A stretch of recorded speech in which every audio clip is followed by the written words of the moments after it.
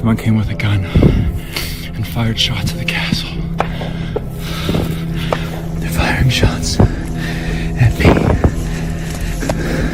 I left everything behind, and now I'm trying to find a safe place to go. That's them there with a flashlight. They're coming closer. I don't want to do. Hey! Hey!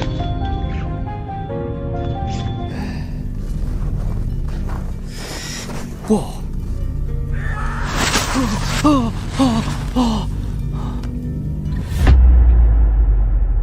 From strange figures in the woods to unexpected attacks and mysterious noises, these encounters show how quickly a quiet night outdoors can turn into a nightmare.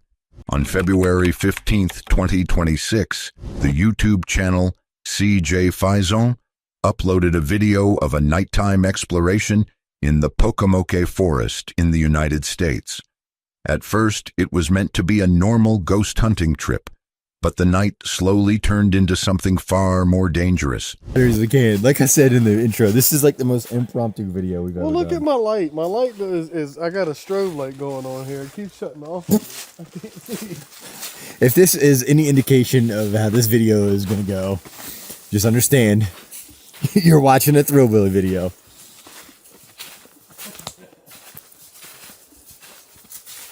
Man, do you think the legend of the Hook Man is real?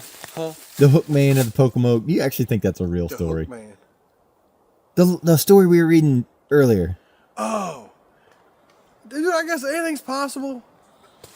You think a man is running around with a hook in his hand? I mean, dude. Before entering the woods, he warned viewers that the situation they were about to see was one of the most dangerous mistakes they had ever made while exploring. What started as a simple adventure would soon become a terrifying experience. Before you watch this video, there's two really important things to know. Number one, the stupidity level in this video, which put us into this very, very, very bad situation, is unprecedented in any of our videos. Like, I know we joke around and we like to have a lot of fun, but this video is a very, very scary, very weird scenario that we got ourselves into.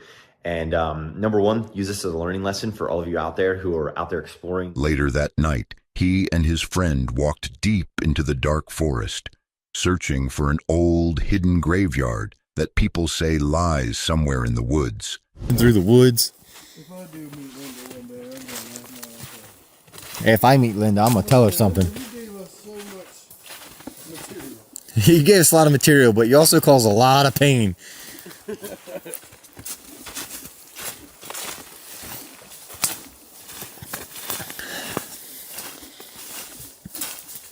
Was that you? What? Oh. Oh, you're lucky you didn't get that in the pecker. Yeah. That would have hurt. That would have done some damage. Here. I don't know where the hell. Okay, guys, so like, here's the thing. The graveyard that is like so elusive in the Pocomoke Forest is like, again, like I said in the intro, I don't believe that this is like a real graveyard. That's kind of creepy, dude. It's like your What? face was all dark except like half of it. Really? Yeah, you're like in total darkness. And in the face of the night, Oh shit! Why the did you do devil that? follows Oh, you. God, look at your face. I can't see. At first, the forest only felt quiet, but then they suddenly heard movement very close in front of them, like something walking through the trees in the darkness. Ooh. Oh, damn, hang on. Just listen. Oh, shit.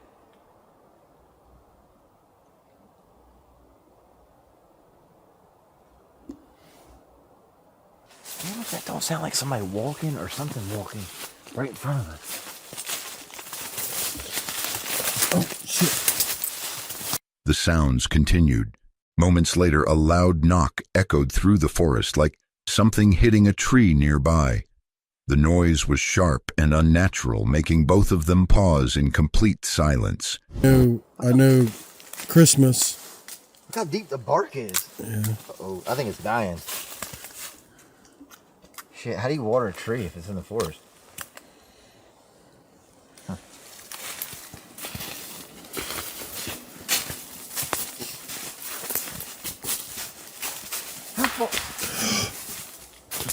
Bro, what the fuck was that? Sonny, what the hell was that? Dude, it sounds like something knocking on a tree.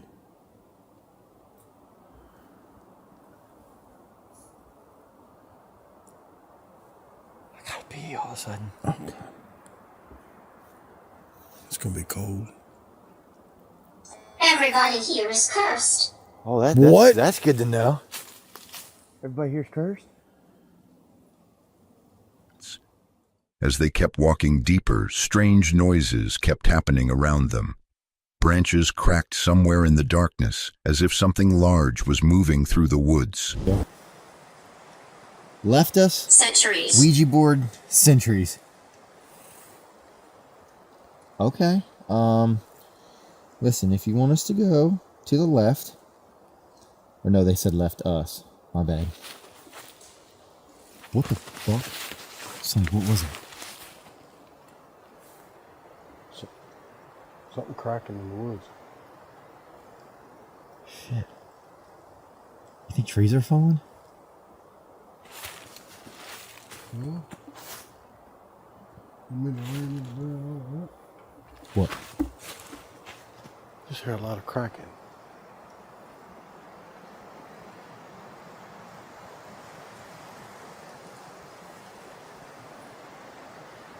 Maybe we should stop talking shit to the ghost. Trying to kill us with a broken tree. Moving sound. Moving sound, that's what you said. Then something even stranger appeared. While exploring further, they suddenly noticed a strange trail in the forest with large, unusual footprints. Dude, that's like half the forest. Look at all the roots. Bro, that's a humdinger right there, son. How do all the roots come out Humdinger. of the ground like that? Oh, is that the top of it? I'm about to say, wait, I think that's the top. Oh, yeah, I see it now. The hell, that looks like footprints. Look at that, right where we walked.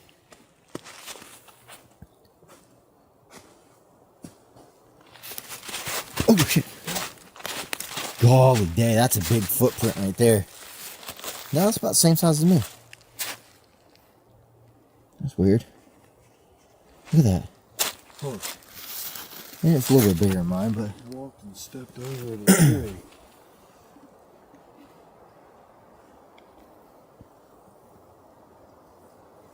What do you think? I don't know. You believe in Bigfoot? Maybe a little bit now. All these turned over trees and stuff. They followed the path slowly, but the night was about to get worse. While walking through the trees, they suddenly noticed something hidden ahead of them in the darkness.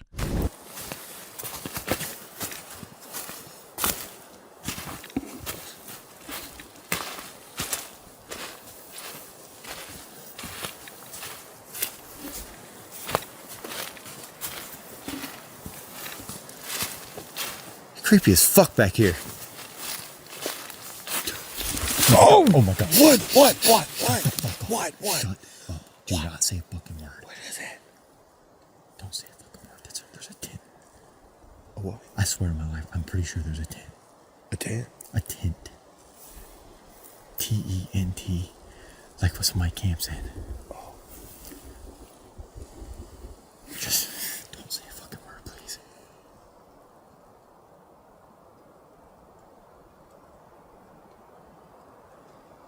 Literally, do not say a word. You saw a tent? I'm pretty sure. It was a tent, deep in the middle of the forest. The place looked abandoned, but something about it felt wrong. As they moved closer, they discovered dangerous items scattered around the area, including a machete and sharp blades lying near the tent. This shit here.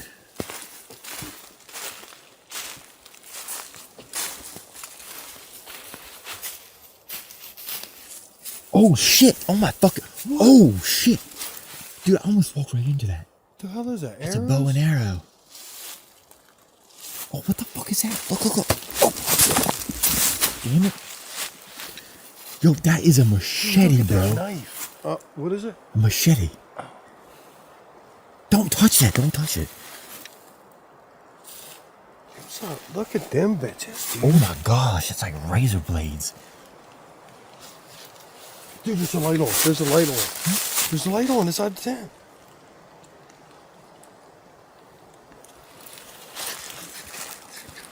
Dude, what if there's a fucking body in there?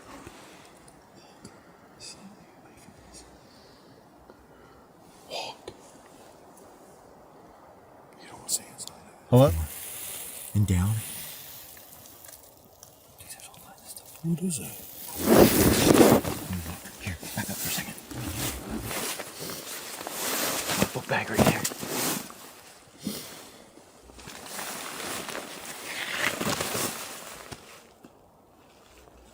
Dude, I think oh shit. I think the light is a fluke thing. I really do. It doesn't, dude, there's like just junk in here. There's freaking, the leaves are still wet because the snow obviously melted. You see what I mean? Yeah. Like somebody just abandoned this thing here. Then suddenly, while they were still near the tent, something crashed loudly in the woods nearby, making them freeze in fear. Bro, how's there a light on in there? But, oh shit.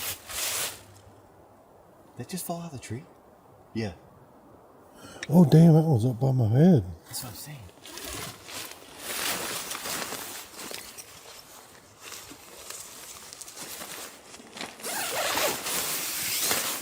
What was that? What? Really? Oh my fucking gosh, look at this. Bro, look at this. I'm not joking. Look at this. Put the camera in there.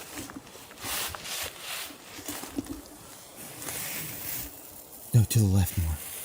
And down. Dude, there's all kinds of stuff. What is that? Here, back up for a second. Book bag right there.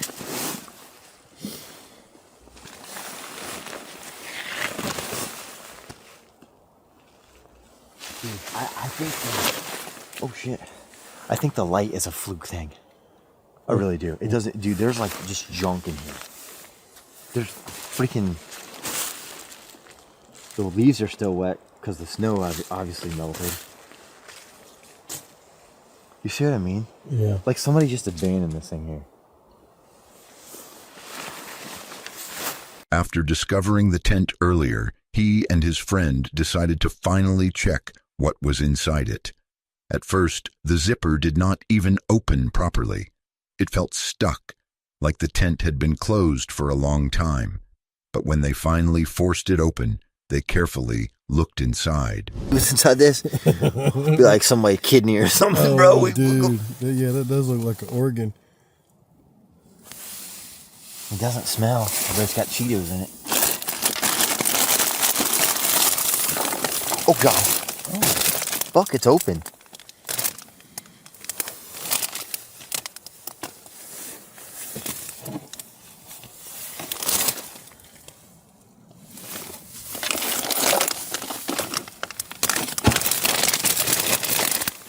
Pretzels?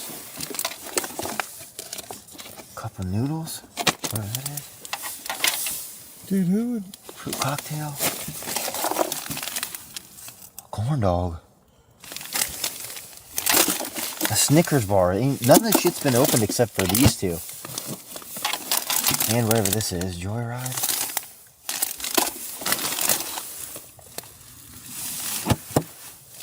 What the hell is this? Bubba from Delaware. What the fuck? Bubba. We're close to Delaware. Bubba, this is Bubba's tent, bro.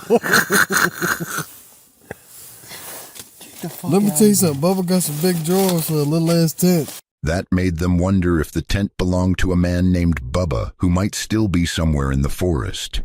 While they were still inside the tent, a strange noise suddenly came from outside. What is that noise?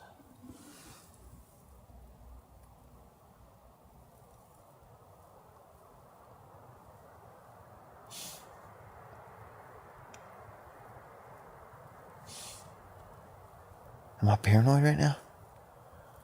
I hear all kinds of shit. I think it's just the wind. The wind, it's windy as hell. Dude, this is a dirty ass tent. You can tell whoever Bubba is getting in here with his boots on and shit. Why does that look fresh? This look real wet. That looks dry. That looks wet. I don't know. Is there a hole back there or something? Leaking maybe? Maybe.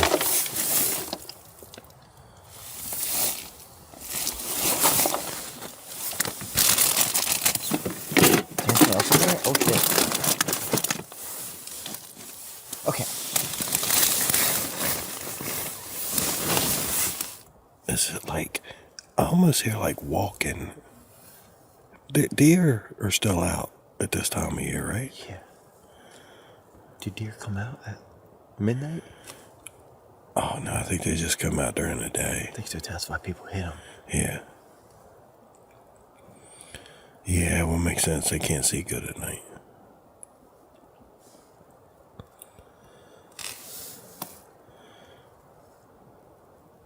What? I give you $5 to eat a stale Cheeto. A Cheeto? Yeah. I give you $5 right now. Dude, if you do this, I tell you what, I give you 100. You do this, I'll give you $100 right now.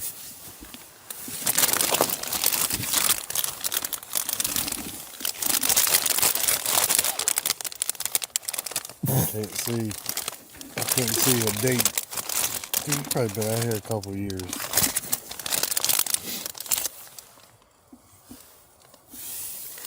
It smells like cardboard.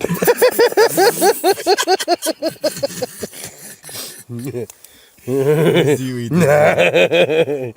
Do it. Do it.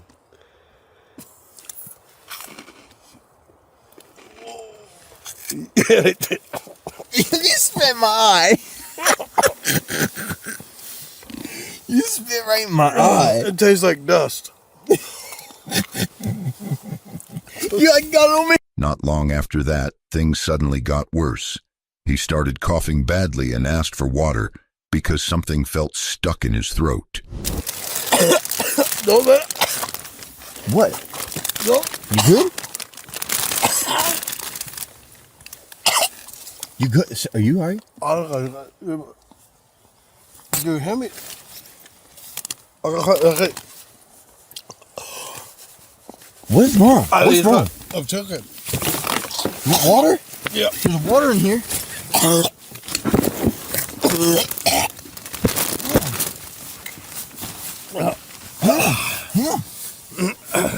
You good? No. I need something. We'll grab the water out of the bag. Huh? You good? No, I can't see. Was there water over there? His friend quickly grabbed a jug from inside the tent and handed it to him, but the moment he drank it, they realized something horrifying. The jug was not full of water at all. It was full of urine. Water out of I the don't give a shit. I'd rather do that than choke.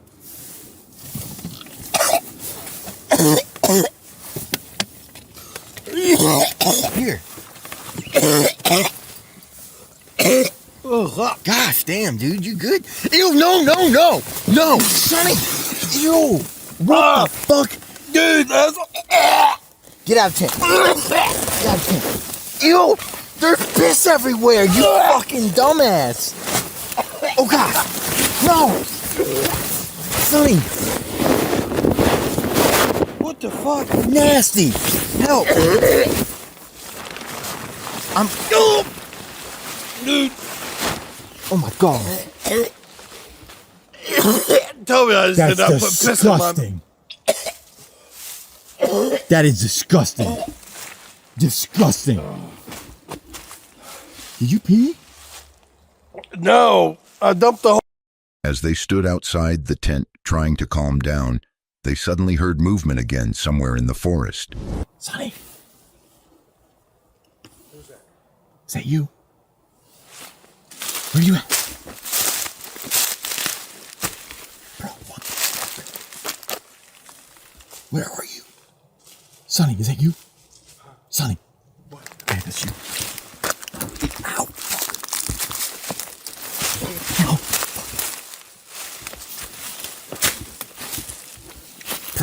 What the fuck? What the fuck? What the fuck? What was that? I don't know. Dude, it is fucking dark.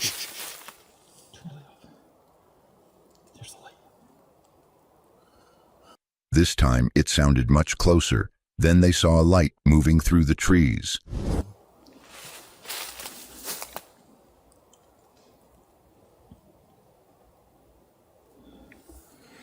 What the fuck is going on?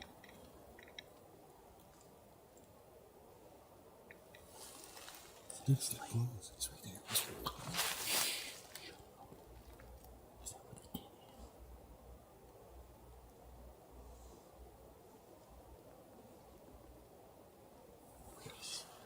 Someone was walking in the forest.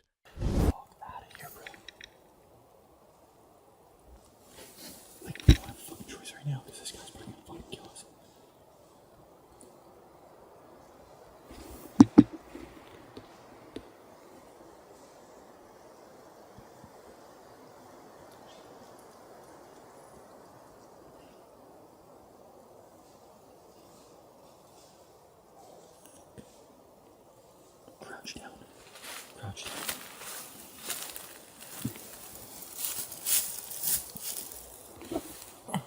Brother, he's fucking close.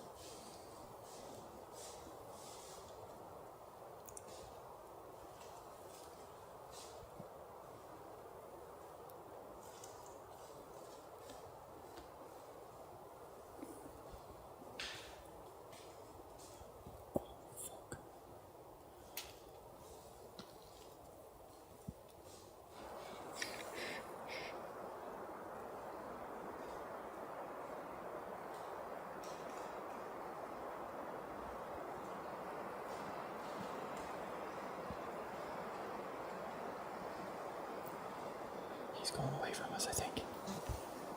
He's going away.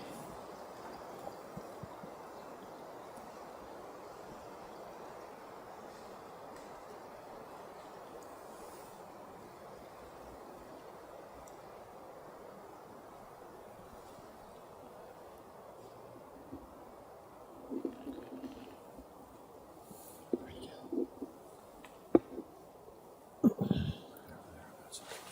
I see him, I see him.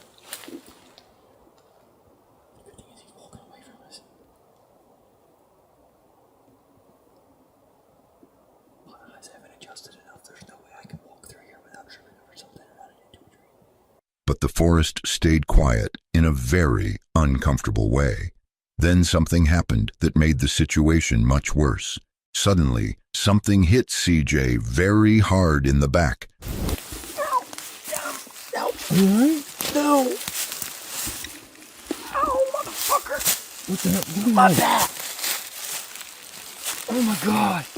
Shit, I can't see anything. Let me see your flashlight. Are you alright? Did something fall? Stop. CJ, you got a fucking arrow sticking out of your back. At first, they thought he had hit a branch, but when his friend looked closer, he saw something shocking. There was an arrow stuck in CJ's backpack. Someone in the woods had shot a bow directly at him.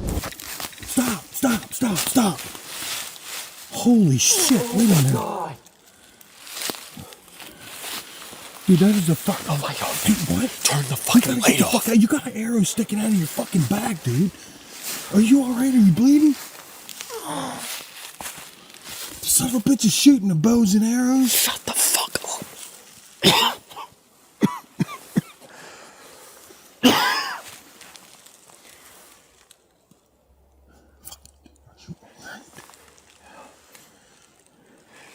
Did he really shoot me? What? Did he really shoot me? You've got a goddamn arrow sticking out of your back. Do I take my backpack off?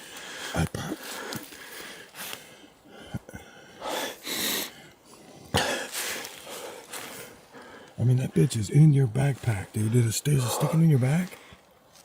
It hurts. I'm gonna fucking just keep walking.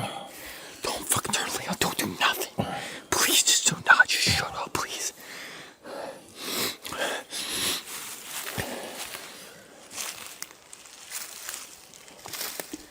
Just follow me. Just please follow me.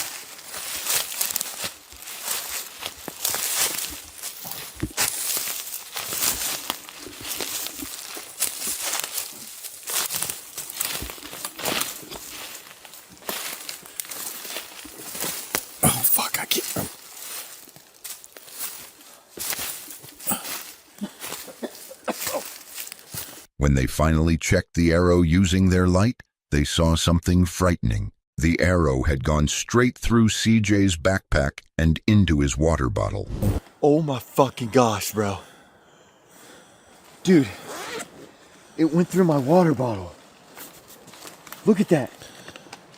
Look at that. Is my ass wet? Yeah, your back is wet. That would have fucking killed me.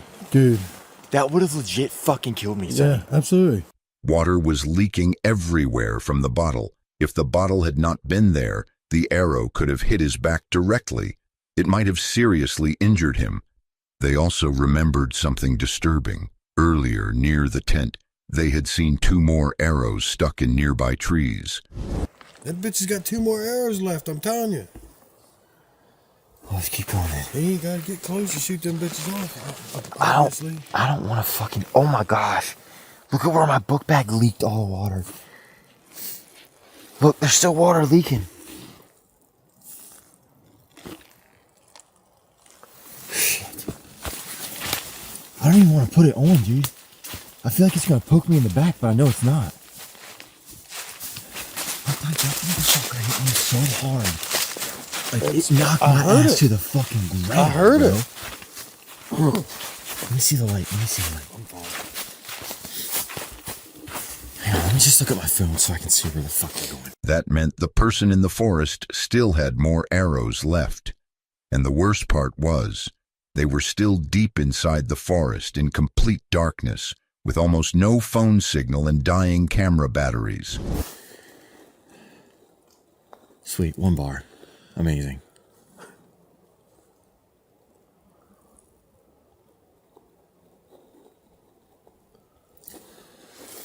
The camera's almost dead, so I'm gonna rely on my cell phone here in a minute. For fuck's sake, dude.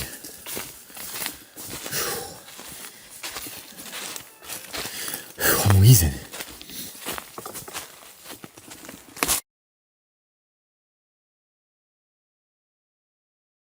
Somewhere behind them, a man with a bow was moving through the woods, and they had no idea if he was still following them or waiting in the darkness. On November 13th, 2021, the YouTube channel Fearless and Far premiered a video. The creator was traveling through northeastern Turkey in search of unique places to camp. That journey led him to an abandoned fortress known as Satan's Castle, a place surrounded by old stories, mystery, and a dark reputation. All right, crew. You know the deal by now. Let's go on an adventure.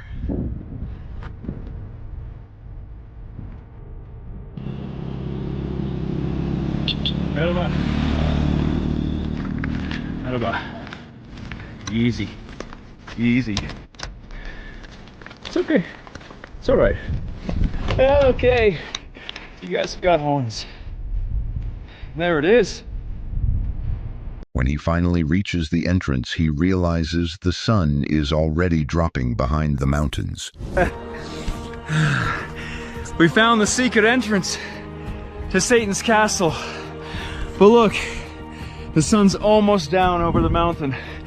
It's only like 3:30 here. I've got to find this place to camp before the sun drops because it's gonna get cold. And I need to catch my breath. I'm gonna explore quickly, find a campsite, and you guys are gonna learn a bit more about this place. It's mysterious, to say the very least. Let's go look. This castle was originally constructed in the Bronze Age, 500 BC. Originally thought to have been built by the Urartians. There's been a lot of action here over the last 2,500 years.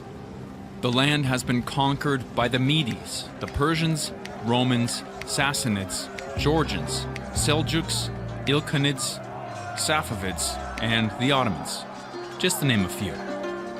Each group renovating and adapting the fortress, defending it, and ultimately losing it. If rocks could tell stories, But what truly makes the place unsettling is the old local story. For hundreds of years, people have said that a demon once lived inside the castle. and that is how the place earned its dark name. Even today, some locals avoid coming here. But we're humans, so everything needs a story. For hundreds of years, the castle is said to have been housing a demon, some sort of devil that has claimed it as his own. That's where it got the name Satan's Castle. And that's why some are still afraid to go there. But we don't believe in that stuff, right? Right? Let's explore. This is the main entrance. You can see the little spindly path we came on. We walked up here, and I'm pretty sure that's how it always was, because this definitely looks like a main door. And look at that up there. It's like a... Is it a toilet? It wouldn't have a toilet. Maybe it was for defense as well. If this was the front door, you could drop things or shoot things down from up there. Not exactly sure. All speculation. The place feels like a maze of stone. While walking through one section, he notices something strange. Cut electrical wires near the path. Looking down from the edge shows just how dangerous the drop is. One wrong step could easily end the trip forever. Look at this, look at this, look at this. Oh no. It's a light. Is this place lit up at night? It wouldn't make any sense though. I mean, obviously the light's here, but the town is way beyond the edge. You can't even see it, so it would be lit up for... I mean, no one will be able to see it lit up. Oh, but the cables are cut. Look at that. These cut wire... Oh, that's the very front door. We saw this from the bottom when we were first coming in. You can see the light from the doorway. This was the shoot down. That means the tunnel... Oh yeah, that tunnel's right here. For defense, right? What would you drop? Rocks? Cauldrons of hot oil? That's a long way down, man. As evening approaches, he decides to camp beside one of the old towers inside the castle ruins. He sets up his tent, lights a small fire, and prepares a simple meal of apples, chestnuts, and local sweets. But then he realizes something important is missing. All right, it's getting cold. I've decided on a spot. We're gonna sleep right here next to the tower. I would have loved to get on top of the tower. However, I think we need professional climbing equipment to go up here. I think there was at one point a rope or a ladder or something, but no more. And hey, I want to live to camp another day. So this will be home. I've cleared some rocks. Let's get set up before... I don't know what they're called though, but they're hazelnuts on a string dipped in grape juice, and they make these like jelly rolls with nuts on the inside. If you know what the name of these things are, tell me, because they're freaking delicious. I have no idea if this is... Why you gotta be that way? Oh God, it's... Is there a real trick that works to get smoke out of your eyes? White rabbit, white rabbit, white... That one was for science. I don't have my head torch. My head torch is one of the most important things I put in my backpack. It's always there. Always. And it's not there today. He remembers leaving his bag earlier near the entrance. With only a burning stick to light the way, he walks through the dark castle to search for it. Then suddenly, something terrifying happens. A loud gunshot. Ah, man. In the future, there was head torches. In the past, there were real torches. All right, guys. Let's put that fire on a stick and go find my head torch.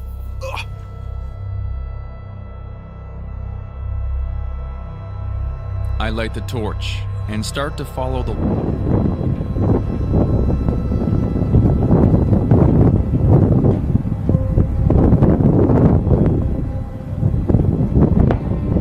A gunshot.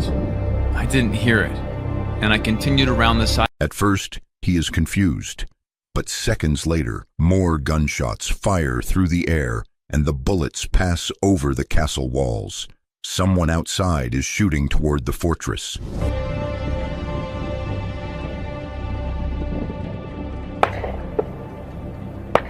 2 more gunshots. They zip overhead. Guys, someone came with a gun and fired shots at the castle. They're firing shots at me. I have 2 choices. Stay in the castle and hold my ground, hoping this is just some simple misunderstanding, that they think I'm some mischievous kid. They're coming closer. I don't know what to do. I don't know what to do. Or grab my things and run. Maybe they're drunk, crazy locals. Or maybe worse. What would you choose? What would you do? I ran. I left. He runs. With no proper light, he rushes through the darkness, climbing rocky slopes while bullets continue to echo behind him. Somewhere below, he can see a flashlight moving. Someone is clearly searching the castle. Trying to stay calm, he contacts a Turkish friend named Suat, who quickly calls the police for help. The situation finally begins to make sense when he receives the response. Behind, and now I'm trying to find a safe place to go. That's in there with a flashlight.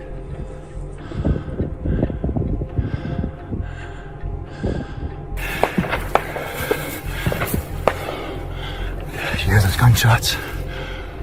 They don't want me here. I message my Turkish friend Suat, who lives a few hours away. He calls the police and tells me to hide.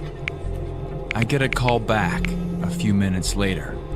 He tells me the police have arrived, but they arrived an hour ago, trying to apprehend a The authorities had been searching the castle for a treasure hunter or a possible terrorist reported by locals earlier that day, and the person they were looking for was him. What?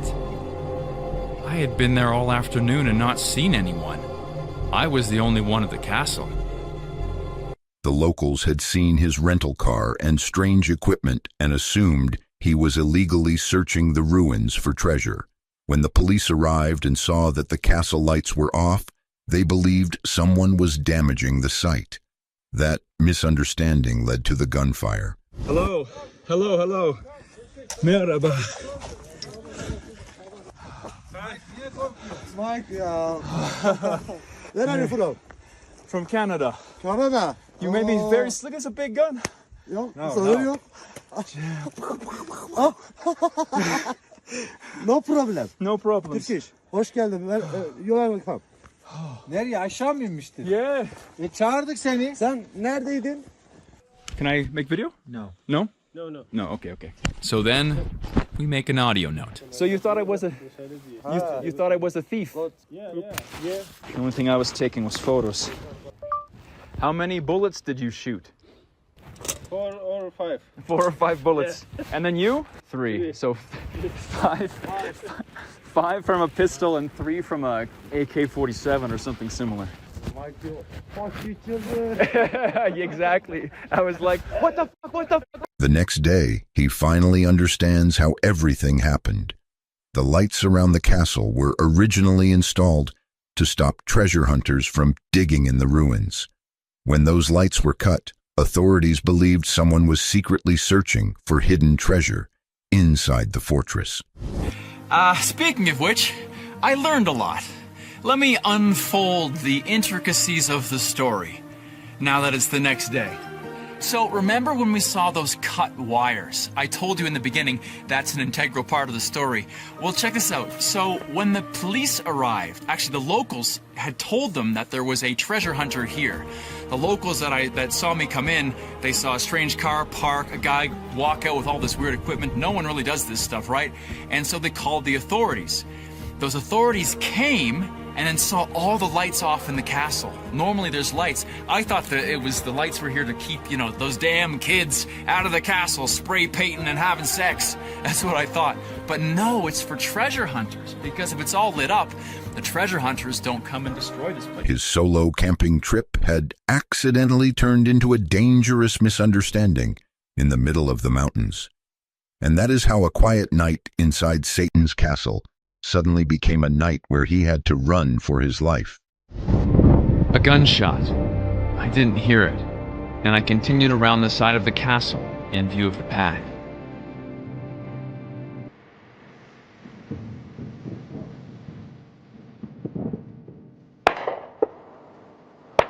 Two more gunshots.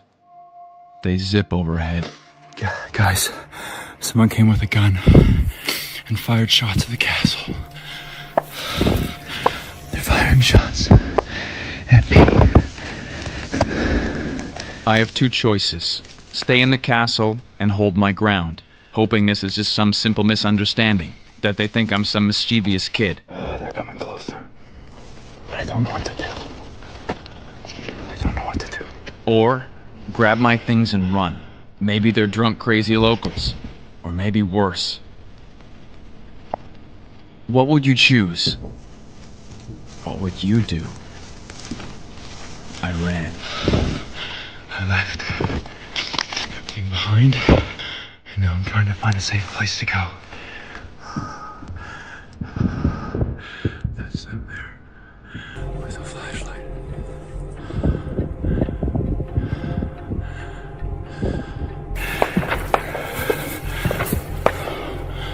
Did you hear those gunshots? In the end, the place lived up to its dark reputation, not because of demons or legends, but because of the very real danger waiting in the dark. On June 18th, 2025, a man named Chris from the NKPS Paranormal YouTube channel decided to camp alone in a dark forest. He wanted to film the night and see if anything strange would happen. At first, everything seemed normal, but the night slowly became very disturbing. What's up, guys? Your friendly ghost hunter here, Chris. So I've decided to come back here and camp out for you all tonight. All my gear. We'll see what happens. So I'll get back to you after I set the tent and everything up.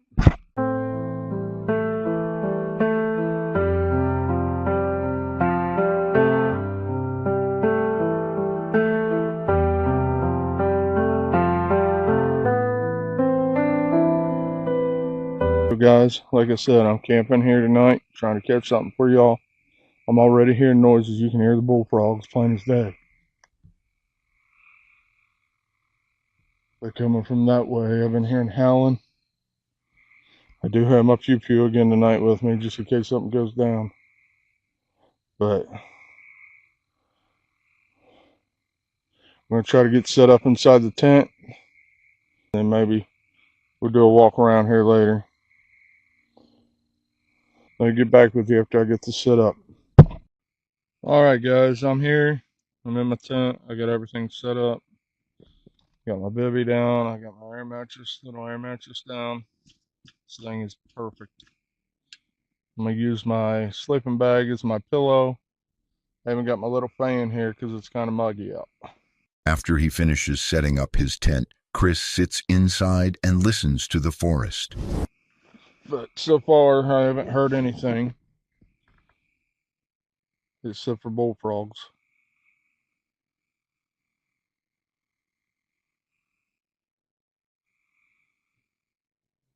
These woods are crazy though, seriously. The things that I've heard out here, I'm surprised I'm even out here. I do have my GUN, but hopefully I don't have to use it. I don't think I will, but it's mostly just a deterrent. Something loud. I do have bear spray also, but I mean, black bears migrate up here every now and then. But it's the big bobcat slash mountain lion that's been prowling around Pendleton County that I'm worried about. So if that thing were to come here and try to mess with me, I've got the bear spray and I've got my GUN pew. So I'm not really worried about it.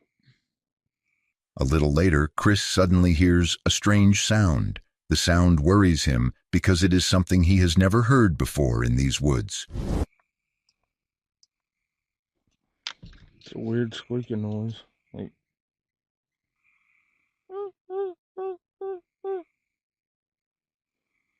almost like a turkey event. Turkeys don't do that at night.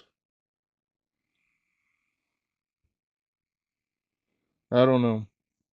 So right now it's pretty dead out here except for the bullfrogs. It's only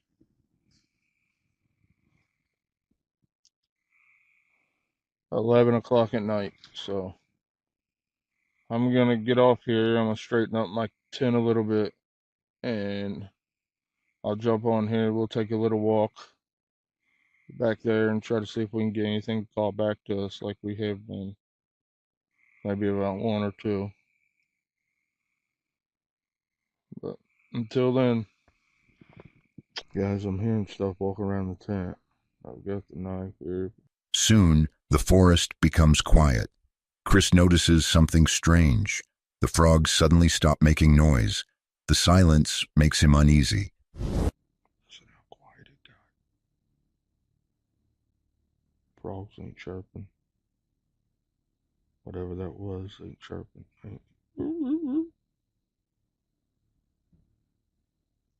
Right.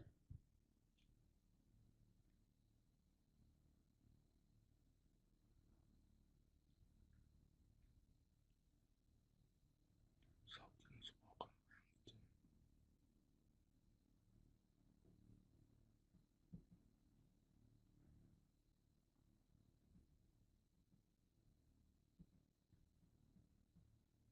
You heard them frogs? You heard how loud they were? Now it's quiet. Little bitty bugs, yeah. Like you can hear them, like the cicadas, but no, there they are, the frogs back. That's a good sign, as long as the frogs ribbiting. Ribbit. Well, good deal. If it goes quiet, you know what that means. Something's around.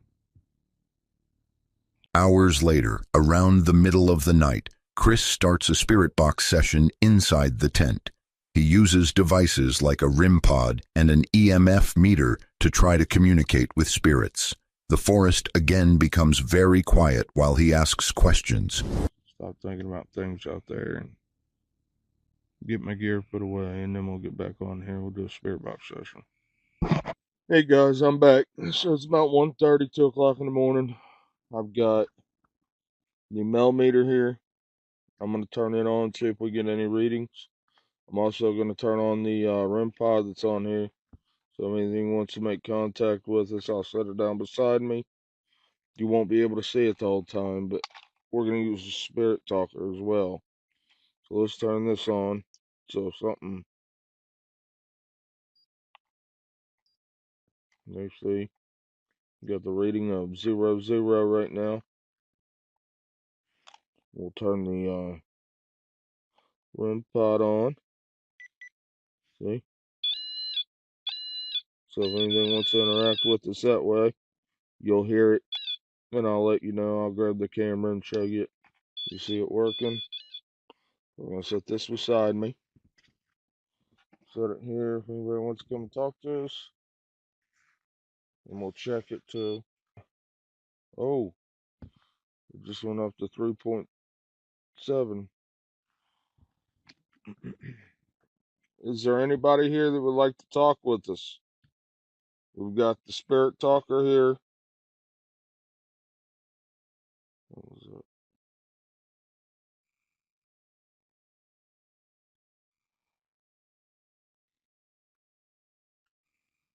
We've got the spirit talker here. We've got the REM pod there. And we've also got the millimeter. So you can interact with us in multiple different ways.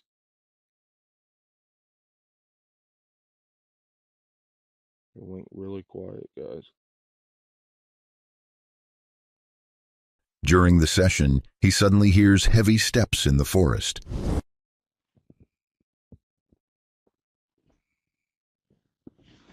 You heard the footsteps, I think. Turn on spirit talker, so I heard it plain as day, but it sounded like a four-legged creature. Probably a deer or a cat or maybe coyote. But it didn't growl or nothing, so you heard them coyotes earlier. There was a whole pack back there. So I fired that shot off and spooked them. Is there anybody here that would like to make contact with us tonight? I mean you no harm, only good spirits though, no bad spirits. If you're a bad spirit, I've got the power of Jesus Christ with me, and I bind you and I keep you away. And then More strange sounds follow. Chris hears crashing noises in the trees, as if something large is moving around his campsite. The noises make him nervous, and he says he is glad he brought protection with him. oh, that's me, guys. Then we'll get the hexcom out, and we'll match things up. Got the hexcom, we'll turn it on. Holy Spirit. Holy Spirit. Oh, what was that?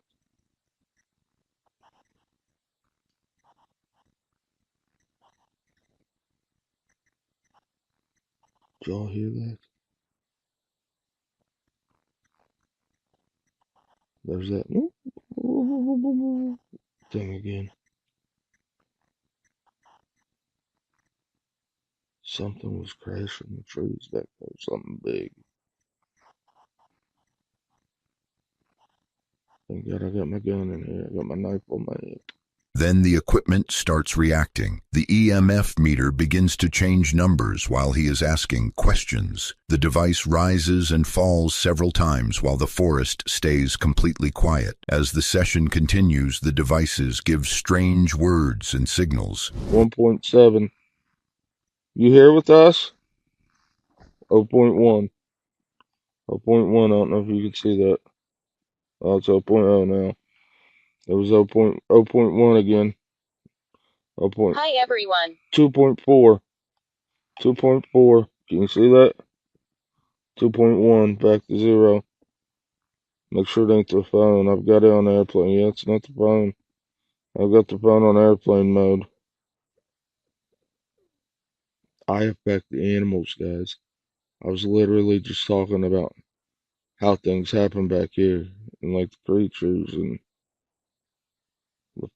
Are you a fairy? Is that what you are? I hear someone talk really far off. 2 people. Can you touch us again for me? Let us know we're actually talking to you. If you do that, that would be amazing. Great. Died in battle. Fought in 2 wars, died in battle, guys. Can I ask you which war you fought in?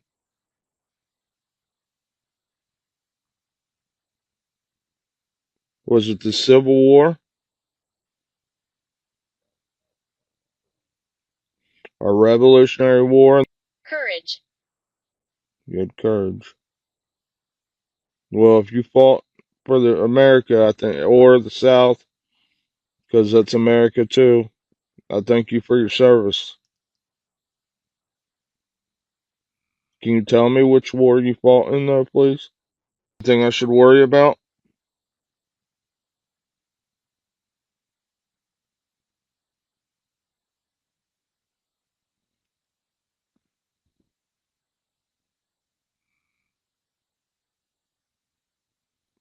Yeah, anyways, guys, I had game cameras out here, and that's where I got that fairy looking. I mean, it literally looks like a fairy. It's either a fairy or a hummingbird, and hummingbirds don't fly around at 1, 2, 3 o'clock in the morning. Holy. Holy again, guys. There's many others.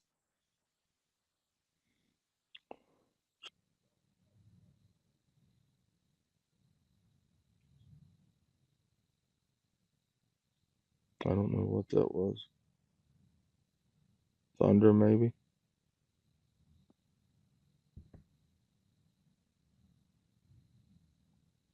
It's not an airplane. So how many of you are there? Leave. Then something terrifying happens. Without warning, something heavy suddenly jumps on the tent. Hey! Hey! What the fuck was that? Jesus Christ. Something just literally jumped on this tent. Despair. Who is out there?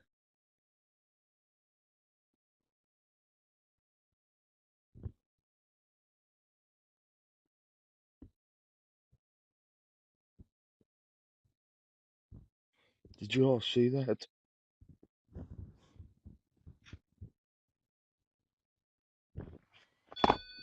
Okay, we're going to put 7.8. The equipment begins going crazy at the same time. The readings rise quickly while Chris tries to understand what just happened.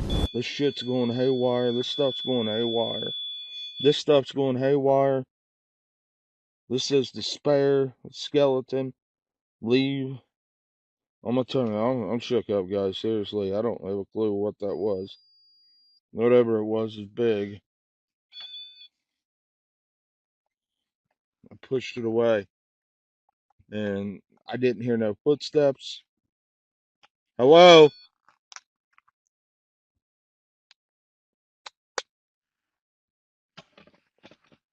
Guys, I don't know if I can sleep out here all night now. There's that noise again.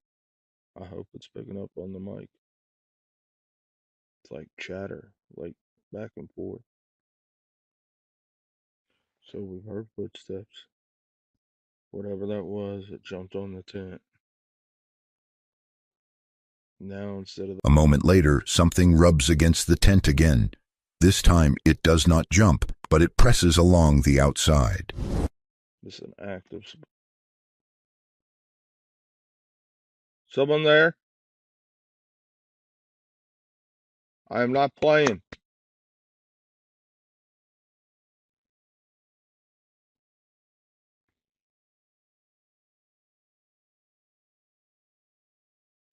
Something just rubbed this tent.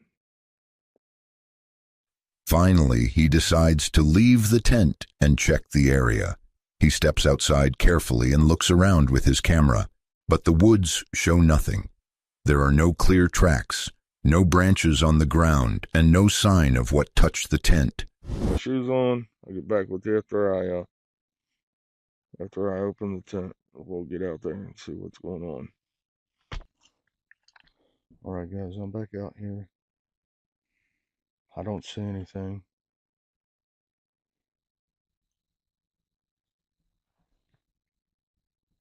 Anybody out here?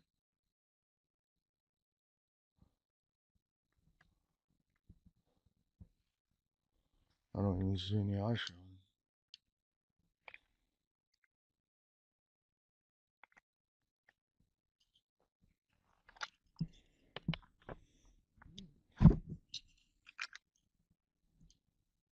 Like nothing.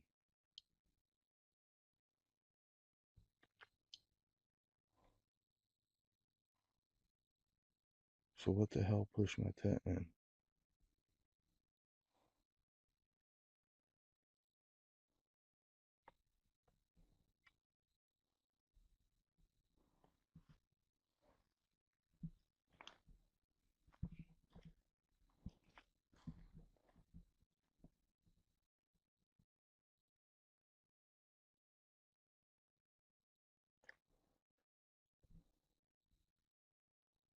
I just heard a popping noise down there. That way.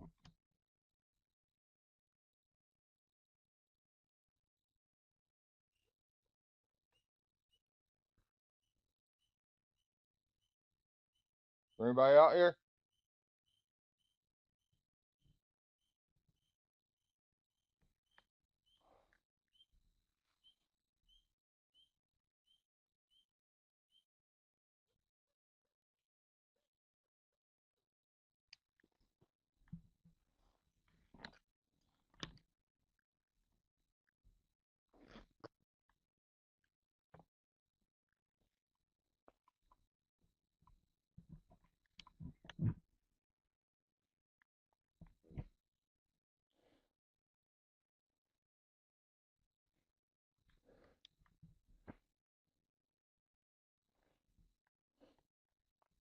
What do y'all think jumped on my tent? Comment down below, let me know. You see, I mean, I'm kind of freaked out just being out here. You know, at least in the tent, I got a little bit of protection.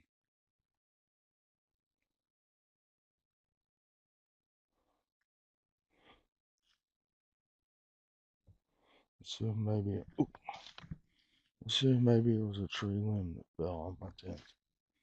I don't think so, though. So here's the side of the tent it fell on, or whatever pushed it. Well, guys, I think I'm gonna get back in the tent and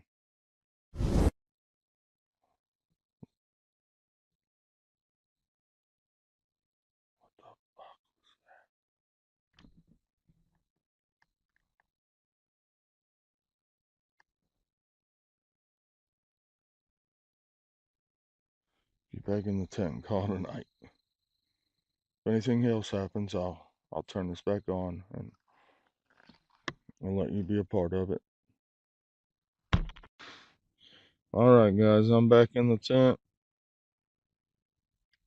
Everything seems quiet for now. So I'm gonna get some shut-eye, and if anything happens, I'll turn the camera back on. Later in the night, he hears coyotes howling near the creek and fires a warning shot to scare them away. Hopefully nothing happens, we can sleep till morning. I'll see you if something happens. Hey guys. Sounds like we got a pack of coyotes down around the creek. I don't know if y'all can hear them.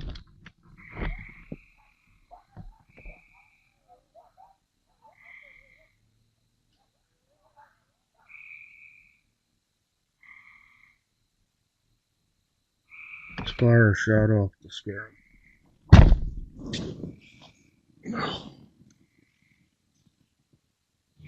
Hopefully they don't come up this way.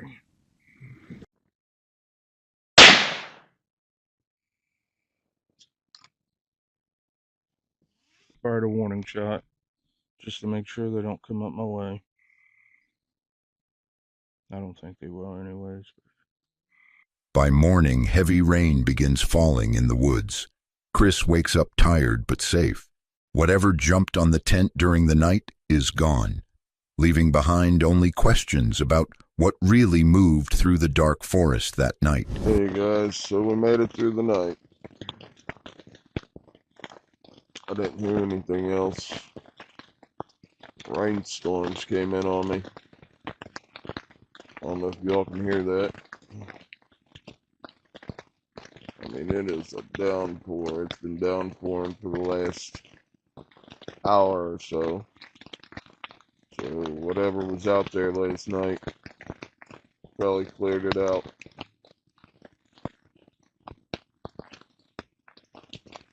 I did think I heard something shaking the tent, but it was real early this morning, like about 6 maybe. And I woke up, I was like half in a dream state, half out of it. And it was pouring down rain. It might have been the wind. And even now, no one truly knows what attacked the tent in the deep woods of Kentucky. On February 19th, 2026, the YouTube channel Exploring with Brad premiered a video filmed in the forests near Monocliffs and Orangeville, Ontario, Canada. In the video, he goes alone into a quiet forest to spend the night. The place has a strange reputation. People in the area have talked for years about a strange legend known as the Blue Man. Even when he was a child, he heard stories about it. It was a childhood story I've heard about this location since I was a little boy, and I'm going to tell it today at a campfire story. But this place is basically plagued by this phenomenon known as the Blue Man. So I'll get more into details later. I want to get camp set up and get this party started. So let's go, guys. Right. So we're going in. So today I got 2 Dollarama tarps today and some string. And we're going to see about making our own teepee, our own fort. Before nightfall, he walks deeper into the forest looking for a place to camp. While walking, he notices large animal tracks in the snow, but he cannot tell what made them. That's definitely an animal. Or creature of some kind. Look at that. Those are quite big, too. Look at that. Maybe a deer? I don't know. It's hard to say at this point.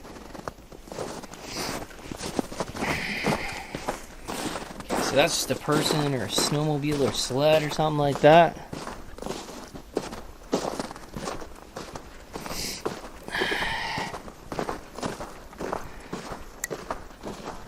Looking up ahead. I'm the only car parked here today.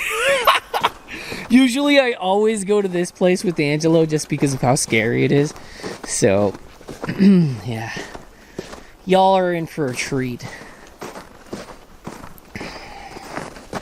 That's for darn sure. Suddenly, he hears a strange noise in the trees. It sounds like something moving quickly nearby. Whoa. What the hell was that?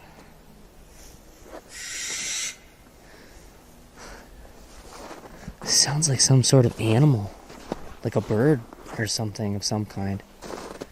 It sounds creepy though. Yeah, came out this way. I messaged a few friends of where I was going today and they were like, be damned careful, they were saying. Just because of how dangerous this place can be. Especially at night, so. And it's quiet. Forest is quiet, ladies and gentlemen. We got more tracks here. A little later, he notices another strange set of tracks, arranged in groups of 3. He clearly says the marks do not look like normal human footprints. I don't know what this is. Look, it's like 3s. That is something. I don't know what it is. That is not a person, though, because it's in 3s.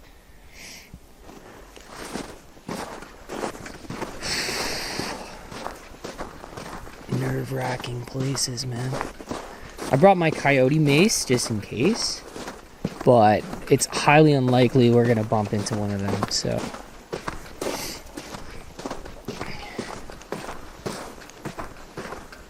The worst part about animals like that, though, is that they're freaking nocturnal. You know what I mean?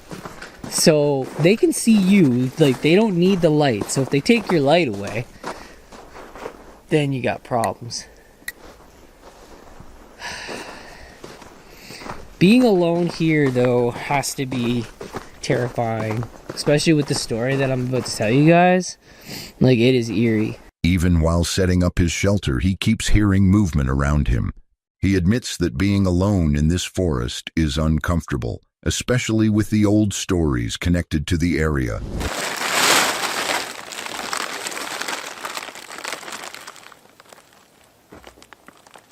I keep thinking that I'm hearing something, but I have no idea what it is. You know what I mean? That's what scares me. Out in places like this is like, I really don't know what's out here.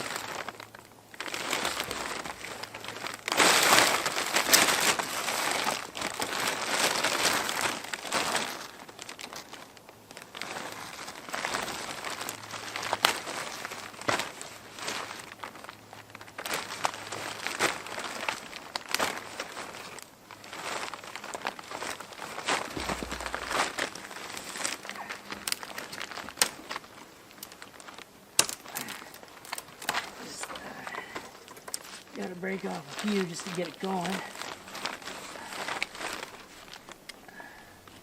Don't worry, no trees died in the making. Later in the night, he sits near the fire and tells the old local story of the Blue Man, a strange figure said to appear in these woods long ago. According to the legend, people who followed strange lights or whispers in the forest sometimes disappeared. So this is about the phenomena that happens in these woods, okay guys? And I was told this story when I was a little kid, and I forgot to even mention it to you guys. So this is called the Blue Man, and this is based on these local forests. So it started as a local legend, nothing more, then a whispered tale in the small town of Mono. The elders would speak of him in hushed tones, eyes darting nervously to the corners of the rooms, as if expecting the very mention of his name would summon him. They called him the Blue Man. The story goes that in the late 1800s, a traveling showman came to the town. He was an odd-looking man, his skin a pale, unnatural blue, and his eyes, well, they were darker than night itself, swallowing any light that came near. He carried with him a strange shimmering lantern, which... After telling the story, the forest becomes very quiet again. Then he suddenly pauses because he thinks he hears someone walking somewhere in the darkness nearby. This is the scary thing. We're waiting for the Blue Man to come. And...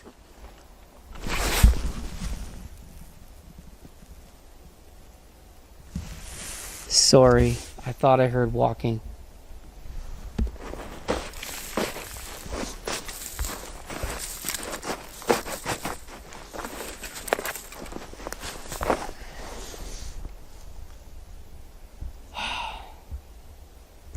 Back down that way, I heard like walking. Alright guys, so we're gonna try the sleep experiment. I got my blanket. Unfortunately, it's all snow here because you would have to literally dig a trench. Not long after he falls asleep, something frightening happens. Around 3:42 in the morning, he suddenly wakes up because he hears a sound outside his tent. It feels like something is moving right beside it.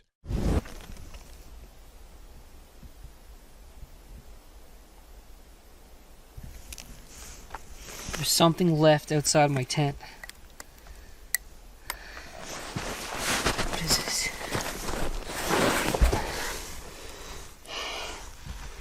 Okay, so I just woke up. When he looks outside, he finds small wooden objects placed near the tent, shaped like strange little eggs. It's about 3:42 a.m. and I found this outside my tent. They look like little wooden eggs.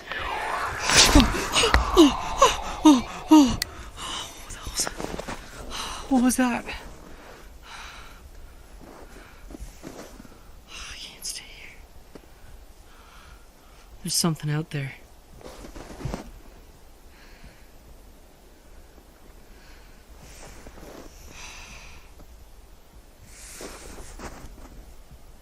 We better go.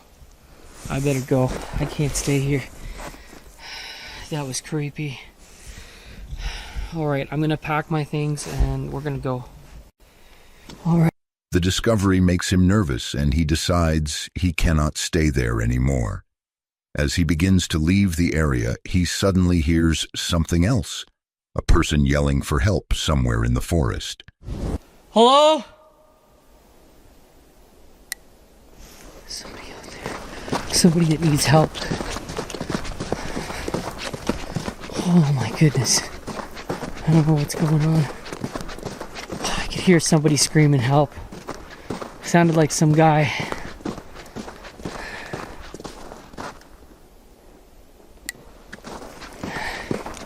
Let's go. Let's go check it out. Oh man.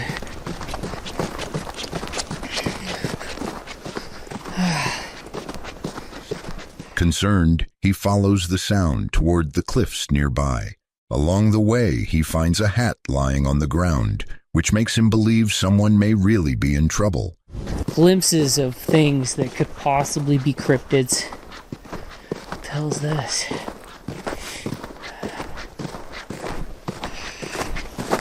Yo, it's a hat. Oh man. Oh man. Dude, I'm gonna help you. Just hold on. Oh, frick, he's out here, man. Then the situation becomes even stranger. He discovers a pair of handcuffs lying on the ground. Oh, what the hell is this? Are those handcuffs?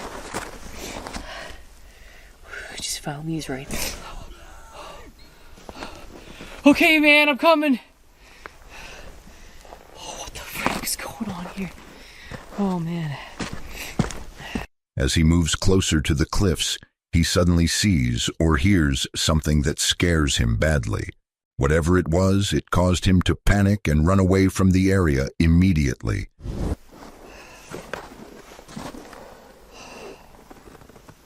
Hello? Buddy, are you alright? Oh, freak! Holy freak! Holy freak! What the? Okay, let's go! Oh, freak! What the? Oh man, what the hell was that? What the hell was that? Oh, freak's sakes! Oh man! Oh man! Oh man! Oh, freak's sakes! What was that? What was that? Oh, fudge! Oh, fudge! Oh, fudge!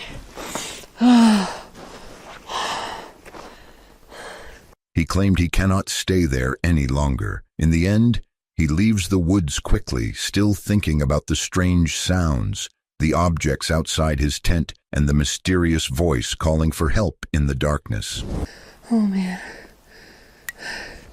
If it comes after me, I don't know if I can run anymore. Too much. Too much.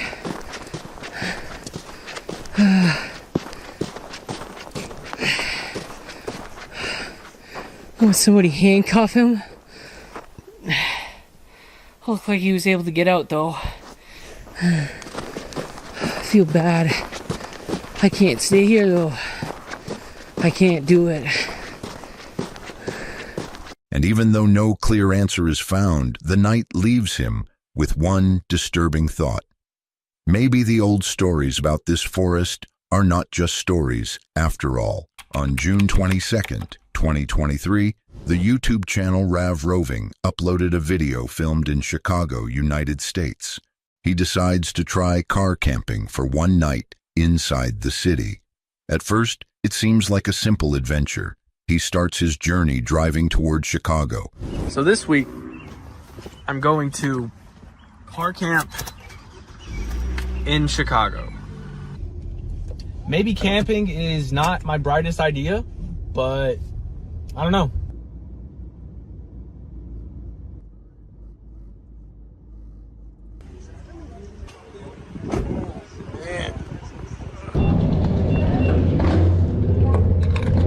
So we're about halfway there, and I just want to mention the fact that gas is so expensive here.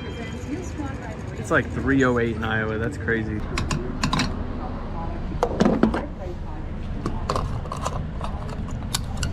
So I made it to Chicago, and it's crazy. This is the first time I've been in a traffic jam in like 4 years. I've never seen this many cars at once.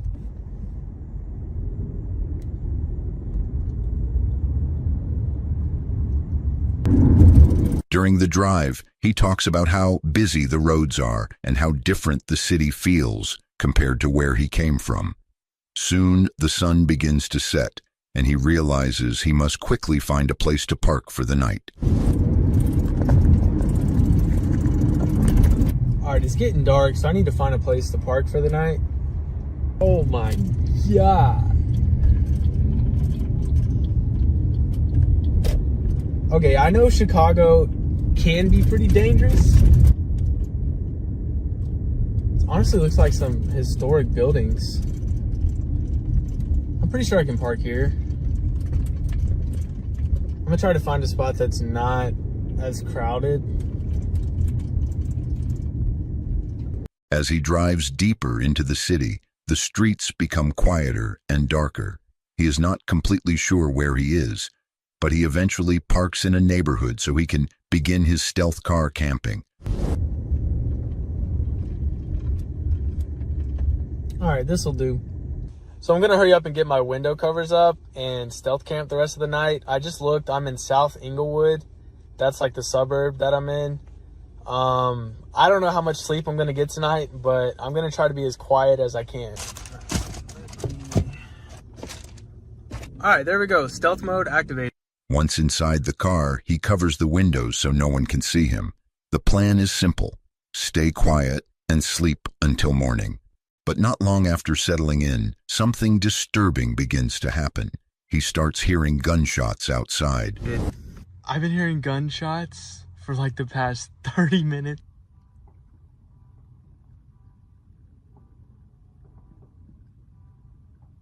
I don't know if you guys can hear that. Trying to calm himself, he turns on Netflix inside the car to distract his mind from what is happening outside. But it's like a full-on war. So I'm gonna watch some Netflix to try to distract myself from what's going on out there. I don't think it's gonna work, but I need to try to wind down and sleep so that He suddenly feels like someone tried to open his car door. The handle moves slightly, as if someone outside briefly tested it to see if it was unlocked. For the rest of the night, he stays completely quiet inside the car, barely sleeping and constantly listening to every sound outside. do things tomorrow. So I'm pretty sure someone just tried to open my door.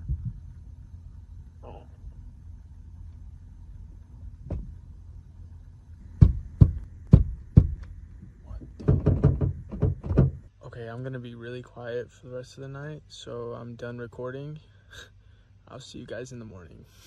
Good morning. I did not sleep well at all. I was very on edge. And now it's time to get out of here.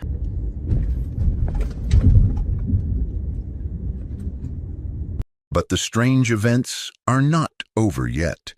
When he returns to his car later that morning after grabbing a drink, he notices something unusual attached to his vehicle. There is a zip tie on the door handle. All right, I need to go get showered because there's a lot of things on the agenda today. I need to try to find my way. So I just stopped to get a drink, and coming back, I just realized there's a zip tie on my handle. So I don't really know why someone would do that. Now I gotta try to figure out how to get this thing off. I don't think I have scissors. Wow, this is a nice one. Look how nice this bathroom is. What? All right, so we got showered up. Now we gotta find a place to eat. Public parking. Weekend special, $10 up to 12 hours. Even though the rest of the day in Chicago becomes calmer, with him visiting parks, the lake, and exploring the city, the memory of that night remains disturbing. In December 2018, Darren from the YouTube channel Darren's Northern Life went hunting on the last day of deer rifle season in Manitoba, and a careless mistake by another hunter nearly caused him to lose his life.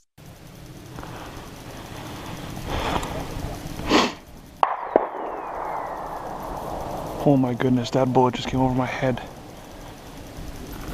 Sounded like a hit though.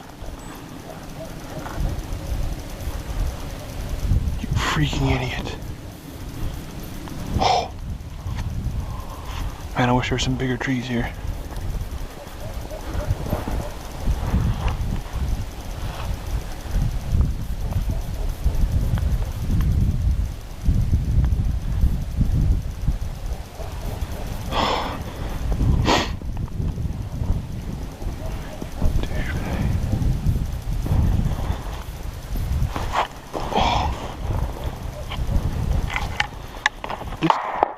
This guy's gonna frickin' kill me. Shooting right towards me. Oh my goodness. After hunting season ended, Darren wanted to know who fired the shots. but he couldn't find out who it was. Not much, self? Not much. Taking pictures of the license plate. Is something wrong? Everything all right? Somebody shot at me. I got on videos. Literally, a bullet came flipping right over my head. Two shots earlier, right? Yeah. Like around Shot 4 at you. o'clock. Yeah. Where Somebody were you? walking down the edge of Huggins Field here. Yeah, there was I a guy walking on the end of the trail here. So I was on the far side. Somebody walked down this side here, and freaking bullet. I seen a deer came out, and I seen the guy walking. And sure enough, boom! You can. It's probably on video too. You can hear the bullet. No shit. Well, we It were. wasn't us. We're over there. No, the first shot wasn't hit because half a mile later it was still way up in the air. It sounded like a hit. I know it sure sounded like it. Did it ever? Yeah. It Anyways, did sound like a hit. That was a hit. And then not too long after, another shot. yeah, because I make YouTube videos and I like to put the person on blast on the internet. After the legal hunting season ended, Darren felt compelled to discover who had fired those shots. Unfortunately for him, he did not catch the culprit. The video comes from the YouTube channel JT Isal Business, which focuses on family vlogs highlighting their outdoor adventures. While they typically enjoy their journeys, their camping trip on May 24th, 2017, in a remote region of New Hampshire, USA, took an unexpected turn. What is that, Mom?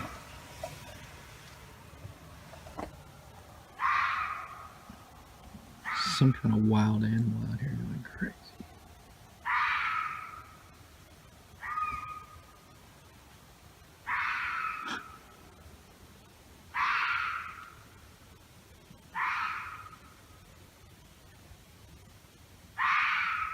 What do you think that is?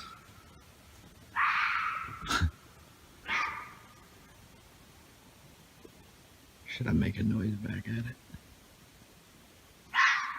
Covers y'all's ears in a second. Or maybe it's shutting up.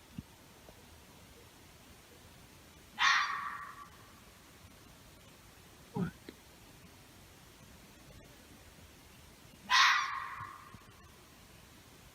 Yeah, there's something like he's getting really close. The family first laughed at the strange noises, guessing which animal was making them. But when the sounds grew louder and stranger, they decided to investigate and found something unexpected. Oh. Oh, here it comes. I see its eyes. Oh, get back, babe. What? Get in here. I see its Oh, eyes. wow, I see its eyes too. JT, get inside. It's looking for food. Get in here. I don't want it to do it. Oh, Get in here. look at its eyes. Hold on, let me get its eyes on here. Oh, crap, it's coming. Come on, Mila's right here. She could run out. Wow, look at that. What is that? He's coming close. Let me see what it is. Get in here. God, that's crazy.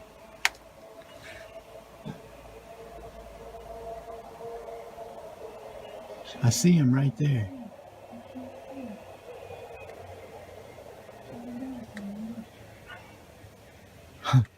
I see his eyes. I can't tell if you can see his eyes. See if I can zoom in on him. What the hell? There's multiples of them. Damn, there's one to the left too.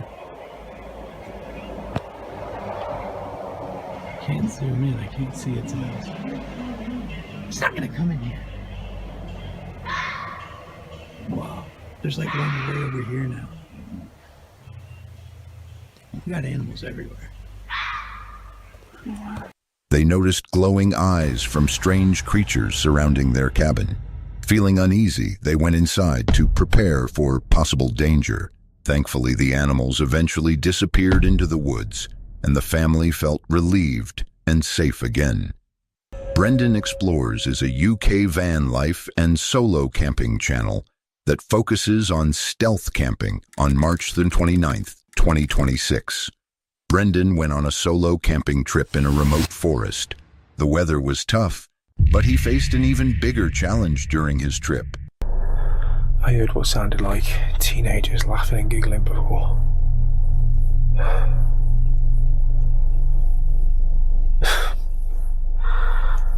I was just about to get into bed.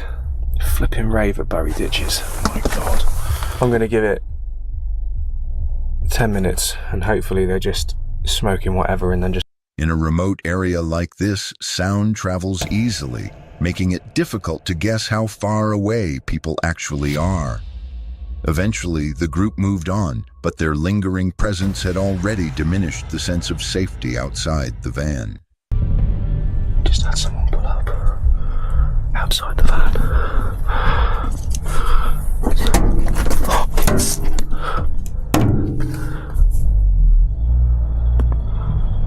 What the f was that? Where's the light?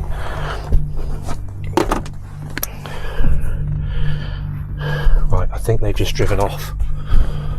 Where the hell are my keys? Right, flipping midnight.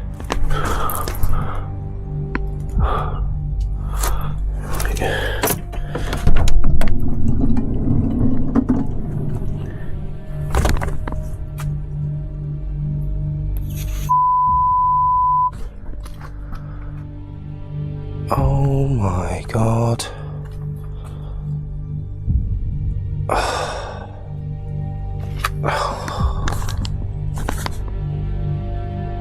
Have they done anything else?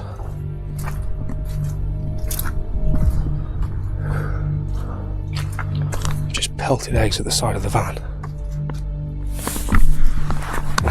What started as a simple overnight camping trip escalated when the van and the person inside became noticeably apparent. To prevent the situation from worsening, he decided to leave. Ali began sharing her outdoor adventures on social media in 2015 through her channel, Outdoors Ali, to connect with others who enjoy the outdoors. On September 13th, 2018, she went on another adventure with a friend, but it didn't go as planned. Go!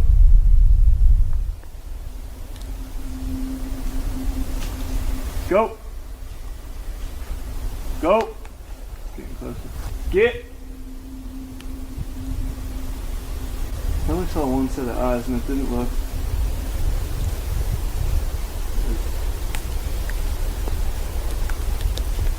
real big or anything. I don't know, I hope there's not like cubs in the tree or something. I could take a few steps, you could take a few steps until we get far enough away. Yeah. I don't think it's gonna do anything. I don't think so either. Alright.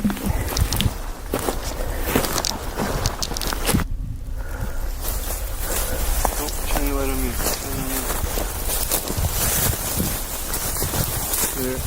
Oh, I see him, yeah. Oh, yeah, I see him. Well, they're just watching us now. Let's just get. Whatever lurked out there stayed just beyond the reach of their light, watching them closely, and then suddenly, this happened. I just don't want to be above me and behind me.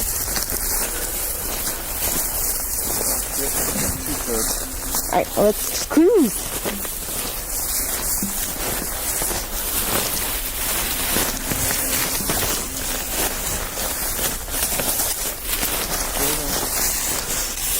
Oh yeah, oh look at her. Oh, freaky.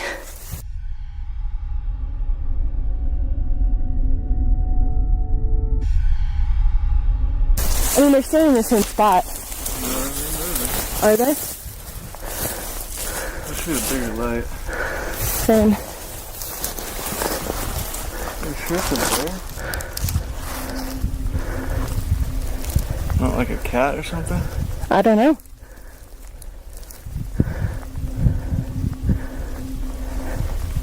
I could bang off a shot to get it to go away. First of all, I don't know how harsh this lighting is, so I apologize in advance. We made it back to the trailer, and I don't know how much audio we picked up, but on the way out, we ran into a critter. I was walking ahead, and I saw, like, lights. And I said, oh, are we already at the truck? That seemed way faster than it did going up. And I caught another glimpse through the headlamp, the light, and they were eyeballs. The scary kind of eyeballs that you see in the dark. Allie felt shaken because something was following them, and she couldn't explain what it was. This uncertainty made the experience even creepier. In the comments, many people suggested it was a cougar and praised them for their bravery in facing the unknown. John and Ray, full-time van lifers from Seattle, travel the U.S. with their dog JJ in their converted ProMaster van, Rhodey. They share their adventures on their YouTube channel, Nomadic Millennials. However, they faced a troubling incident on March 25th, 2019, in San Diego. So we were in our van like around 9 p.m. and we were just hanging out. Rachel was teaching some of her classes. And pretty much what happened is that we heard some loud noises, which we thought were fireworks because we've heard loud noises around this area before. There's a park area that we're next to, and that people like to come and hang out here at night. So that's what we thought it was. It was some fireworks, but it sounded really close to us. So when she was done teaching her class, I went outside and looked, and there's a bullet hole in freaking on the side of our van. And pretty much what happened is someone shot at our van while we were inside. I don't know if it was on purpose or an accident, or we were just in the crossfire, but we just wanted to let you guys know what's happening. They looked at the bullet's entry path and found it came in from the side. It got stuck after hitting a strong internal area, showing how close it had been to them. So we were sitting back here where Rachel is now, and I was on the other side where all clothes are. And the reason the clothes are there right now is because this is where the shot penetrated in our van. It went all through this board here, which is a tough, heavy-duty board that our electrician installed for electrical components. And we found the bullet in this area here, and we didn't want to touch it obviously until the cops came and put that for. We never felt not safe here up until yesterday, which is the weird part. I mean, there's a lot of different factors that make us believe both ways that it was an accident, and there's a lot of different factors that make us believe that it wasn't. For example, there was multiple shots being fired, noises that we've heard. So it was, to us, it doesn't seem like it would just be like an accidental, someone fired a shot accidentally. Right, it just went off. Right, that just went off. And then there's also factors the other way. We saw this group of individuals here in the parking lot for a while, and they were hanging out, it looked like. And then all of a sudden, we heard the gunshots, and then they moved out. So that would be less likely if they came here specifically to do us harm, to be out there hanging around and then fire a shot. You would think that, especially because there were a lot of them, you would think that maybe one or two discreetly would come and go fast. So there are definitely different factors on both ends. We don't know what happened. We just want to give you guys the reality of the situation, what happened to us, and I mean, you guys can decide for yourselves whether you think this was intentional or not, because we don't really know. But we're gonna play it on the safe side and not stay here if that was a motive for them to do us harm. Yeah. They looked at how the bullet entered and found that it came in from the side, getting stuck after hitting a solid part inside. The bullet's path showed how close it had come to them. Case number 6. A Tiny Nomad is a YouTube channel by a woman living full-time in her 4Runner. While her videos usually cover camping, she chose to do something different this time. Houston, we have a problem. You can't even drive up to the igloo anymore. That is crazy. It's totally blocked off. I'm very curious now though, because when I drove to Denali this morning, I saw a tractor trailer parked right in front of the igloo. So how did he get in here? I'll show you how it's blocked off.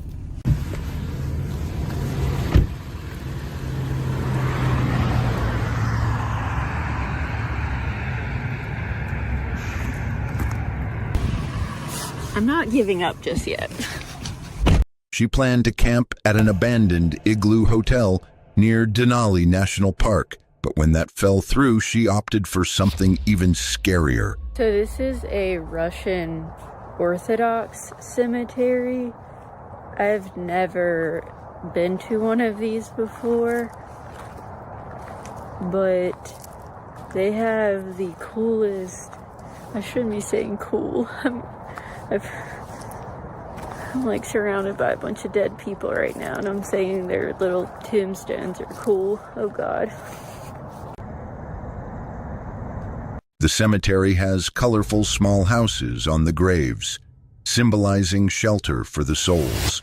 Although she liked its unique look, something felt off about the place. You might assume that those lights are just motion sensors responding to animals or the wind. But that's when things start to get really intriguing. She felt like a ghost was watching her. Even though she was scared, she stayed overnight. It could have just been a motion sensor, but being in a cemetery and reading about ghosts made her feel uneasy. On March 12th, in 2024, in Stirlingshire, Scotland, Under the Weather, uploaded a video about a camp near the 5,000-year-old Macker Stones. He starts his walk into the forest, trying to find the stones before dark. On our way to find some 5,000-year-old standing stones. They were placed there by Druids many moons ago. I've tried to find this place a few times, and I got lost every single time. So let's hope we've got a chance today. I think you need to cross the river. That's just what I've been told. Cross the river, then take a right and a right again. And we'll see how we get on. Onward, Christian soldier.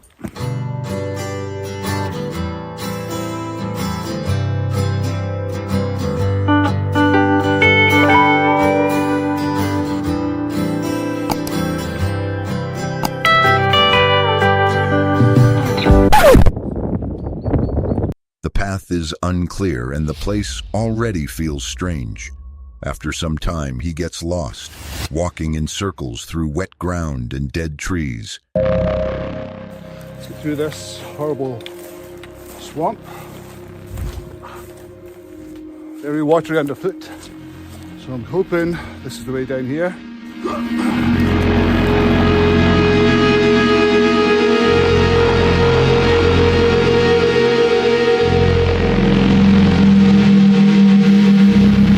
From here, I went by instinct, and so obviously went completely the wrong way, walking around a never-ending cycle of evil dead trees, potholes and swamps.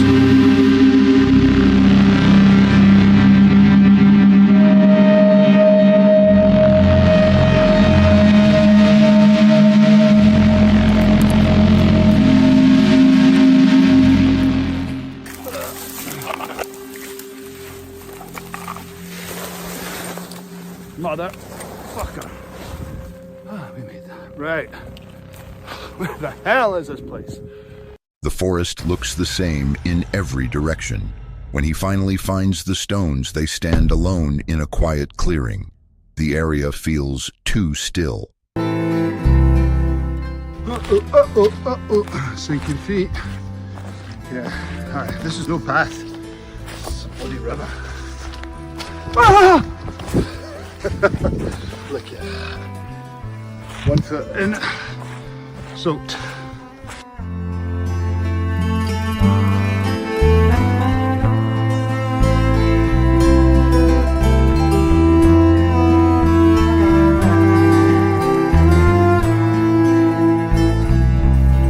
After a few more minutes, my cold wet feet were a thing of the past as I laid my eyes on the Macker stones for the first time.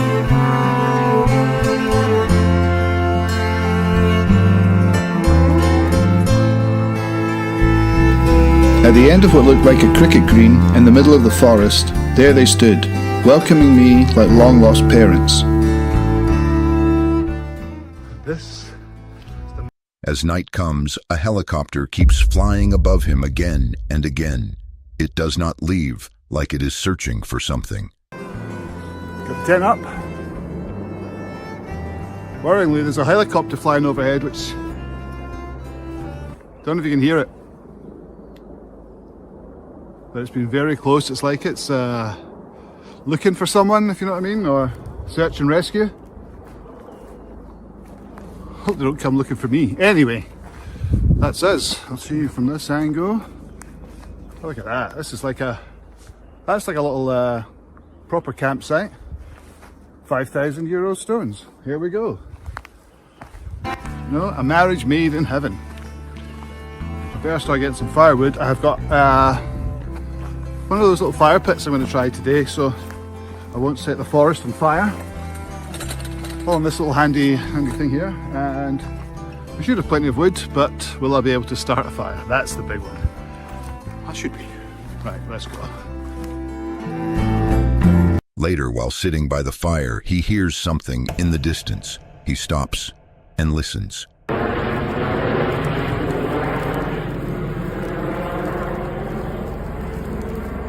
Water crisis.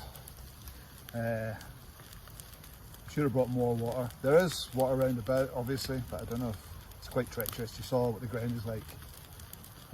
So I think I'm going to have the chicken wings without the mashed potato. What the hell is that?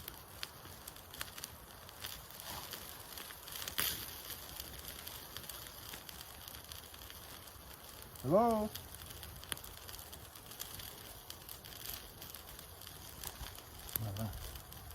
Hope it's not one of those nights. I got a plate.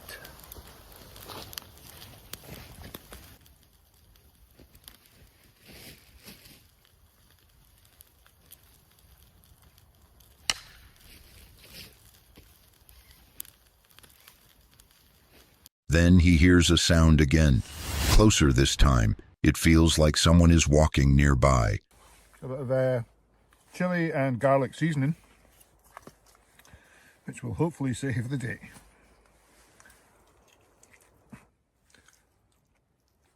Certainly flame grilled. Easy for me to say.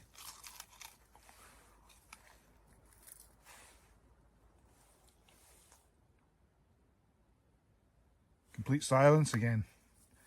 I don't know what that was earlier. It sounded like somebody walking around. When he steps out into the dark to check, the forest is silent. But that silence feels wrong. Are believed to be Neolithic in origin. Some speculate it is the site of an ancient tomb. It is believed that the local druids, who were a learned class in ancient Celts, placed the stones there. In Scotland, Druidism faced ruthless suppression in conquered areas, but some believe that ancient Scotland was a natural refuge for Druids from Roman oppression. Druids played multifaceted roles as priests, teachers, judges, and keepers of knowledge, so were very much part of the community. The name is possibly derived from a Celtic word meaning knower of the oak tree. It is also believed that they still guard these very stones.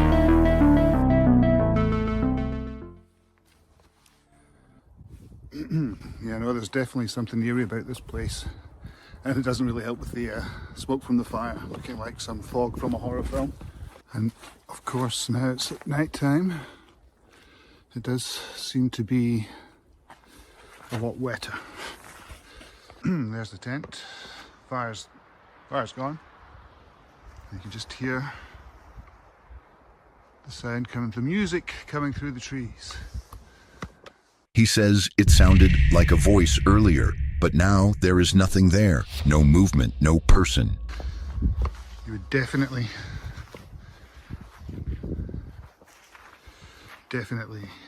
hear them. And you'd hear them like squelching, wouldn't you? But it definitely heard it. I thought I heard a voice as well, but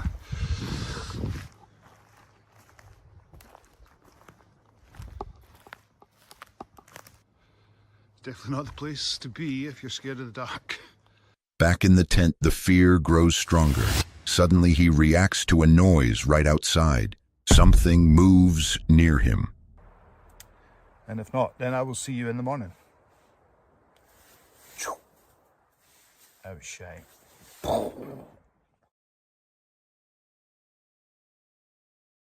Nope, nope, nope, nope, nope, nope, nope, nope. Nope, nope, nope, nope, nope. Nope, nope, nope, nope, nope, nope, nope. Shit.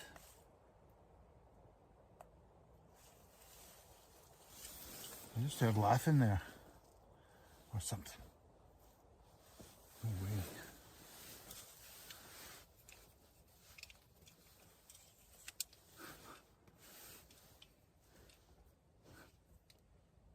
Hello?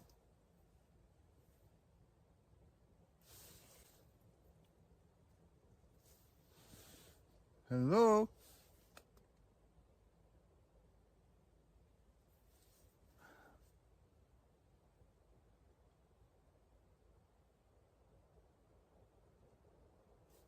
Morning comes and things seem normal again at first. Then he notices something strange in the forest. A shape made from fallen trees. Gonna finish up here and then start packing up. And make it. What the hell? What is that?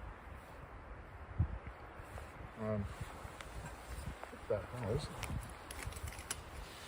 Oh.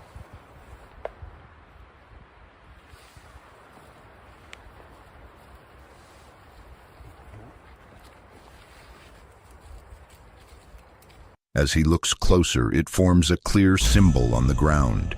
It was not there before. I think it's in the trees.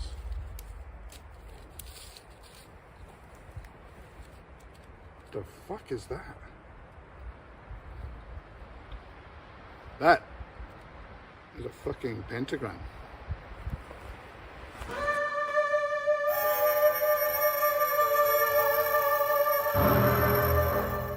That is not a natural fucking phenomenon.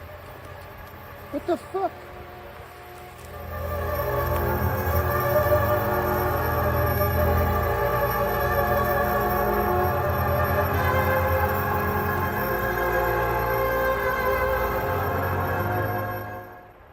What on earth is that?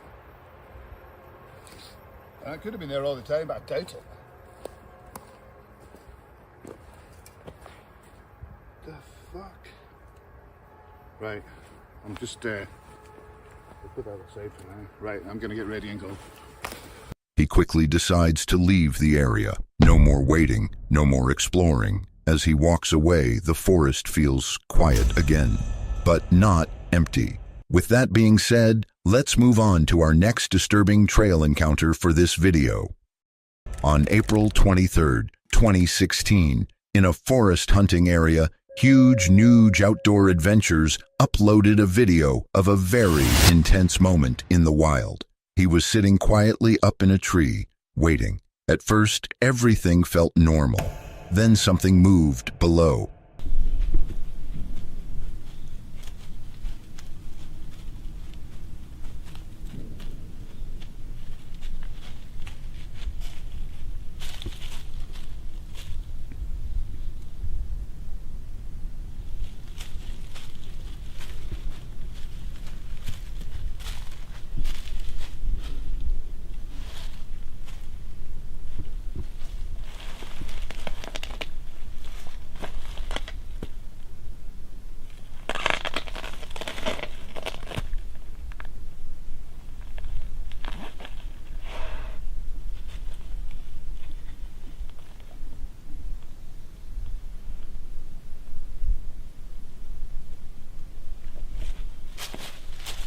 A large brown bear walked in slowly, sniffing the ground. It was not just passing by, it was tracking him. The bear stopped right under his tree. It knew something was there.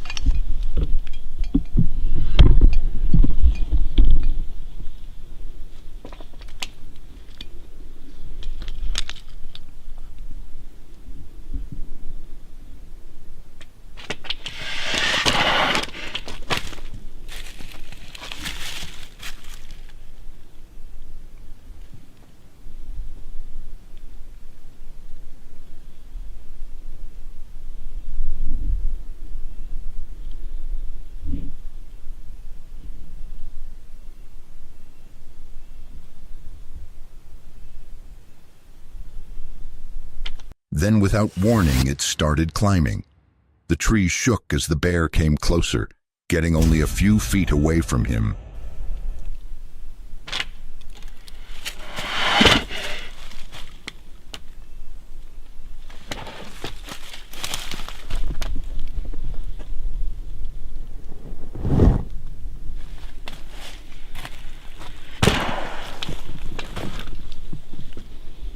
He stayed still, holding his weapon, not making a sound. For a moment, it felt like the bear would reach him, but then it stopped and slowly climbed back down.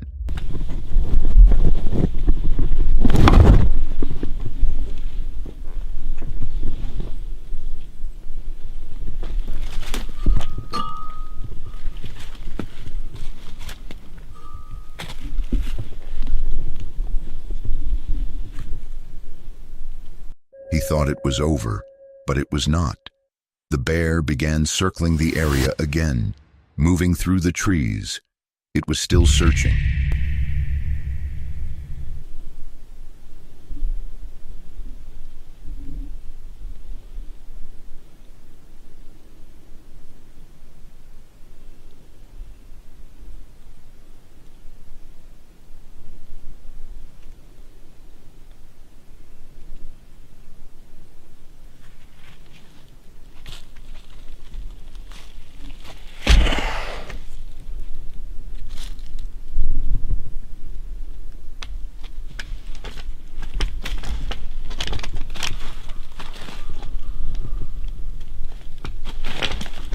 Then it chose another tree, even closer, and started climbing again.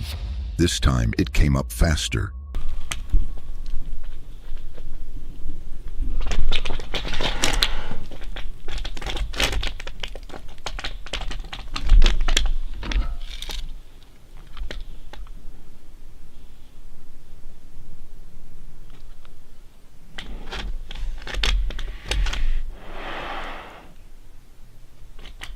Hey bear. Hey bear. Down bear. Get down. Down.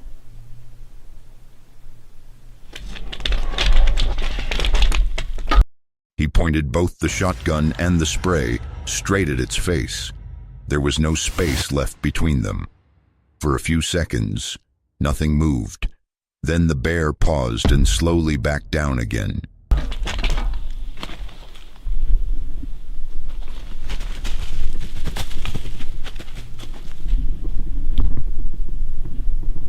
After that, the forest went quiet, but he did not move, because he knew the bear had not been hunting for food. It had been hunting him on May 29th, 2024 in Pillsbury State Forest, Minnesota. Kenny of all trades uploaded a video about a quiet camping trip that turned strange. Here's my plan. Last year, Maddie and I found a campsite that was completely trashed, and we spent all afternoon cleaning it up. If there was any time to find a dead body, it would be today.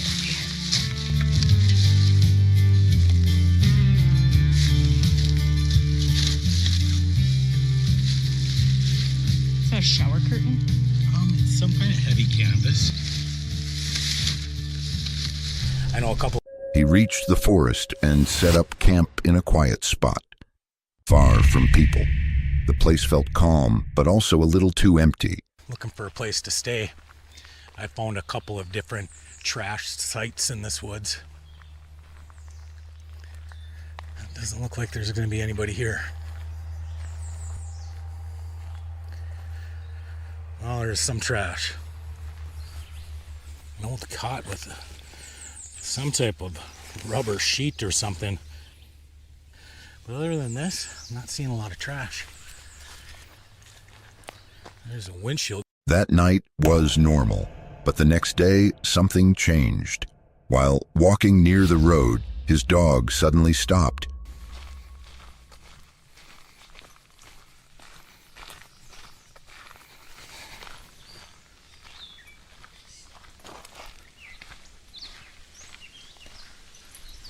I've been hearing the beeping of big trucks this morning, so I'm sure that they're inside those cuttings working. Not sure if I'll get in with the bike or not.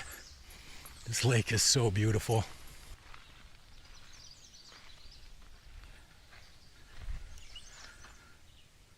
What is it? What, Toby? Come on. He would not move forward. The dog stared ahead, ears back, making a low sound. What is it? What, Toby? Come on. I got no clue what he sees, but something up the road has got his attention. What's going on, Toby?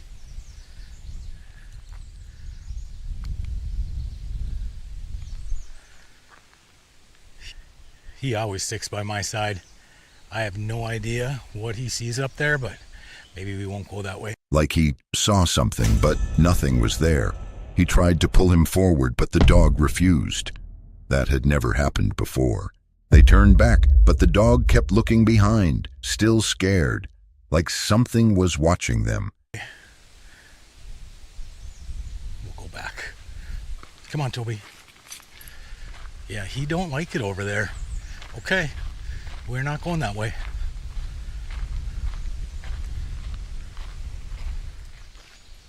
I have no clue what's got him freaked out. I'm not going to go over there with the bike either. Not after that.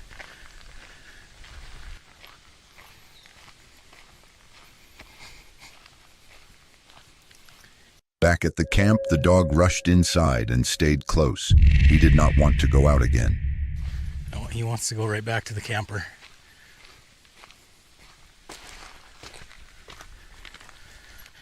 That was weird. Want to get up in your chair? Come on. Weird. I've never had him act like that before. You go down? There you go. Later, he talked about it, trying to understand what scared him. He even thought it could be a bear, but nothing was seen. Up in your chair? Come on. Weird. I've never had him act like that before. You go down? There you go. You'll have to let me know down in the comments. What do you think is over there? I've smelled bear before. I know it sounds weird, but you can smell bear when they're in the area. I have no idea why he freaked out like that. Weird. What do you think, Toby? He's just lazy, or was there something over there? I know of a way we can get over there yet.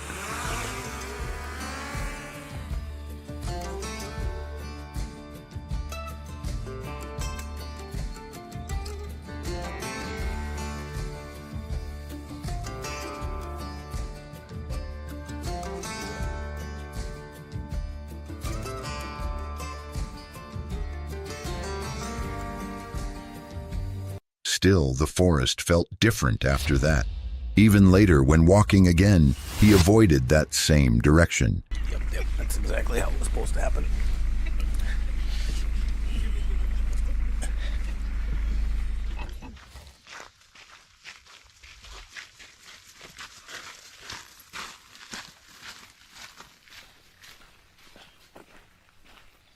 We're going a different direction down the road today. We'll see if Toby gets freaked out at all. One thing's for sure though, this rain has brought the mosquitoes out. For the last couple of weeks I've been saying how there's really no bugs, and it was. He did not want to risk it. The strange part was not what he saw, it was what the dog felt, because whatever was out there.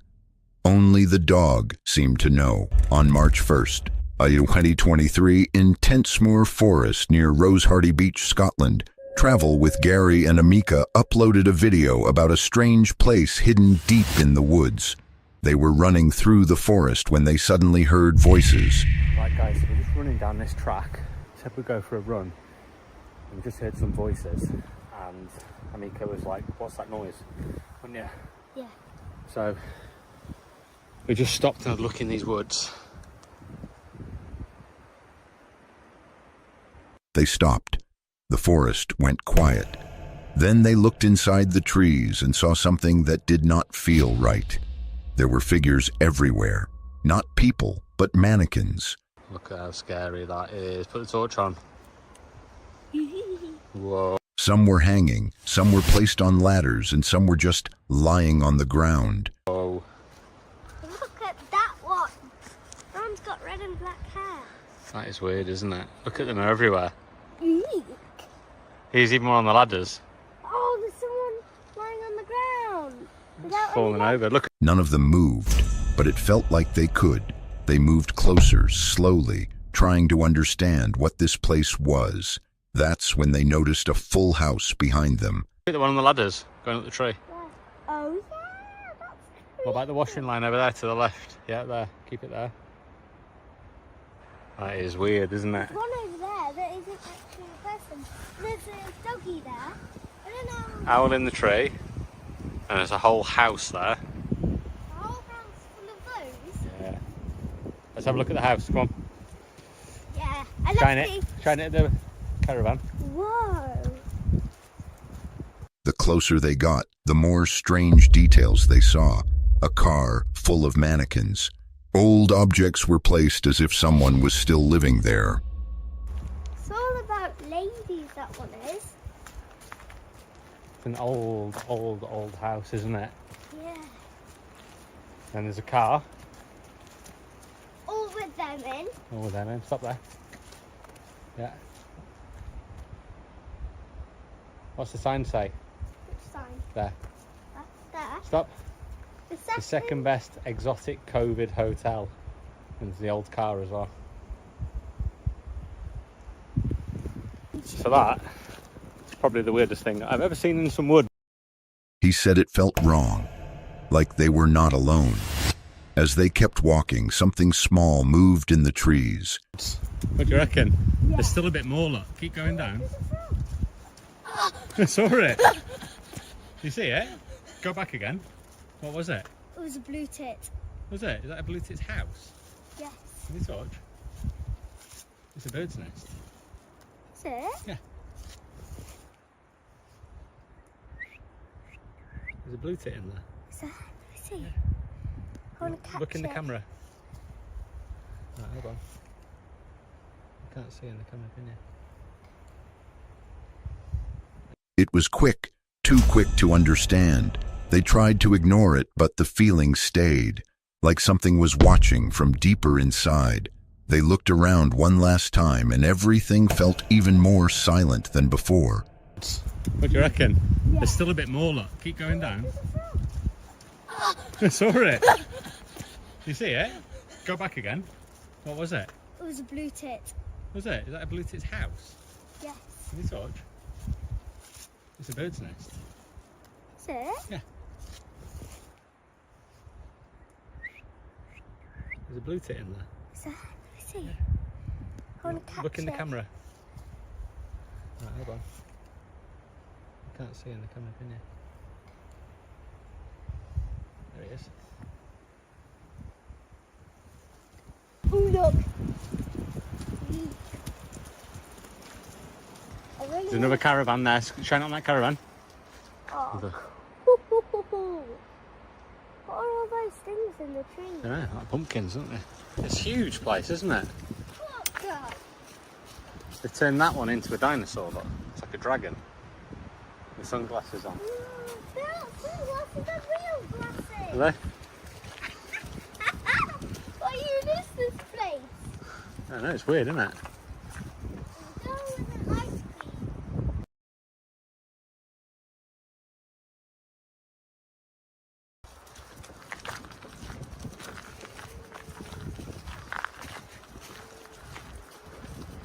There's a car coming up there. No, I'm living this place. Not got a clue. Cool though. No wind, no sound, just those figures standing still. That's when they decided to leave. On the way back, he kept looking behind him. I found it quite cool to look at. Right, this is where we paid to get in down here. Here, take this. They're chasing each other. Yeah, swap. Swap. Like I said, that was the weirdest thing I think I've ever seen.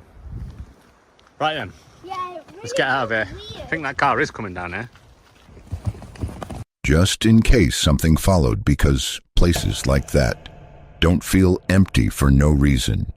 In 2014, deep in Uwharrie National Forest, a part of the Appalachian Mountains, A man named Mike Green was out hunting alone. It wasn't his first time. He had done this many times before. That night, he carried his thermal camera, like always, but something felt off.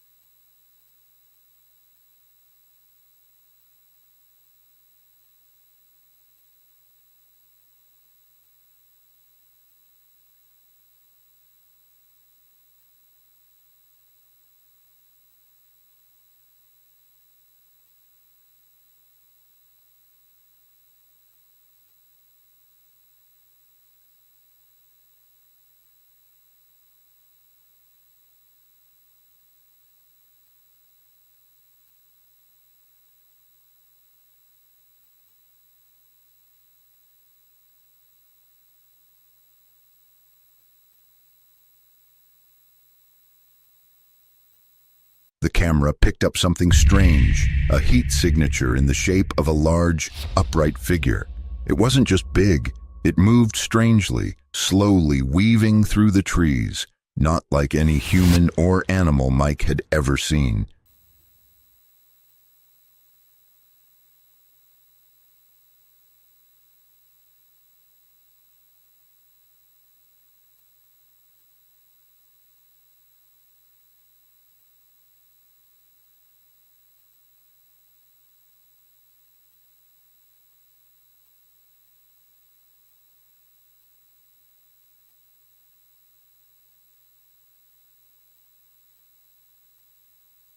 As he stood there, frozen in shock, the figure seemed to watch him from a distance, hidden behind the trees. The figure was moving again, quickly this time, almost as if it knew it was being watched.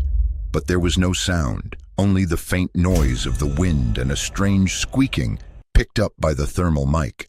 That sound gave the video its name, the squeaky thermal.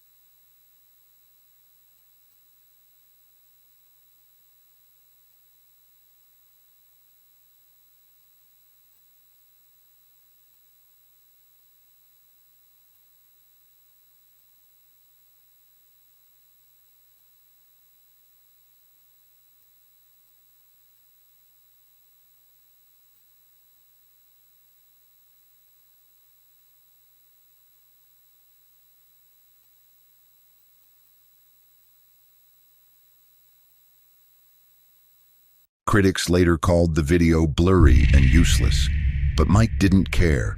He was sure of one thing, that wasn't human. The forest was quiet again after that, but the feeling stayed. The fear, the confusion, the thought that something was out there, watching. And to this day, no one has been able to explain what he saw that night in the Appalachian woods.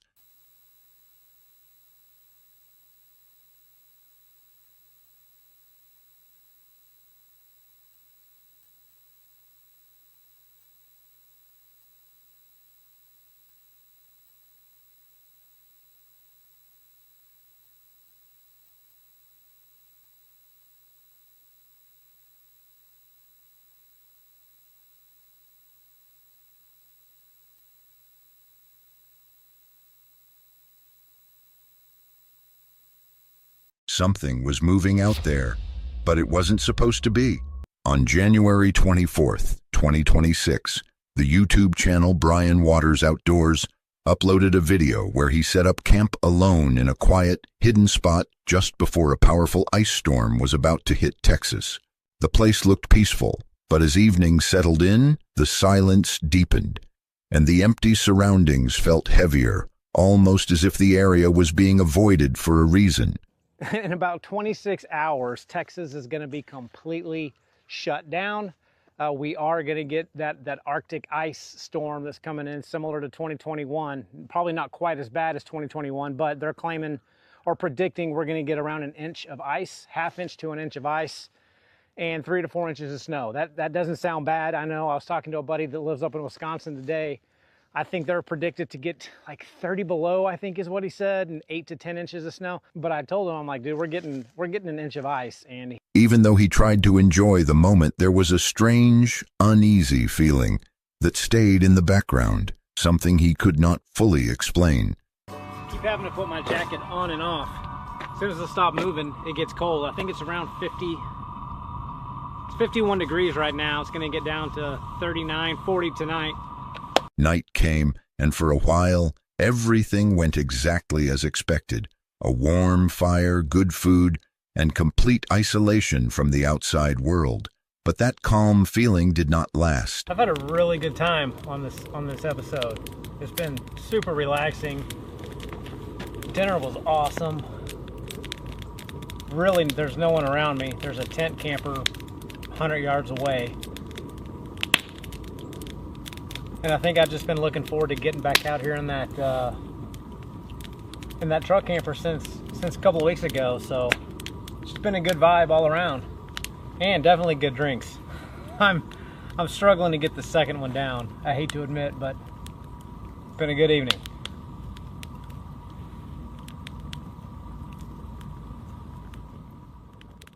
Because I'm sitting here trying to enjoy my fire, and out of nowhere, there hasn't been anyone show up all day long. There's this.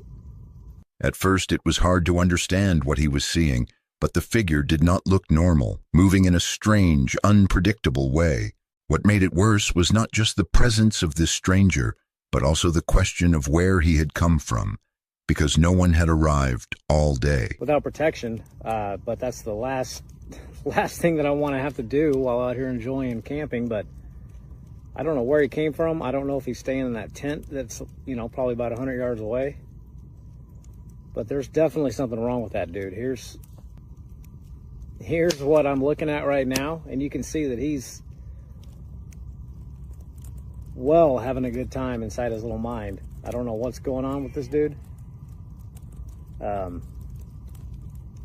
yeah, I'm probably not going to sleep quite as well as I thought that I was going to tonight, knowing that that's around me.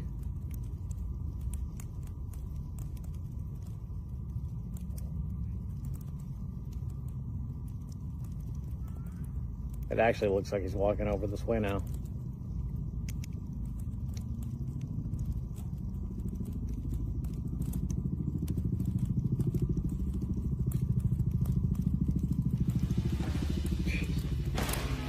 Then something changed. The figure slowly started coming closer. The distance between them was no longer safe.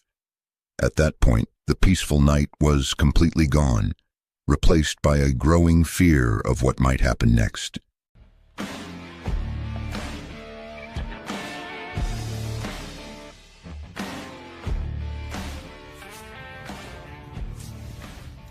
don't know. Wish me luck. It's way darker than what this video. The man outside continued moving, unpredictable and unstable, as if he was unaware or unconcerned that someone else was there.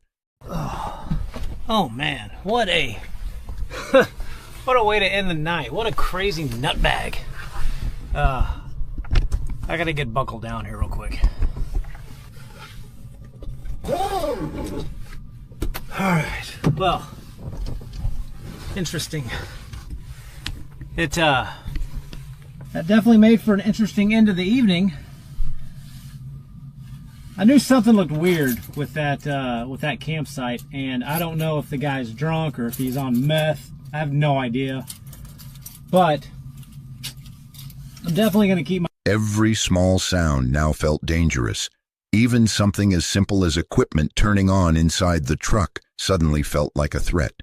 The safety of the camper no longer felt certain, and for the first time, the isolation that once felt peaceful now felt like a risk. I'm a card-carrying member in Texas, and don't worry guys, this isn't getting that weird. I'm sure YouTube's gonna hate me, but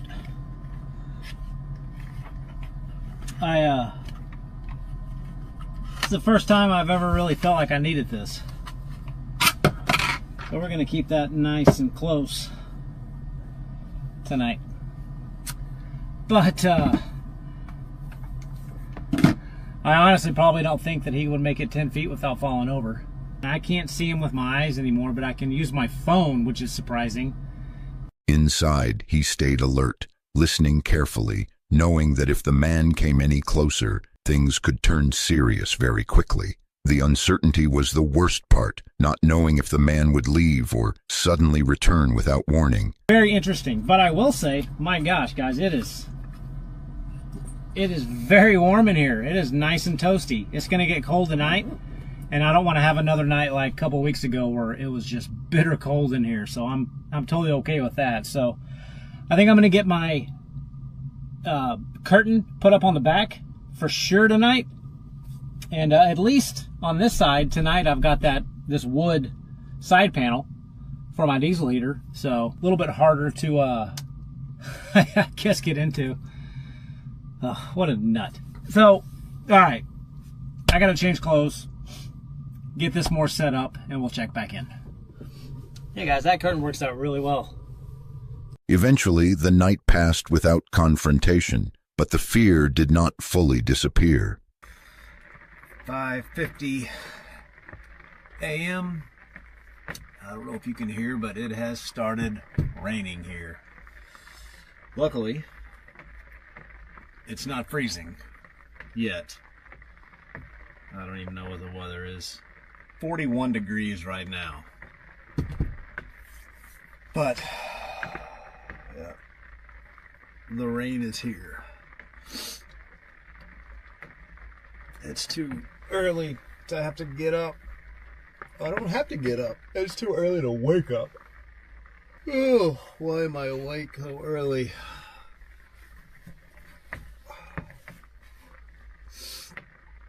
I guess morning time confessionals here, guys. I didn't have any knocks on the window last night from Nutbag McGee, wherever he went. I don't know where he is. But it was a pretty quiet night. Even in the morning, with rain falling and daylight returning, one thought remained clear. Some places feel peaceful at first, until you realize you were never truly alone. With that being said, let's move on to our next disturbing camping encounter for this video. On June 20th, 2021, the YouTube channel Abandoned World Explorer uploaded a video where a simple night of using the Randonautica app slowly led them into a place that did not feel right from the start. I can't think of any more ideas, Dave. I'm out of them. Yeah, but we had earlier, we said wealth, but we found a Red Bull can, a can of drink. To be fair, I just want to... Then we said, what was the first one we did tonight? What was our intention the first time? I don't know, it's been so many. So let's go, I'm going to go for a scare. Let's go for a creepy vibe. I don't know. Yeah. Last one. Crazy. I don't know. Is that an intention? Can we say that? So look, a power, a tractor or a void. What do you reckon? We've done all of them tonight, so let's generate a power. Your point is being generated. The app gave them a final location, and it pointed straight toward the woods again, which made the whole situation feel repetitive, but also more unsettling than before. Basically, we're up. That looks like it's going to go up near them woods, bro. Past the dog kennel. Start your journey. Whoa, whoa, whoa, whoa, whoa, whoa, whoa, whoa. Where's the tennis? Right, is that? I don't know. Bro, where's that? As they got closer, the path started to feel isolated, like it was leading them somewhere they should not be going at that time of night. Where is it?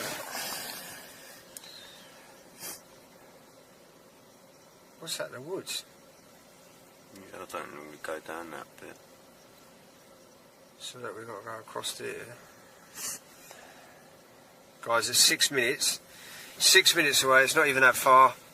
It's 6 minutes away. And yeah, let's go. It's the last one. Sweet. You made me your way. Temp spot. Temp spot. Ninth. Oh, yeah, it is a ninth. So we ain't found nothing. Oh no, we found a Red Bull can, wasn't it, Mark? Was it the Red Bull can? Oh yeah. Whose intention was a drink. So anyway, guys and girls, we have literally arrived. It's saying 5 minutes. It's going to be 5 minutes on foot because you have to stop here, and then we're going to walk through some. That looks like some serial killer. The place looked empty at first, but this place was about to become their worst nightmare. How'd you find it in here? Even in here? Oh, well, that tells me then you won't even like. Alright, let's have a look. Right, yeah, boys, my phone says up there still. I'm going to have to change my battery on my phone. What would you say that is? Left or straight on? Left straight on. On the map. That is left, yeah. Yeah, left. Oh, okay. Right, let's just sit here. Just sit here a sec, change the battery. Oh, mate. Boys, before this battery goes, what are we doing? Why are we out here again? All of us said we're not going to do around the Nautica, and we're literally back at... Why does it always take us in the woods?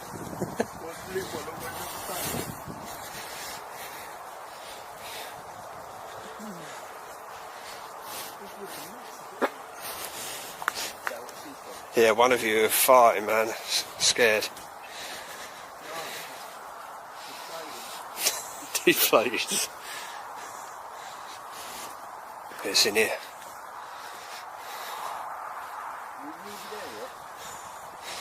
We are literally 1 minute, bro. Ooh, whoa, whoa, watch it. Oh, mate. My new Air, what are these? Air 27s. Huh?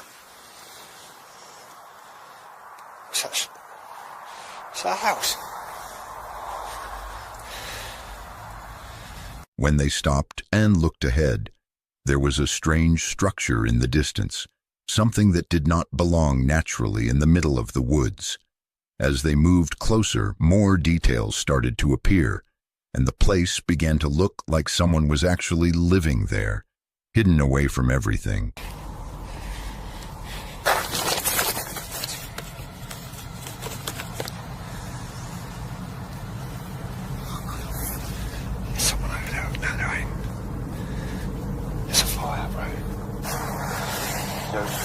Don't just keep up. Someone's living here, bro. There's no one here. There's no one here.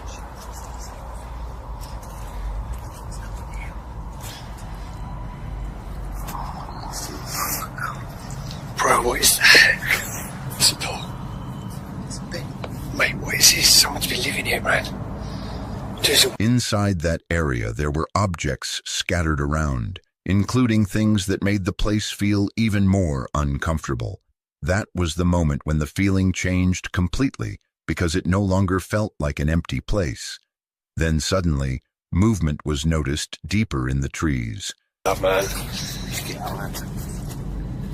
Is that our love will never die? Should we ring the police, bro? Let's fucking get out of here, man. Oh, look, dude. There's masks everywhere. in the trees.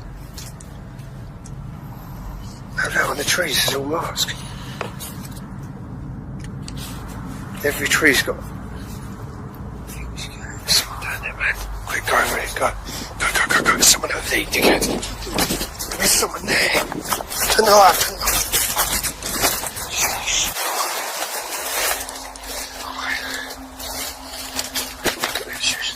There's someone over there. Hello. Don't move. Seriously, boys, don't fucking move. Oh shit, see, so I told you someone there. We need to get out, we need to go back that way.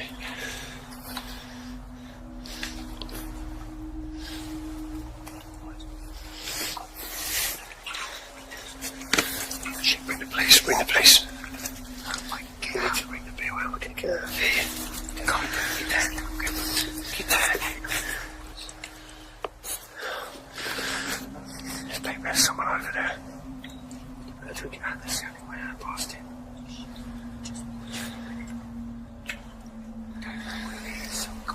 After that, everything became tense, as the figure did not stay still and seemed to move in a way that made it hard to understand what they were doing.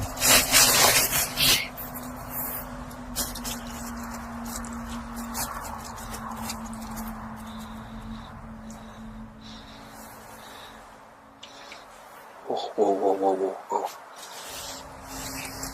What is he doing? We need to get the fuck out of here. We need to get out of here now, James.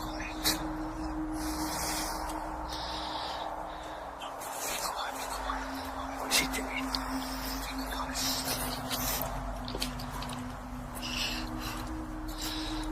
Boys, we need to get out of here now.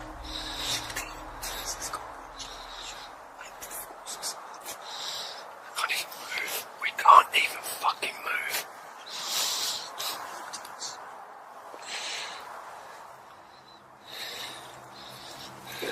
Whoa. Say. The group quickly realized that staying there was not safe anymore, as the distance between them and that person did not feel safe enough.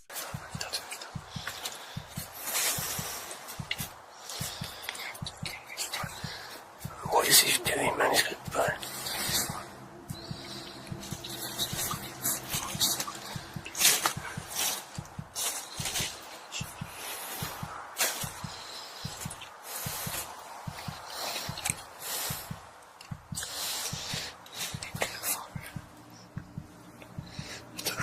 How do we even get out of here?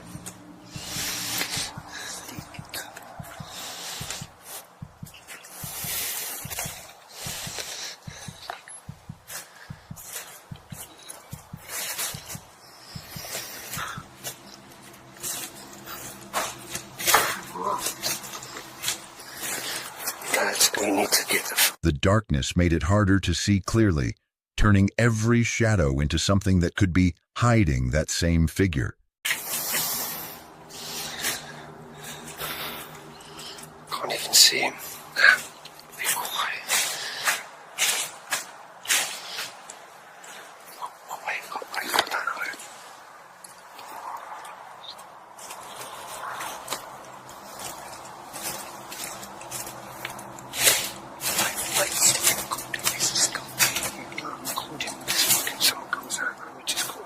We haven't done nothing, we just get out. Try and get stand up, he's lying down. He's lying down.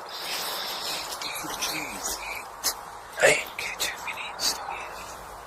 10 minutes? 2 minutes. Guys, I'm sorry about the light, he's just lying down. As they rushed out, the fear stayed strong because they could not tell where that person was or if they were still close behind them. Let's get out of here, just go get out of here, sneak past him. Bro, let's get out of there quick. Shh.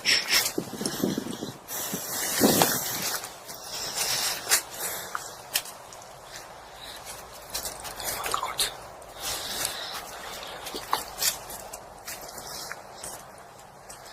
Just go.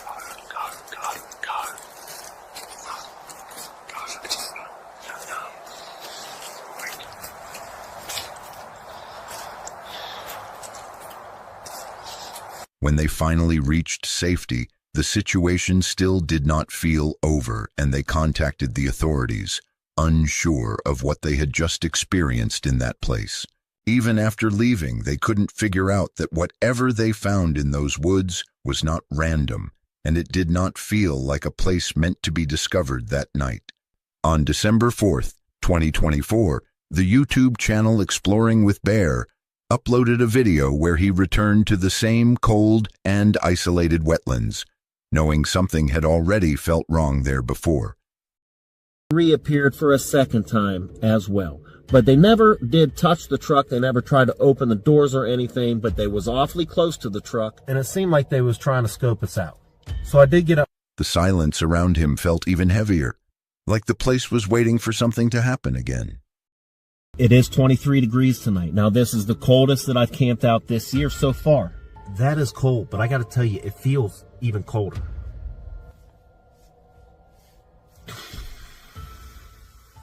I'm scared already. But I mean, it's like 24 degrees. I'm probably the only one. Yeah, probably nobody going to be out here tonight. Anyway, fam, of course, you know we are in Bigfoot territory. We are in the wetlands again. And not only that, but we have a haunted cemetery. So we're going to take that walk real quick. We're going to go back there. Last time we walked back there was like 3 or 4 deer in the cemetery, which is pretty cool. But it's a historic haunted cemetery located far back in the forest. As he walked deeper into the woods toward the old cemetery, a strange feeling grew, as if he was not alone anymore.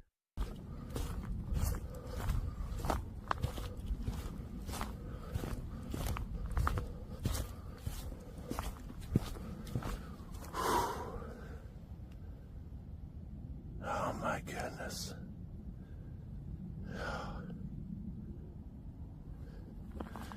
Forget, I think the cemetery's actually in here a good ways too. Oh.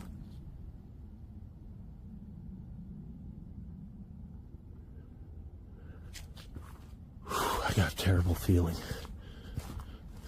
Terrible.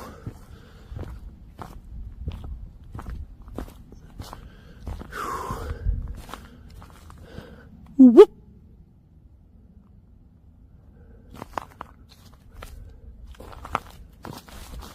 Then suddenly a sharp sound of rocks hitting each other broke the silence coming from very close behind him, making him stop immediately. Sounded like a rock clank. Really close. Oh my goodness. Whew. Oh my goodness. Whoop. Oh, I shouldn't have done that. Oh, crap.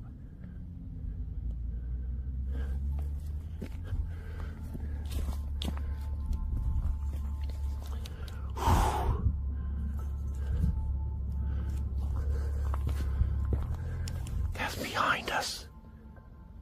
We just came from there. No, that was way too close. Way too close. Even after moving away, the feeling did not leave, and it seemed like whatever made that sound was still somewhere near him, staying out of sight. Man, that is close. That's close to the truck, too. What could that have been? I'm going to have to look at... I'm going to have to go back on the camera. I'm like in freaking shock, sort of. I don't know what that was. That sounded like a rock hitting a rock clank is what that sounded like.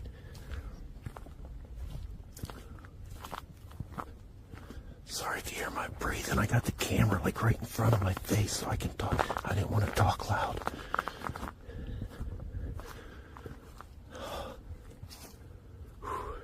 Moments later, he noticed movement ahead, something quick and unclear, just enough to make him question what he had seen.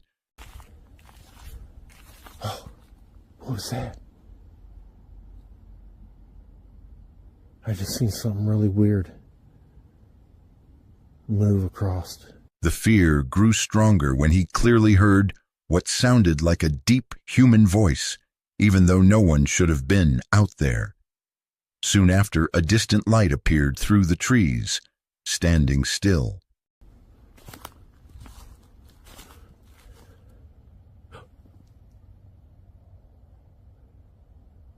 I just heard a voice.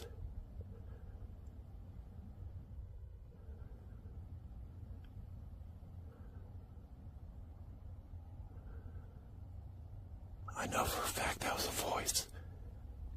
No.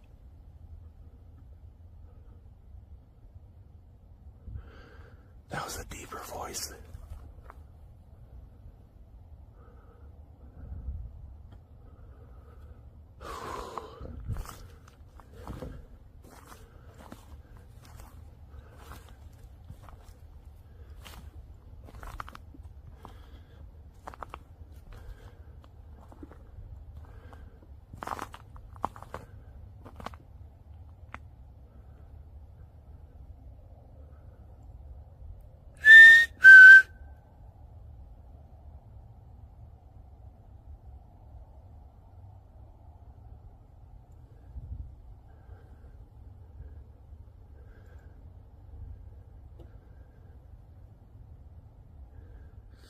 Man, my nose is running.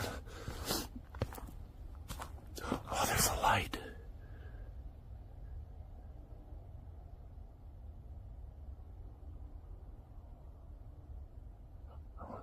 Then, without warning, that light disappeared, making the situation feel more controlled than random, like it was not just an accident. I don't see it moving. It's just staying still. Oh, it just disappeared. It could have went behind a tree. That's like a swamp right there. As he kept moving, more strange sounds followed, including something that did not match the normal sounds of the forest at night. By this point, every direction felt unsafe, and even small objects in the dark started to look unfamiliar and threatening. What is that? It's like glowing. Maybe it's a stake or something.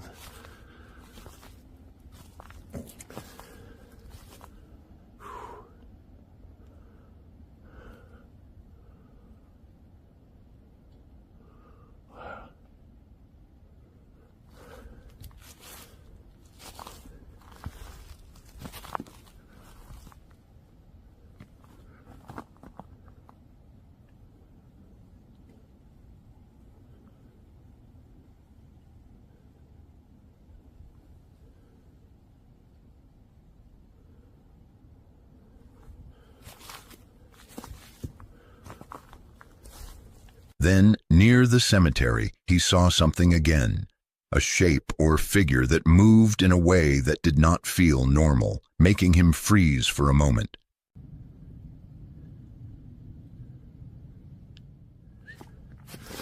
Okay. Man, it is pretty... Oh, this might be it. I think we found it. Now, last time there was like 3 or 4 deer. Let's see if we can see any deer. What is that?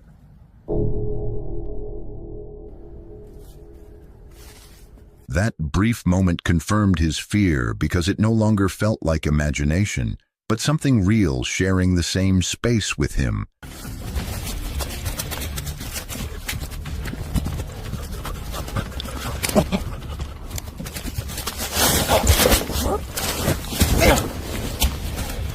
As he left the area, injured and shaken, there was a strong feeling that whatever he encountered did not just stay behind, but may have followed him part of the way through the woods. Even days later, the memory stayed clear in his mind, because that night did not feel like a normal camping trip. It felt like something was there, watching, reacting, and staying just out of sight. On January 25th, 2026, the YouTube channel City Boy uploaded a video where he spent the night alone in the cold mountains of Fukushima, Japan, far away from any other people.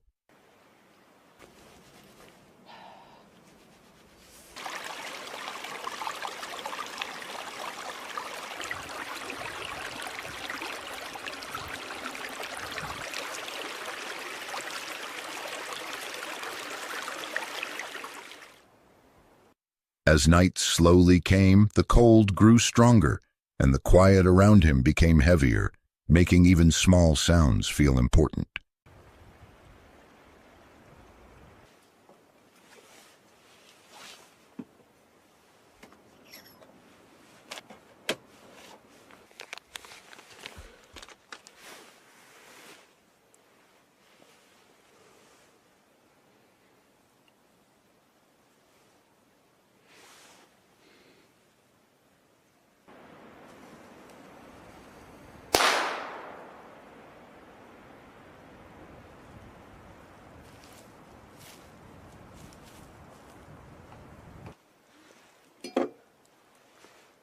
While sitting inside his car, he read a horror story about someone hearing footsteps outside their tent, and that idea stayed in his mind longer than expected.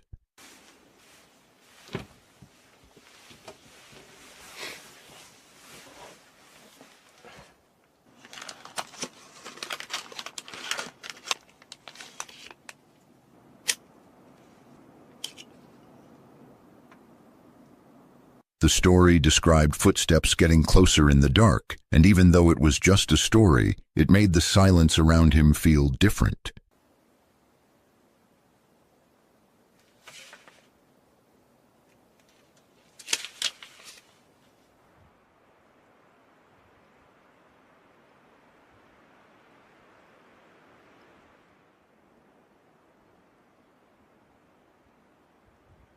Later that night, after everything went quiet again, he suddenly heard a faint sound, something small but clear enough to break the silence.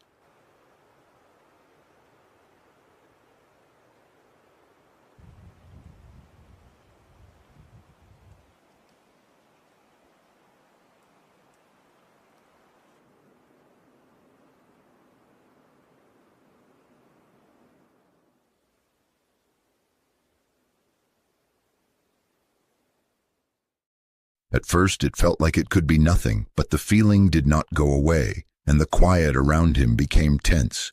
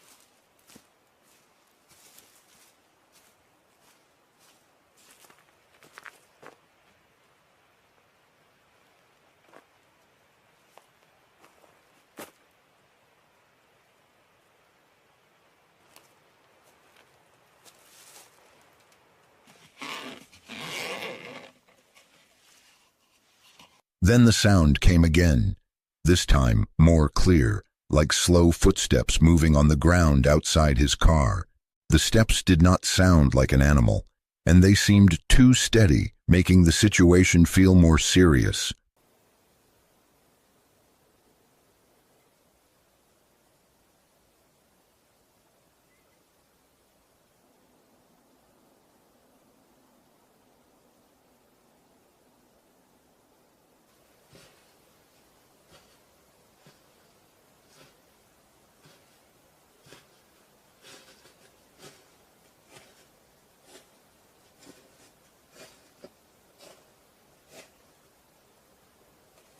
For a moment, it felt like whatever was outside had come closer, stopping somewhere near the car where he could not see it.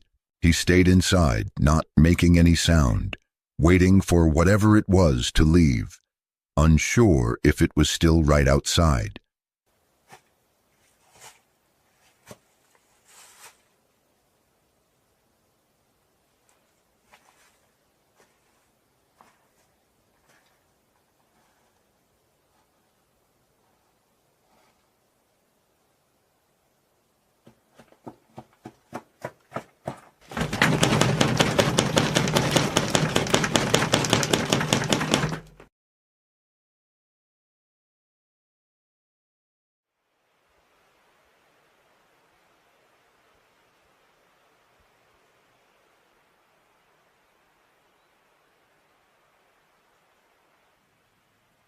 By morning, nothing was there, but the feeling from the night had not fully gone away.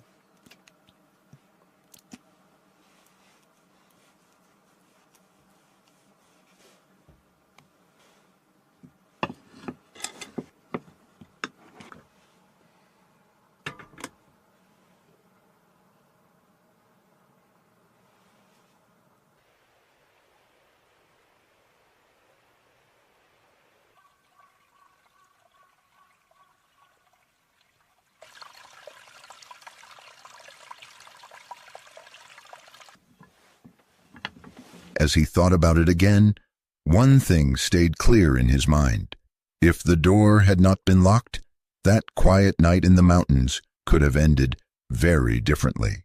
On February 26, 2021, the YouTube channel Abandoned World Explorer uploaded a video filmed in Dark Bluff, Maryland, where he went into the woods using the Randonautica app, not knowing what he would find. It could even be the prison if it is, it's a live prison. I don't fancy getting arrested, man. You don't fancy getting arrested. Obviously, bear in mind, people, like, you never know what you're coming into on these apps. I don't recommend, as I said, anyone even like trying anything like this. The cold air and quiet surroundings made every small sound stand out, and even walking felt uneasy, like something was watching from far away. So saying we've arrived, we're literally here, but it's still showing. Oh, I don't know.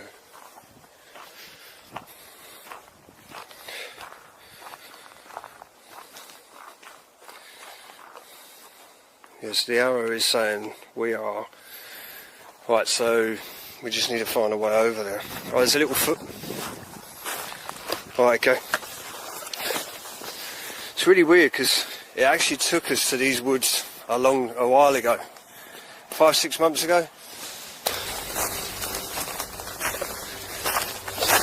So there's literally footprints in and out of it, but it is a public. Guys and girls, it's absolutely freezing here as well. I'm not even joking. As they moved further inside, the path became unclear, and it felt like they were being slowly led into a place where they should not be.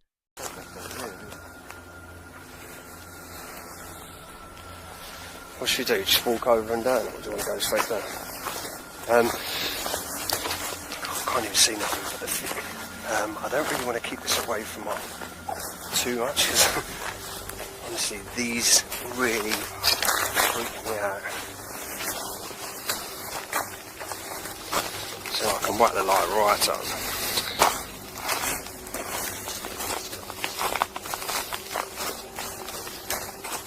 But literally just, it's freezing. You're not cold? A little bit.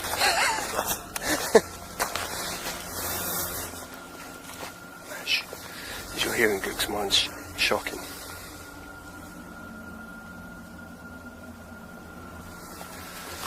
Soon after, he started to notice signs that someone else was nearby, but there was no clear view of anyone, only the feeling of presence.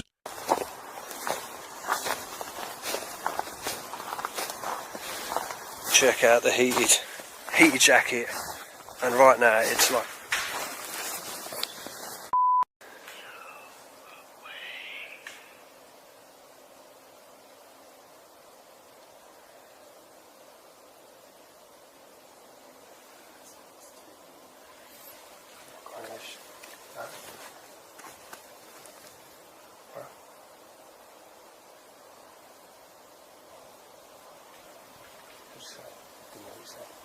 sounds too.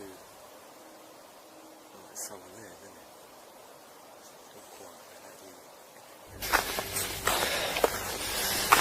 just want to say, you know, don't recommend like. There's a lot of doggy paws as well, footprints.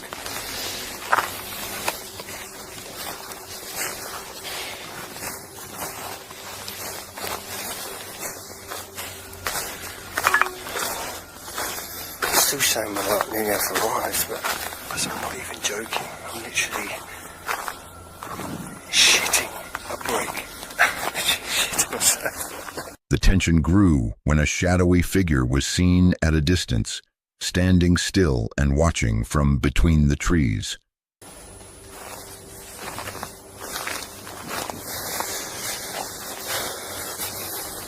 So it's literally saying we're coming to.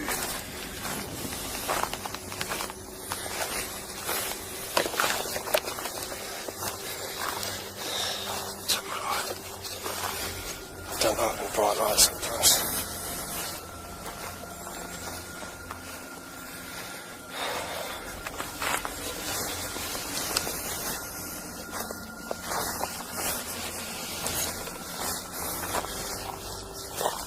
Hey.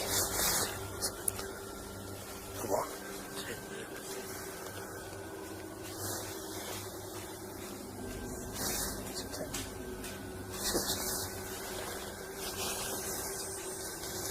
Blue horizon, it's like a tent or something.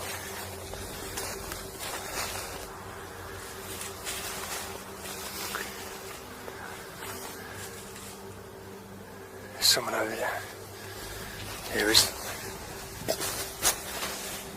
Sure, it's a tent. At that moment, it became clear they were not alone, and whoever was there had been aware of them for some time.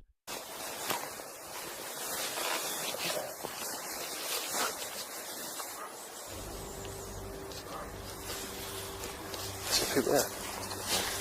Hello?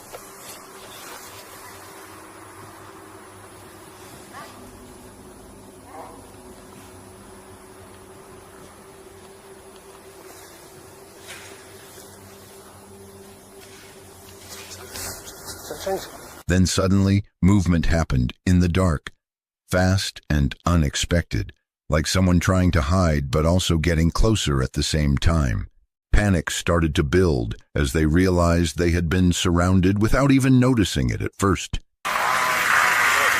Hey? Oh, run!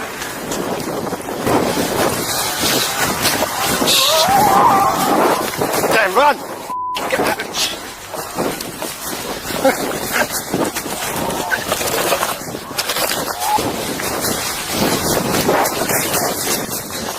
Fuck leg!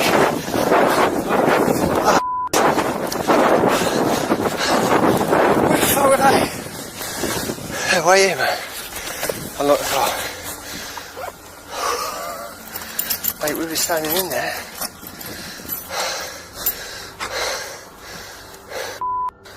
We just literally walked around the whole lot. Like, I'm not even joking, around the whole lot. He later understood that there was not just one but multiple people in the woods, quietly moving around them. What made it worse was the sound that came next, something mechanical starting up in the distance, low at first but getting louder. Where?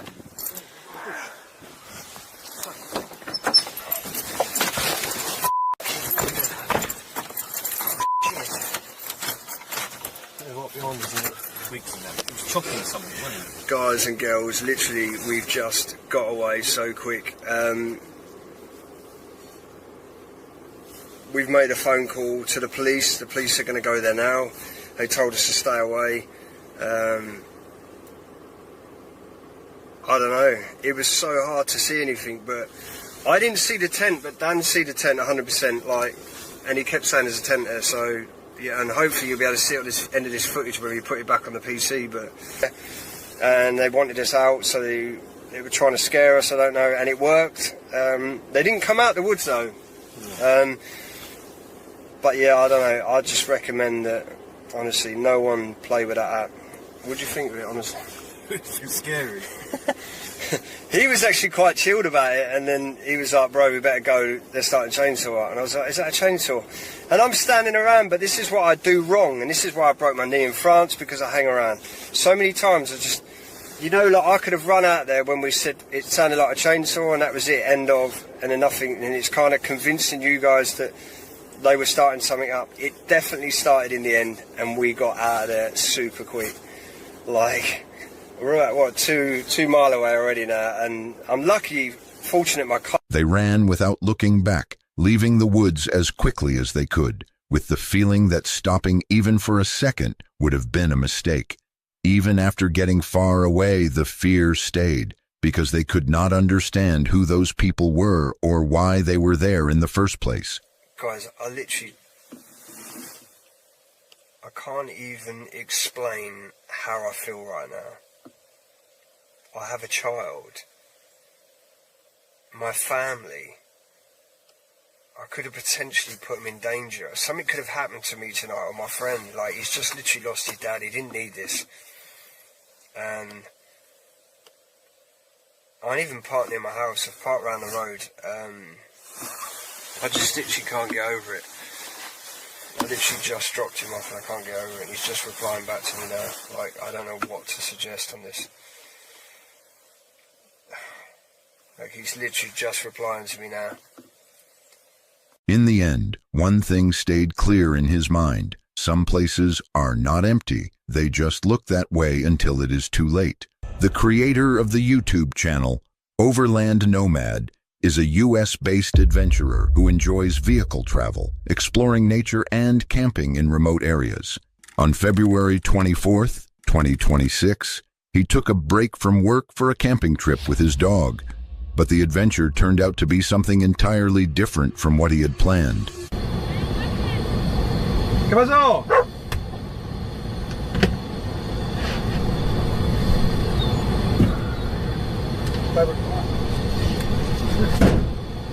¿Qué pasó? ¿Qué?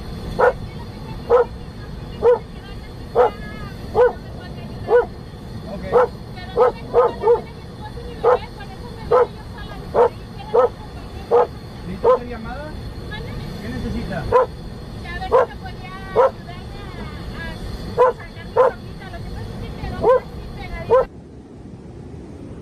Piper, you scared me, dude.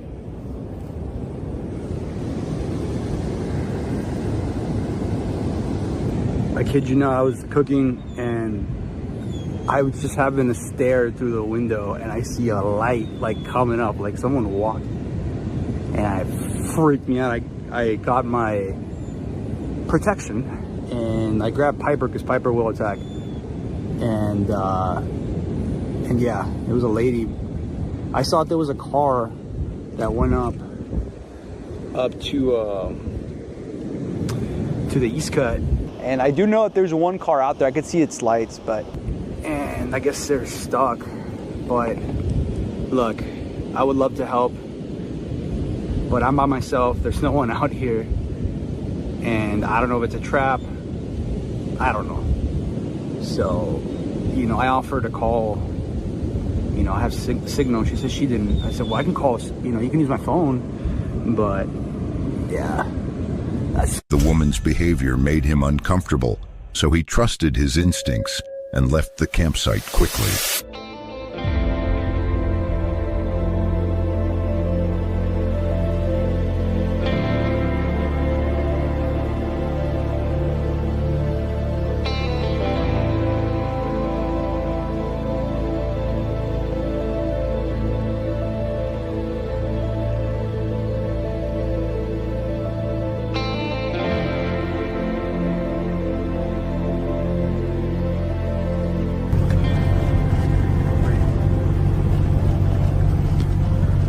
Alright guys, well, I was thinking about just camping a few miles south, but then I spoke to my wife and she had a good point. She's like, that just sounds super sketchy.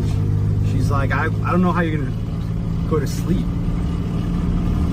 And I said, yeah, you're right. And I did call, I called 911. I called the county just to report it. And they said they couldn't do much. They're like, we can't send anyone out there to like rescue or anything. Like, they're on their own on that one. And then I told them my predicament, and the guy was like, oh yeah, that sounds super sketchy. I'd probably leave. So I calmly packed my items and then I'm heading south now. And at this point, I think I'm just gonna go home. This encounter shows that solo camping in remote areas can be unpredictable. Even if the surroundings seem calm, unexpected encounters with people can alter the situation. And I must say, he made the right choice by prioritizing his safety over adventure. On October 2nd, 2024, Casey Sanders, who runs a YouTube channel about his outdoor adventures, was hiking in the woods when a strange scream interrupted his peaceful walk. Curious but cautious, he went to investigate the noise, and what he found was something unexpected. Talking about Christian here, you know this is a hunter, and I'm a little confused. This is my land. I'm here with weapons, and somebody standing in my creek naked. I mean, I'm not gonna shoot you, but you're...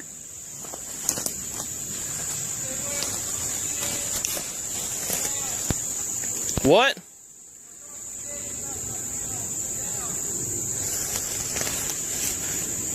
Are you alone?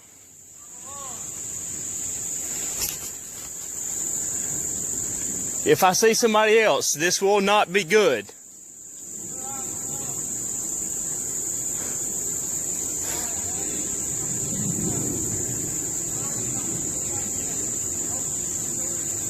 He encountered a completely naked man who appeared disoriented, unsure of his surroundings. However, as Casey continued to question him, a far more disturbing truth began to emerge. Can you... What? Show? What kind of show? You know what it was called?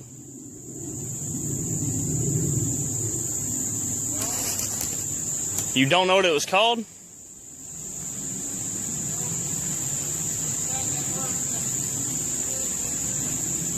Huh?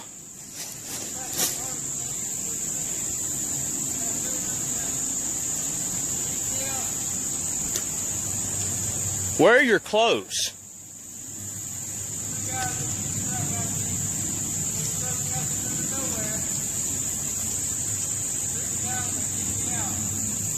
Where? You don't know where your clothes are?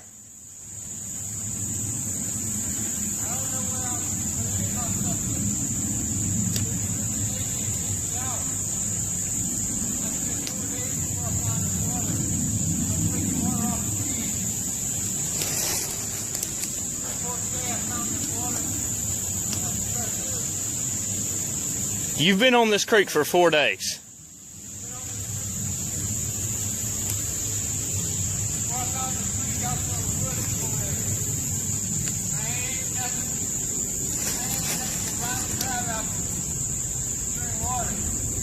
Nobody's with you.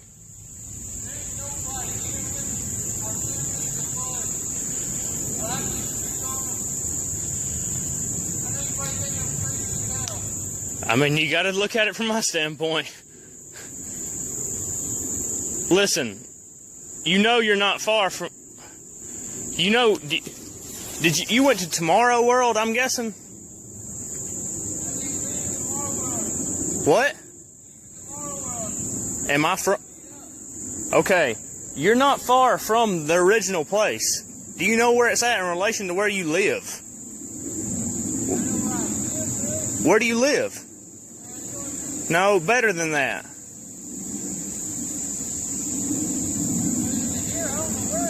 No, what county? What's your address? What is it?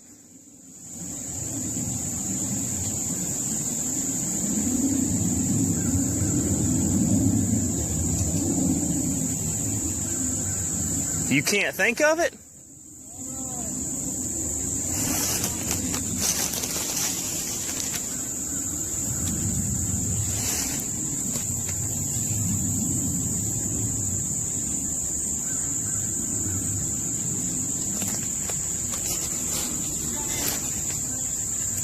Hang on a minute, man. Hang on a minute. I got something to eat for you. Just don't do nothing stupid right now.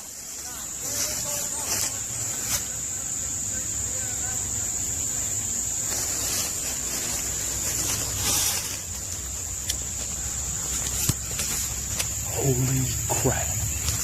The man claimed that he was assaulted by a group that robbed him and abandoned him in the woods.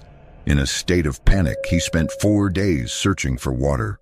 Although Casey was cautious and had doubts about the man's story, he chose to help him, a decision that may have ultimately saved his life. Michael and Ashley, a married couple, recently launched a YouTube channel called Stealth Camp Sweetheart. They share their adventures with viewers, but unexpectedly faced a frightening experience early in their content creation journey. Michael and Ashley, and it is Ashley's birthday today, and we are just regular camping. Just want to take it easy for her birthday, and we're here at the Peaceful Hills Retreat. We got its own tiny little waterfall. Got a little bit of a fall. And this will be our campsite for the night. So maybe it'll be a good night.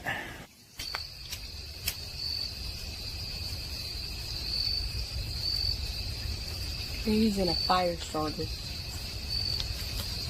I have never used a fire starter. Yeah, we've never used one.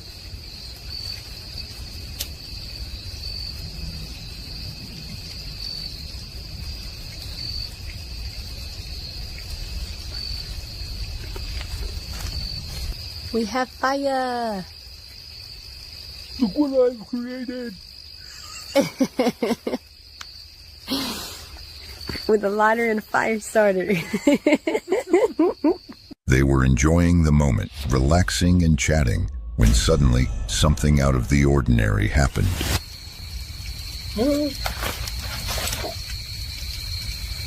What? I thought I heard something.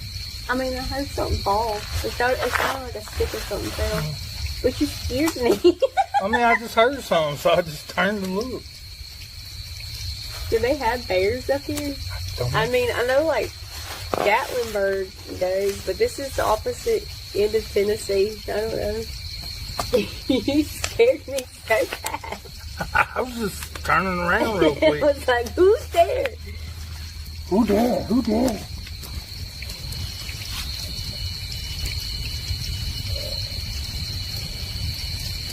What's that? I have no freaking idea. It's a UFO. Oh.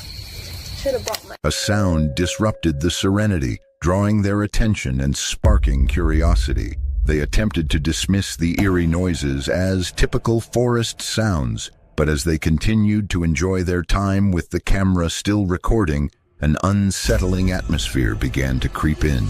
Weird. I don't know. Can you imagine how much wood we would have to find? Because you got to think, that was a little bit of wood. I mean, if I had something... Did not like that.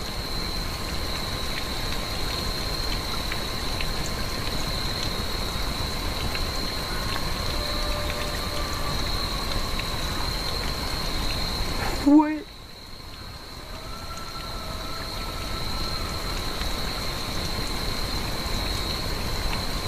What is that? Just like Michael and Ashley, I'm feeling confused about the strange sound also. At one moment, it seemed to resemble an animal, but if you listened closely, you could almost make out the scream of a woman. What made the situation even more disturbing was the sound of a gunshot. So what do you think they encountered in that forest? Was it a person in distress, or could it have been an animal? Let us know your thoughts in the comments below. The next video comes from the YouTube channel Island Life Trail Cam, where the creator protects an ecosystem on private property. Despite putting up signs and a chain to restrict access, after a public hiking trail was promoted without his permission, some ignored the warnings and continued to trespass. A confrontation with a group of trespassers escalated into a serious situation.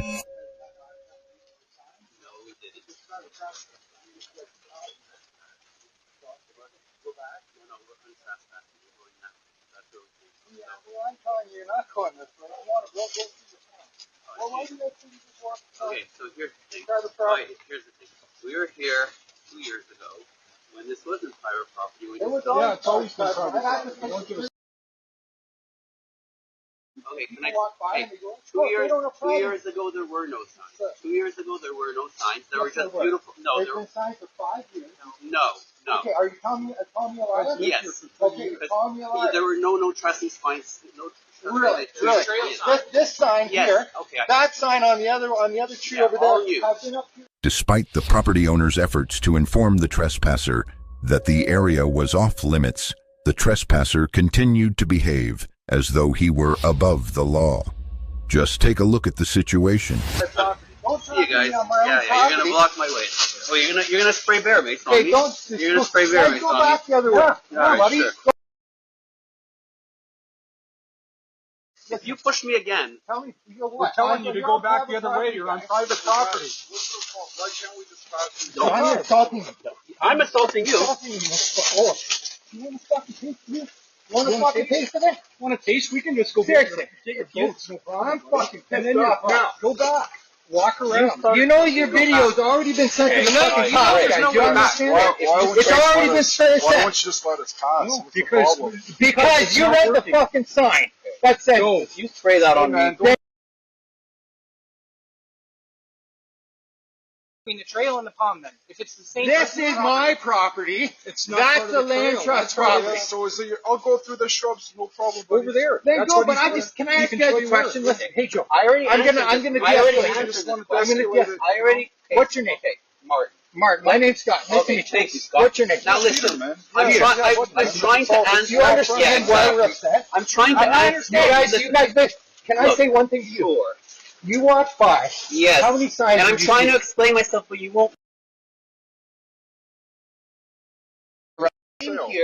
We came all the way here to hike this hike again after 2 years, and we decided, okay, yes, we see the signs. We even saw the reason. We even saw the reason. No, I know you don't. We saw the reason. But you understand how people that own this property have to deal with it. We won't come back. Yes, we decided. Well, that's it, but I just, in my mind, that's why we're what private property.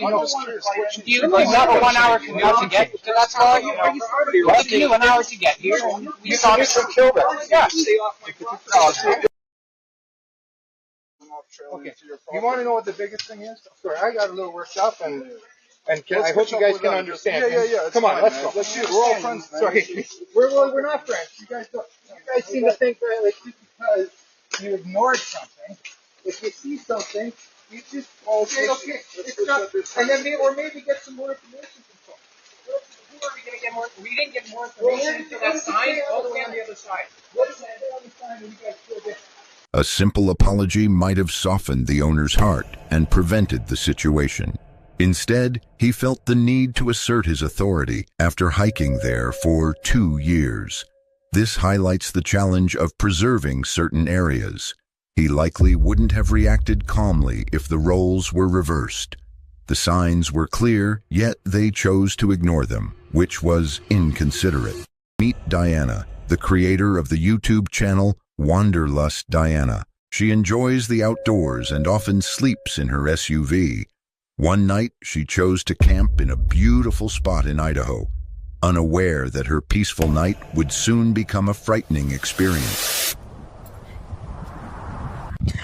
I could really see myself living up here. Yeah.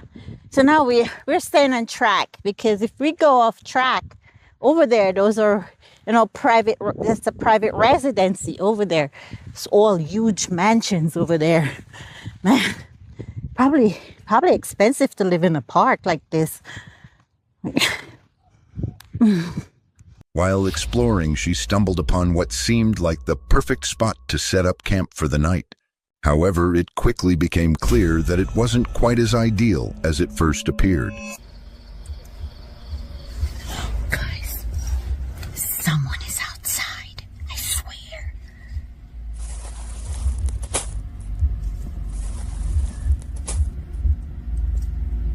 Who is out there?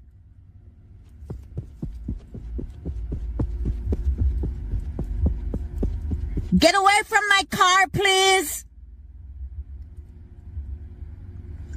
God, I'm leaving. Get away from my car right now.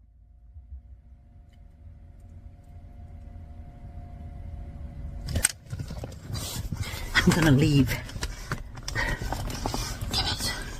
She made a wise decision to leave when she did, because you can never be sure of someone's true intentions, especially when it comes to strangers. That night, she found herself sleeping in a Walmart parking lot. When morning arrived, she noticed something peculiar. Guys, I'm gonna have to, let me check one more time. I'm double checking. I'm actually nervous. I'm double checking. See, it's gone. It really is gone. Look at this. Nothing there. No, my car doesn't have class. It looks weird. My car looks weird without the amulet. This is just madness. Like, you know, I'm not sure what it was. If it was a person or an animal. Took my amulet. It really is missing. It's gone. Look at this. Nothing there. I'm convinced that the person hanging around outside at night is the one who took it. It certainly didn't just fall off. Still, she felt relieved to be safe, understanding that her life is far more valuable than a car emblem. This video, filmed on July 14th, 2019, in the woods of Kosice, Slovakia, shows a hiker on a 2-day trip who starts to feel like he is being watched, and he was right.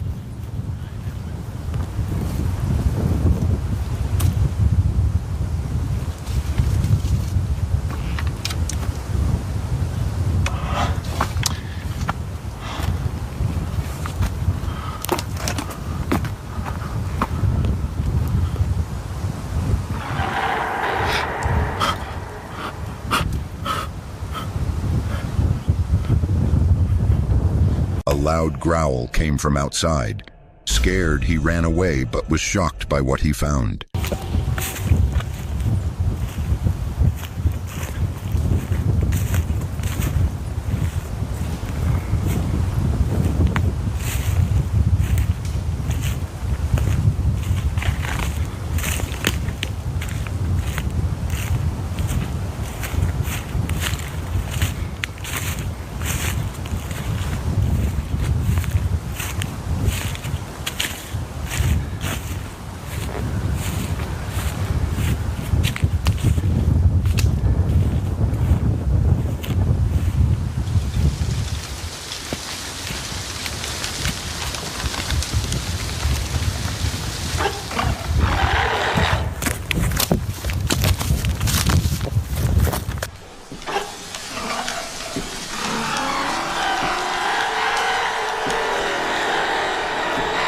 He was scared to see a tall figure shaking the trees.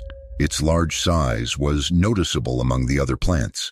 Fearful, the hiker ran away, vowing never to return to the woods. On July 26, 2019, the YouTube channel Jessa J Vlogs uploaded a video.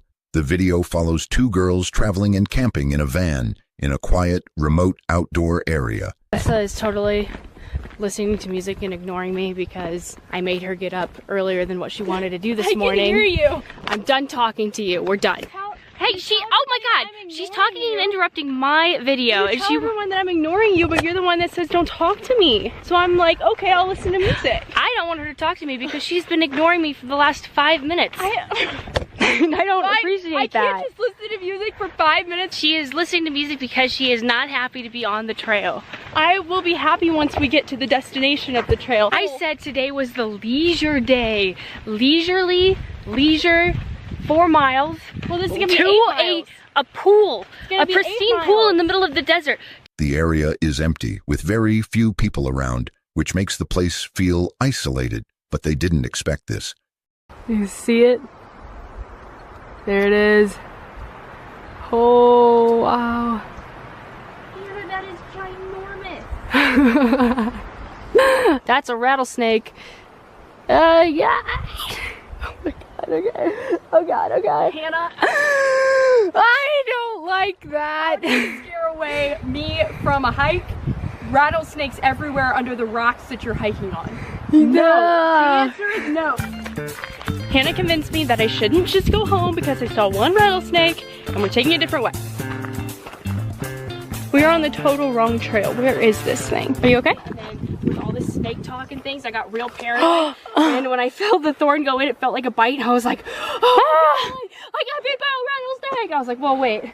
Rattlesnakes' bites aren't the size of a splinter. Let's check to see if it's a thorn first. And it was just a thorn. Oh. I was not bitten by a rattlesnake. That's good. I'm really happy about that. We're going this way. As Back the day goes on, and we never they should have return crossed. to We their just thought it was van pretty, and we start realized that settling we in for the crossed night. it, and then Jay, have a J day. Ew. Okay, we're done. We are back at our site and we're doing what we always have to do, which is clean the van, but we're doing a really deep cleaning where we're organizing everything that's inside these areas underneath. But something changes. They later explained that a strange man had been near their campsite and would not leave them alone. The way he stayed around made them feel uncomfortable and watched.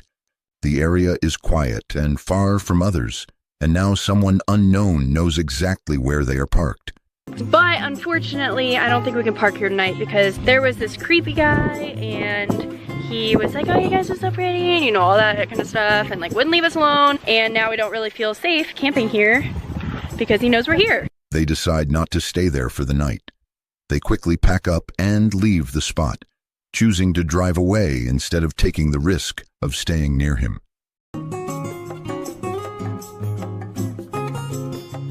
In a quiet and empty area like that, even one person can turn a normal night into something very disturbing. On February 14th, 2022, a solo female traveler with the YouTube channel Asleep 5 Decades had a truly creepy and scary night. Around midnight, she heard footsteps very close to her van. Then a knock right by her head woke her from a deep sleep. At 4:37 in the morning, it was a strange time for a knock. The knocking came 3 times, each time. When she finally said, hello, there was no answer. She thought it might be someone on a bike going up the drive. She lay back down, trying to understand what was happening and worrying that they wanted to rob her. I was in a dead sleep, and I was woken from a knock, like right where my head is, ironically. So I was like frozen. I looked at the time, and it was very strange to me, like who would be knocking on the van at 4:30 in the morning. So by the second knock, I believe it was second, could be the third knock, and they would knock 3 times every time. I just mustered, hello? And no answer. The person was on a bike, like a pedal bike, like a 10-speed bike, a mountain bike or something, and they were up the drive. About 10 minutes later, she heard another knock on the side of her van. When she said, how can I help you? A voice replied with a question. Feeling unsafe at 4:30 in the morning, she quietly went to the front and peeked out. She saw headlights way up the drive, and then the car backed out and left. She felt very unsafe. Well, I backed down, went back to bed, I should say. And about 15 minutes later, I hear it again, like a knock on the side of my van again. How can I help you? And they say, I got a question for you. And I said, it's 4:30 in the morning. I don't feel safe. And so I quietly got up and I went to the front and I peeked out and parked way up on the drive. All I could see is like headlights, and then they backed out and went and left. So Then she heard footsteps again. Someone was back for the third time. When she looked out, she saw someone walking on foot. They hid behind a tree and then went to the same car that had been there earlier. The car came back and then left again. This time, they didn't knock, but she could hear them walking around her van. She felt really scared. I never thought that I would have to pull it out or grab it, and I did. I hear footprints.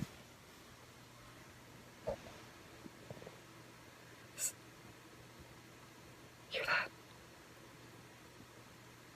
Yeah, somebody was just here again 3 times now. The third time I looked out, they were walking on foot.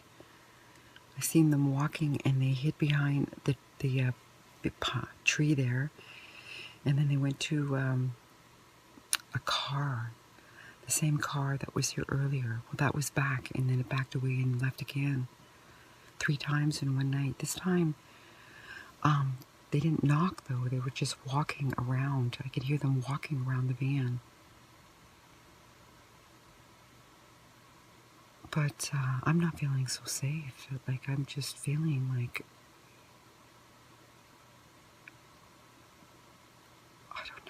The next morning, she saw footprints all around her van that were not hers. 2 of her water bottles had been spilled. The big footprints worried her a lot. Someone had been very interested in why she was there. Look, somebody spilled 2 of my water bottles right there. 8 liters of water gone, but I don't know why. I don't know why they were, look, see? And then over here, these are like literally footprints. I never go there.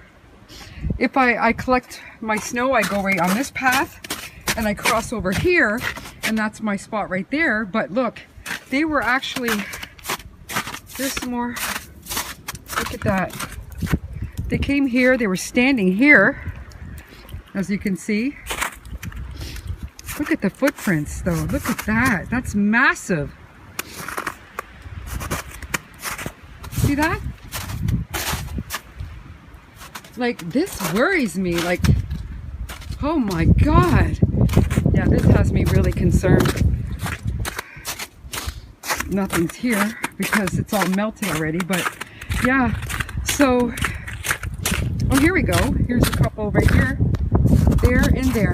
Here's a put. Even though the following night was quiet, she couldn't easily forget the fear she felt that early morning. She realized the person knew she was sleeping in the van because they knocked right by her sleeping area. She felt like she was being watched and knew she had to be more careful after such a creepy night. Okay, so it's now Sunday, February 13th, and last night it was a quiet night, thank God. I certainly don't want to be put in a situation where I have to use force, like where I have to, if somebody tried to break in my van, well, they would probably be the one getting hurt, because I've got many, many ways of protecting myself, and believe me, I would do what I have to do to defend myself, especially, you know, that was a trigger, and when I get triggered, well, you know, I'm not thinking straight, and so I definitely would not be responsible for my actions. That I know for sure. Like last night, I was seriously, not last night, I mean Friday night, early Saturday morning. With that being said, let's move on to our next encounter on October 27th, 2022, in the Bonaventure Canal and Valleyfield area. It started like a calm day. The sky was bright and nothing felt wrong. But later, things slowly changed. Clouds over there, but I don't know which way the wind is blowing or which direction it's going, so kind of like me. I really don't know what I'm doing. There has been so many occasions where guys have just been so sketchy. Yeah, I'll tell you a few. So I'm actually in Boanwa Canal, And I have got my side door open like I always do, but I kind of have it so that people have no reason, they have absolutely no reason to walk on the side of my van so that they can look in it or anything, unless they want to be nosy or, you know, just up to no good. And so that's exactly what this one guy did. I'm in there starting to prepare my dinner, and he pokes his head right in my van, like comes right in my van, the side door, and he's like, "Vous avez un petit ami?" And I was startled and I jumped back. He goes, "Un chum?" And I'm like, I don't speak French. Like, vous avez... She was inside her van, getting ready to cook. The door was slightly open. Then a man suddenly pushed his head inside. He spoke in French and asked if she had a partner. She felt unsafe right away. You know, so we can communicate with each other. And I'm thinking, what for? Like, what for? Why are we going to bother communicating, like, or try to communicate and go all through the hassle for what? Because I am a vulnerable woman living by myself in a van. And so men see this and they try to really jump on this opportunity and take full advantage of, vulnerable women. Instead of protecting them, which men are supposed to be doing, protecting women. No, it's not like that anymore. You know, be careful, because their intentions are never what they portray. I ended up shutting the door because he couldn't figure out the Google translation. He was sitting there for, I don't even know, it felt like eternity. She quietly shut the door on him, but he did not leave. He stayed outside, waiting. Like, he was just something about him that was really sketchy, shady, and I was just not feeling it. And so I'm not going to ignore my intuition this time. And so shut the door. So he goes in front of the van and I see him, you know, forever still trying to figure out this this translation, or trying to figure out a way to communicate with me. He's just at the front of my van. And so I kind of like shut the curtains so that he can't see in, you know, and just, you would think he would take the hint. Oh no. So after, I think it was maybe half an hour, it had to be at least that long, trying to figure out how to communicate with me. Well, he gets in his car, and because I had shut my curtains, well, he's trying to get my attention to come out, I suppose. So for a good hour, he drove his car and kept on parking it differently in front of my van, beside my van, but he kept on moving it, like, and I was just creeped right out. I just thought this guy would take. For almost an hour, he kept moving his car around her van again and again. Each time, closer. It did not feel normal.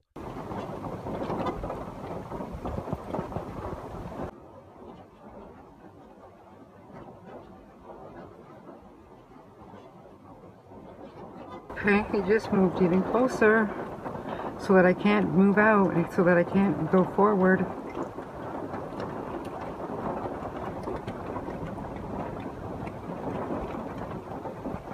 Please leave.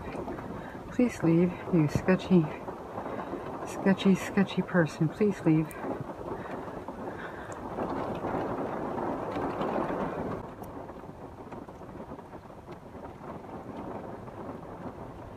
Okay, this guy is really starting to freak me out. It's been like a half an hour and he just keeps on moving his vehicle so he can see in my van here. And anyways,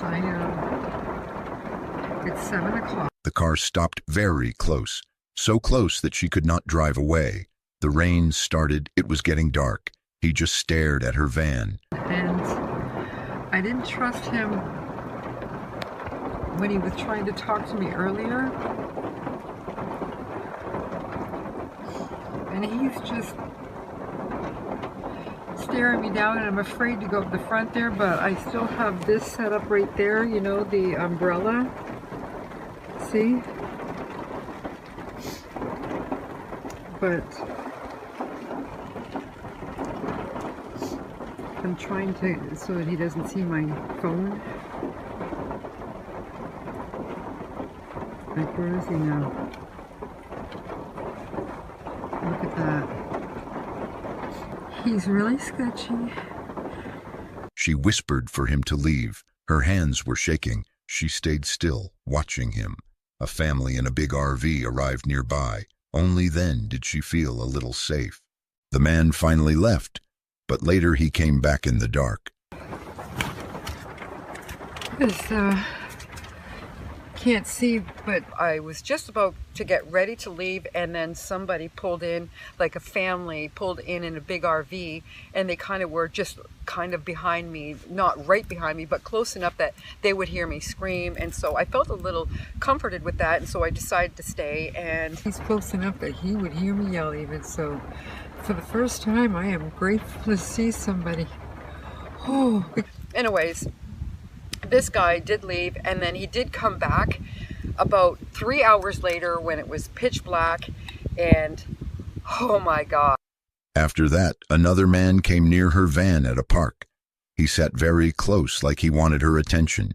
He kept coming back again and again. Thought I spilled my coffee on me. I got every, weapon to protect myself out and available, so, in case he decided to do something stupid.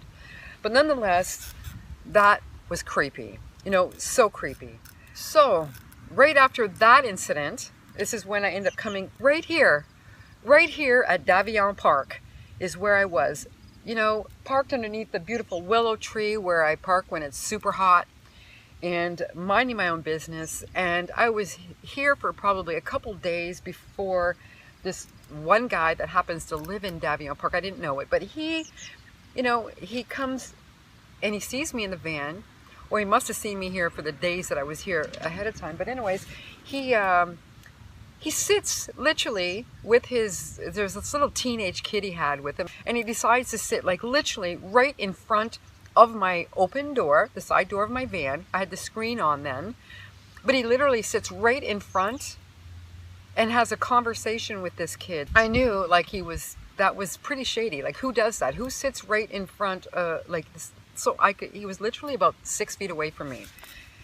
And I'm thinking to myself, like, why would somebody do that? Oh, yeah, because, yeah, anyways. Like, I ended up talking to him. I knew that's what his intentions were, to get my attention, to start talking to me. And so, yeah, I just wanted to get it over with and let him know that, I'm not interested, go away and stop wasting your time, basically. But for 2 days, it's like this guy kept on coming around, and I found out who this kid was after. I'll tell you in a minute, though. But he's like, yeah, I don't get along. Me and my, it's not my wife, or she's not even my girlfriend. We're just living together out of convenience and for, to help each other out with the bills and stuff like that. But we don't even sleep together. I haven't even had sex in, 6 months. Right there, red flag. Red flag. Like, I don't give a shit. I really don't care about your sex life, and I don't want to hear about your marital problems, especially telling a stranger about that, right? Red flag. Not interested. He talked about his personal life strangely. It felt like a warning sign. Something was not right. Clearly see that I'm rejecting him at every angle. Day 3, he comes back, but guess who he brings? He brings his girlfriend. And not only is he in a relationship, well, she's pregnant. She made sure to let me know that she was pregnant and that she was his woman. He acted like he didn't even know me. He's never seen me, never talked to me. And as a matter of fact, he goes, hey, miss, do you mind if I borrow this chair that I'm sitting on? Because it was sitting outside the van. I was in the van at this time with the screen on. So when I wasn't using it, so I'm like, go ahead. So they take this chair, and they could have sat anywhere, but they sat. One day, another came back with a woman. They sat right in front of her van for hours, watching, talking loudly, making her uncomfortable. They would not leave. Tell her to give that fucking stick back. Say it. You're a bitch. Fight and get it over with. Get it going. 4 hours. And while they were sitting there, he was acting, like I said, like he's never talked to me. She was sitting there saying stuff like, oh, honey, what do you think you want to name the baby? And, and anyway, she was letting me know that she was pregnant, letting me know that this was her man. The things that it was so obvious that she was making it clear, like, back off, when I wasn't even interested in the first place. But anyways, it was really, really sketchy, and I felt like not safe. You could tell right away that he was, he's bad news. He was triangulating. He was just manipulating. He's a 100% narcissistic, you know, just, there's my friend Dean coming back right now, so this video might be interrupted again, but that's okay. She felt trapped inside. She stayed quiet, listening to every sound outside. But that would be when my next thing happened. Here I'm thinking I'm safe, and it's in the middle of the afternoon. It's probably like only, you know, 2, 3 o'clock in the afternoon, and I'm about to prepare myself something to eat, and I've got a knife in my hand. Thankfully, it's just a paring knife, but nonetheless, a knife in my hand as I'm preparing food. Suddenly, a face appeared at her window, just eyes and a nose. Watching her, she screamed. The boy jumped back and ran away. Something, you know, like my intuition told me to immediately stop what I was doing and turn around. And as I did, this kid, he had his, like you could see just his nose and his eyes. He's peeking in at me. You can't see his body, but he's peeking literally right in at me. And I like scream, but I have the knife in my hand, you know? So it startled him too. And I'm like, what the hell? He jumps back further than I did. And he's like, oh, I'm sorry. And I go, well, what the hell do you want? And he's like, do you have the time? And he's got a cell phone in his hand. She realized she had never heard him come close. That scared her the most. I didn't even hear anything, and he could have just come right in the van and done whatever he wanted, like muffled my mouth or, you know, well, you get it. Anything could have happened because I don't even know how long he was peeking in at me before my intuition told me to turn around. That night, around 1 a.m., a strange sound woke her up like a small car. 1 o'clock in the morning, and I get woken up, which sounds like a what do you call that?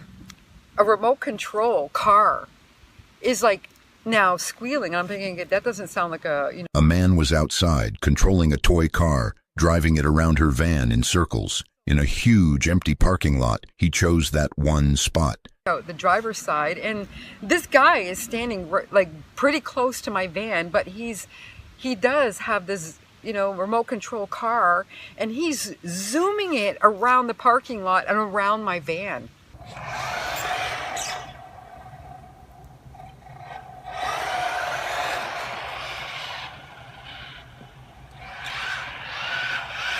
There was so much empty space, but he stayed close. Too close. This lot is right here. That's not even a parking lot. That's just a big open space. This is where a lot of truckers park to have a little rest. And back here is the loading dock for Walmart. But look at how big this spot is. So why would he be, you know, with his remote control car right here at 1 o'clock in the morning? Creepy, right? When he noticed she was watching, he slowly walked away. After all this, the fear did not go away. It stayed quiet, like something could happen again at any time. On March 30th, 2025, somewhere in the South, while she was living solo in a van and camping alone, a scary thing happened to her. She had been trying to feel better by hiking in Kisatchie National Forest in Louisiana. She had felt sad for days while living in her car. She went for a simple overnight camp. But a creepy find at the campsite made her scared. What she found will leave you shook as well. Arguably the best trail in Louisiana. So, pretty excited. It should also be the season for azaleas. So hopefully we'll get to see some beautiful azaleas in bloom and just restore my mental health. She had been trying to feel better by hiking in Kisatchie National Forest in Louisiana. The woods were quiet, but she felt uneasy. She also saw the first wild azalea around. She noticed a strange smell around. I'm sure I'll find them, and yeah, by the water crossing is where I'm kind of expecting to see them.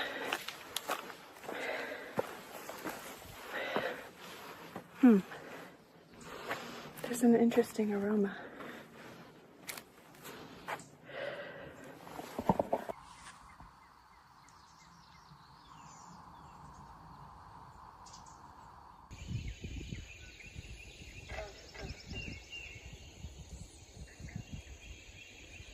I just got my first glimpse at the very first wild azalea. It's so beautiful. So yeah, as I was saying, there's an interesting aroma that I've kind of walked into. It kind of smells like flavored tobacco, cigar. It's very interesting.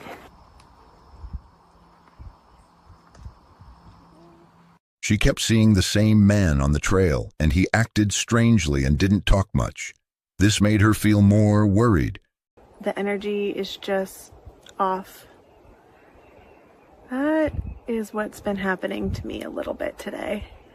I'm about 3 miles in and I found this spot that I would really love to camp.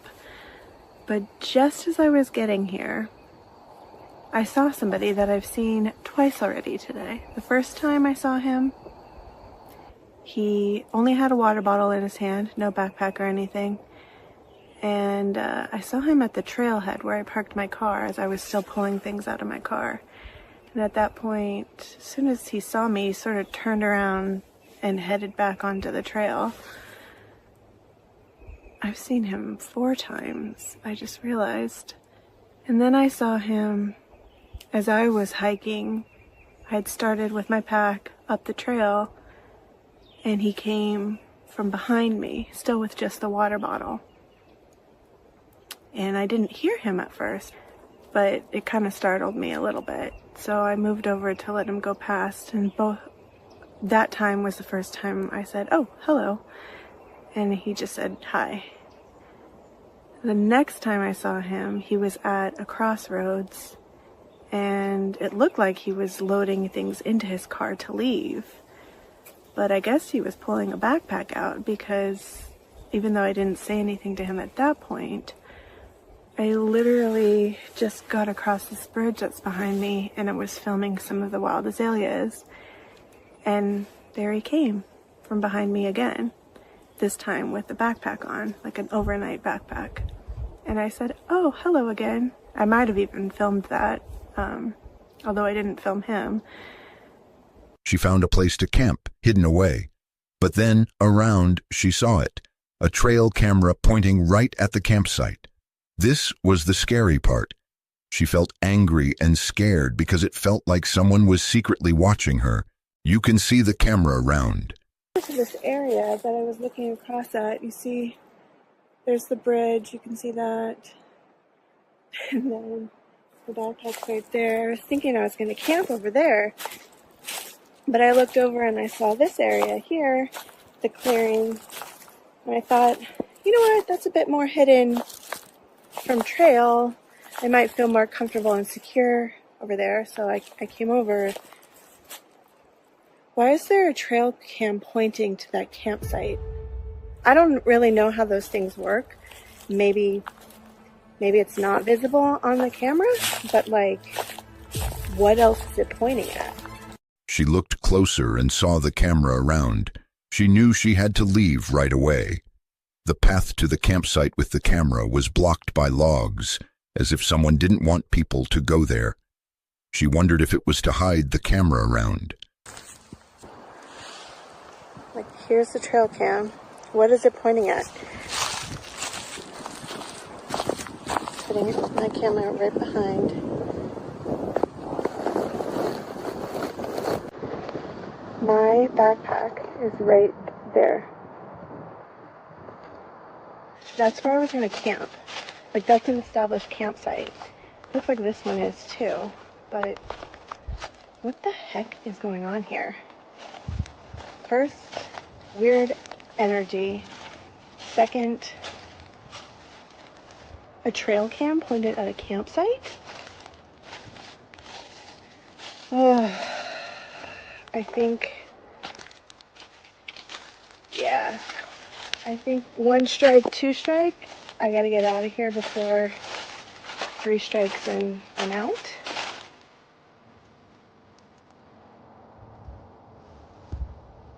Is it just me? Or is that weird? Later, she met some other hikers around and told them about the camera. They said it was not normal and she should tell the forest people around. The whole day had been very strange. She went to camp by Valentine Lake, feeling safer. The next day was rainy, but she felt better away from the scary camera in the woods. Like, where is it? Oh, there it is. I see it now. Okay, let's see if I can show you guys. Ooh, it's hard. Okay, maybe right here. I'm going to try to zoom even more. It's going to get really bad quality, but there it is. You can see it right there. You can see it.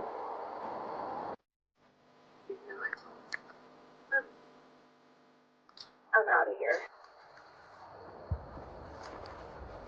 What actually just happened?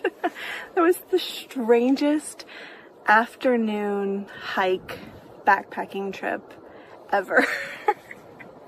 If it wasn't one thing, it was another, but it all worked out. I'm back at the car. There's a nearby lake called Valentine Lake. The feeling of being watched made her feel more alone and worried than before. With that being said, let's move on to our next creepy forest encounter. On July 1st, 2018, in Chefchaouen, Morocco, Susie Cruz uploaded this video, but what she went through did not feel like a normal travel story. It felt like something slowly going wrong. At first, it didn't look dangerous. She had just left Morocco after only 2 days. No sleep, just driving non-stop, trying to escape. Her wallet was gone. No money, no cards, nothing. Only her passport was hidden in the car. Her voice sounded tired and shaken. Passport that I still have left, that I was hidden in the car. And, well, I cannot really, I'm a bit overwhelmed right now because it was just so recent. It was just some hours ago. I was all overwhelmed with the culture shock, with differences between the Europe and Africa. I mean, normally I'm really easy adapting person. I can live. She said people kept staring, calling out, and making strange noises at her on the street. She tried to ignore it, but it didn't stop. It kept happening again and again. People would look at me and I would drag so much attention. I didn't want to, because even if I was dressed up that way, the guys on the street, and there were mainly so many guys on the street sitting in the cafes or whatever and just making these noises like as if I was a dog. And of course I can ignore it. You pass by. But first of all, I'm not used to it, that when I walk a street for 5 minutes, just one street, that 10 different people approach me and they do all like ni hao, and doing all these noises. So already that was really hard for me to just say, okay, I'm gonna let this get off my chest really easily and just ignore them. In the middle of a crowded street, she couldn't take it anymore. She hid in a small corner, alone and broken down. Men were watching her from all sides. She said it felt like she couldn't even be herself anymore. Then things got worse. It was difficult for me. So I had a time when I was like, just couldn't take it anymore, and I leaked out in tears, and it was in Chefchaouen in the Blue City, you remember? So I don't know if you know it. So as I was there, I was walking down the street and there were so many men just coming from all corners looking at me, and which is, you know, which, okay, I understand, looks are looks, but I actually finally get now what the women say when guys look at you, that as if they would dress you down, you know. And I was dressed like this, yeah, long pants and this shirt, nothing showing off, and still yet I would just get so many comments. And then what was really hard for me was then, because I just couldn't take it anymore. So I walked down the street, hide myself into like a little corner of a street. A man came to her, someone who finally felt safe. She trusted him. Another guy came, and I felt with him he was really actually kind of friendly and just trying to cheer me up.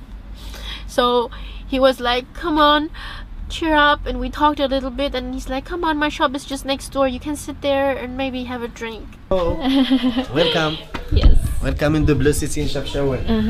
And we're gonna drink some tea, right? Penny? Yeah, the lad's name is called Leisha. Leisha is called, is like, it means the dinner. Oh, Leisha. And when you people praying and going outside of the mosque, close the mosque and go and taking the dinner and sleeping after. I'll make a tea. And then he gave me like a little game and everything, and then he got me tea and all that stuff, and he was really nice. And normally I'm really good feeling intuitionally vibes of the people. But later that night, the same man started acting differently. He didn't want to leave. He kept insisting. His voice changed. A little more force, a little more pressure. That's when fear started to grow.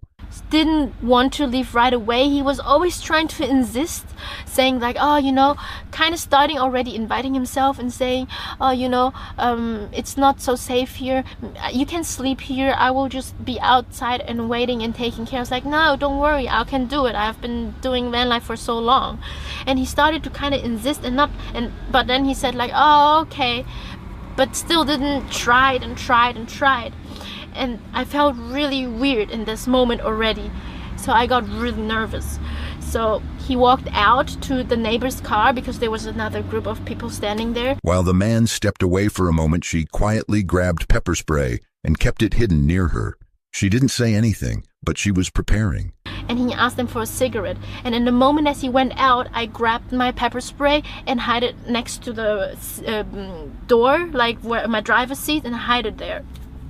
As I was sitting there, we were driving back to his place because it was really late, and I was like, you know, I really want to be alone. I don't want to be with someone here. And I drove him back, and then he was really demanding, and he was like, oh, why don't you drive there first and you can turn around. I was like, why don't you go off?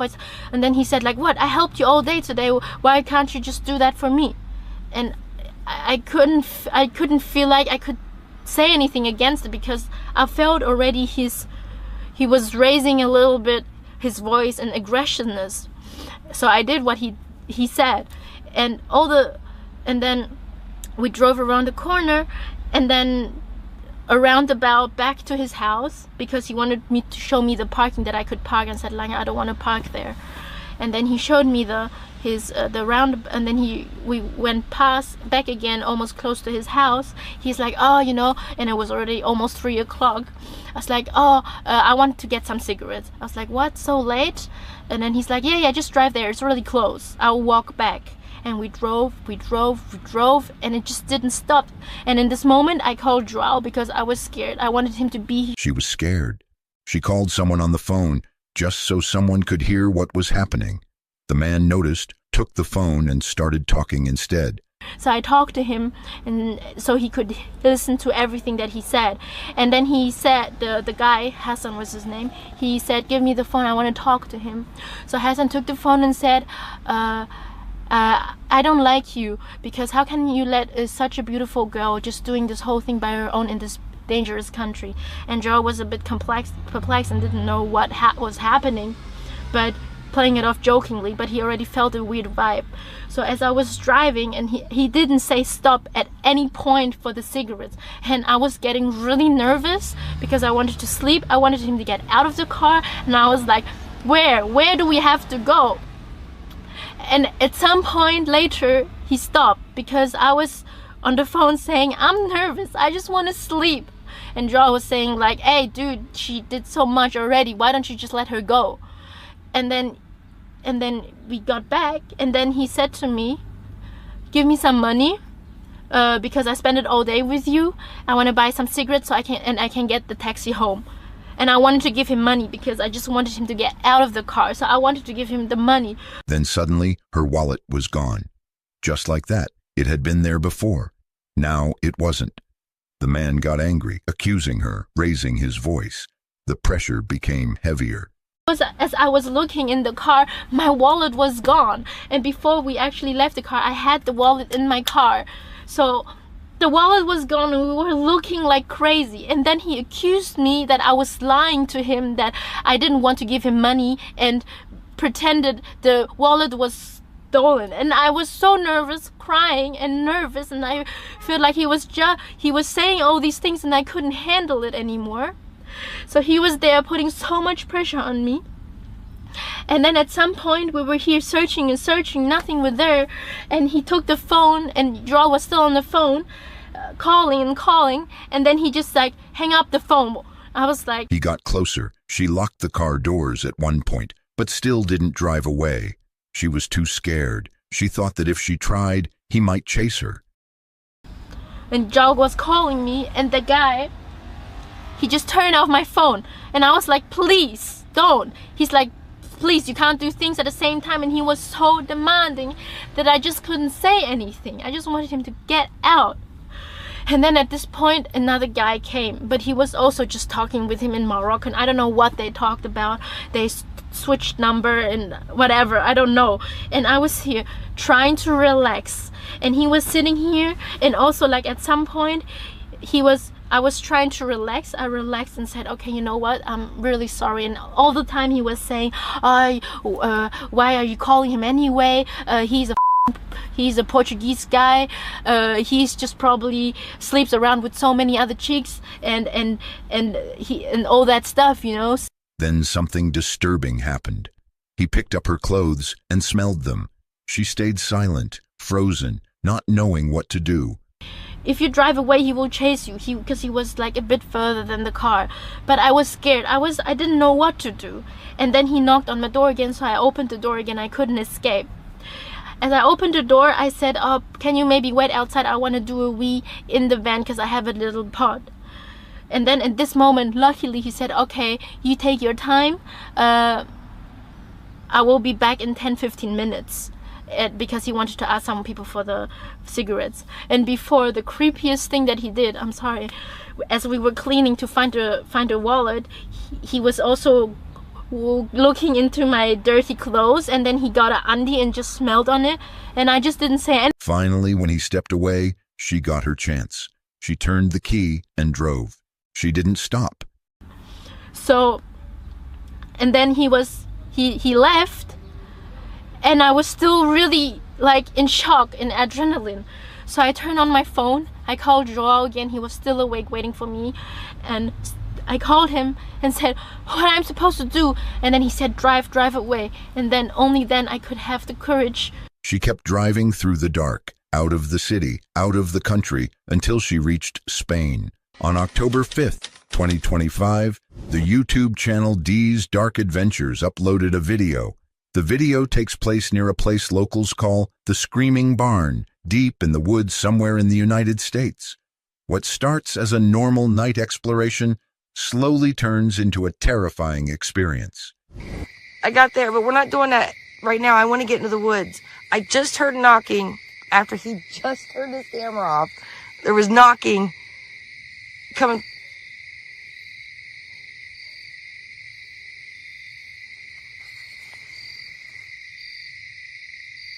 That was a weird sound. It was. What was that? I don't know. I was trying to distinguish what that could be. I have no idea what that could have been. I'm hearing ducks or geese or something. There's no water.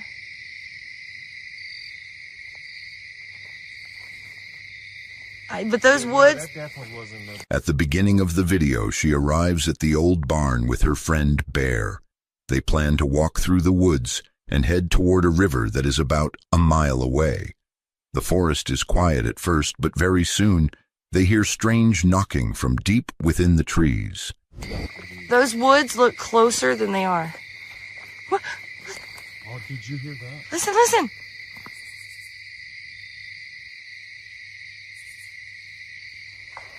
Holy smokes, look. Dude. Hold on. I just heard something come from the barn. That was two huge clacks. I wonder if it was answering the one back there. Did you hear that? That wasn't a gun, was it? Pop out. I wonder if the safety camera picked up the... You guys had to hear that first one. One knock. It was like some little... Dude, careful, you're gonna break your damn leg. I'm wondering if it answered the knock from that one over there. As they move deeper into the woods, the feeling in the area becomes strange. She suddenly hears footsteps in the darkness, but she cannot see anything around her.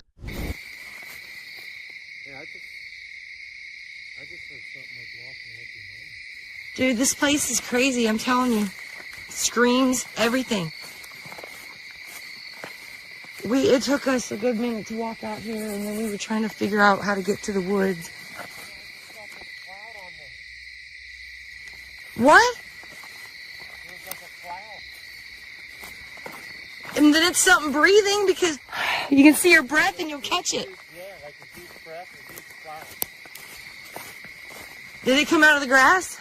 I don't know, because I was looking around and then I looked. Not long after that, she briefly notices yellow eyes flashing in the distance between the trees, but the shape disappears quickly before she can see what it is. It's colder right here than it is over there. I looked at the screen. I was looking around with my eyes first, then I looked at the screen, and right in the middle there was like this patch. It was like a cloud. I just saw eyes. Way back there it was yellow. It was a quick flash. Woo!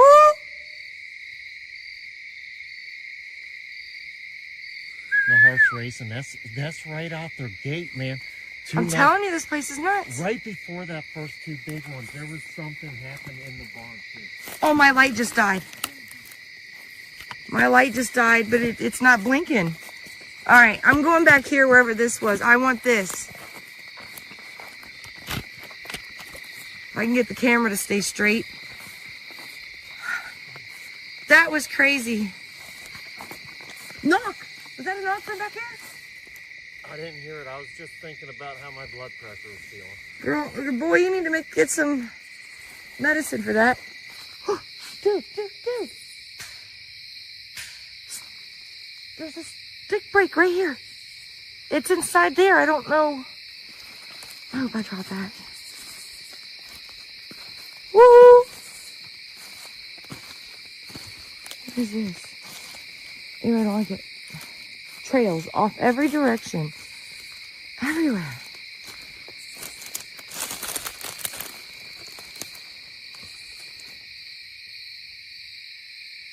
What was that? They keep walking, trying to understand what is happening. It's so weird. It sounded like something took off in the woods but broke a big giant tree in the process.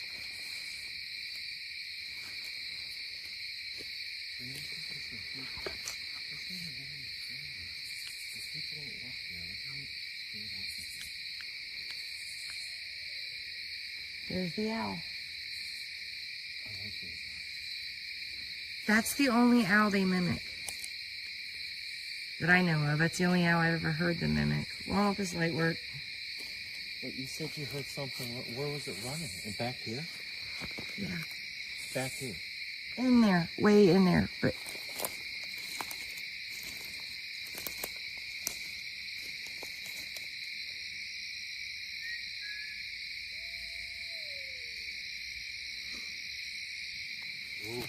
man, I'd love to get that whiskey back. 80 pounds at least. If it was any bigger, it would have crushed it. All right. Is that an eyeball? Yeah. Is that a huge eyeball? Yeah. I'm sorry. Wow. I'm sorry, my bad. I don't see it.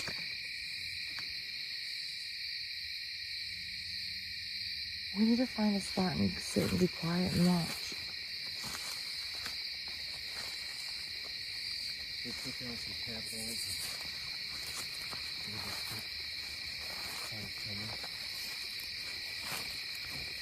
Huh?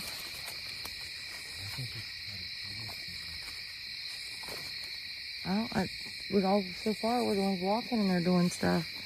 I think that we walked into them knocking, but they would usually stop. I wasn't happy with my knock. That old post didn't. The sounds begin to move around them. At times it feels like something is running in circles nearby, stopping and starting again. It slowly begins to feel like they are being watched from different directions.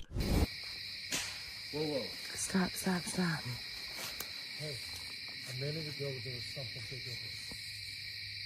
Hold on, dude.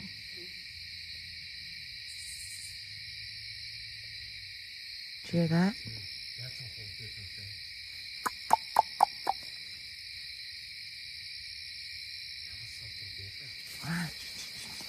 saying, I've been listening over here.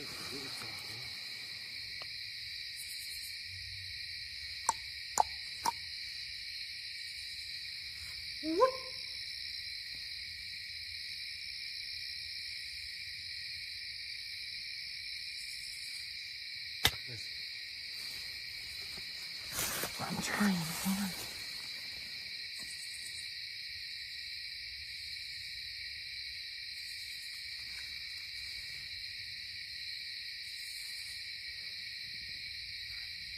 Later, strange calls echo through the forest.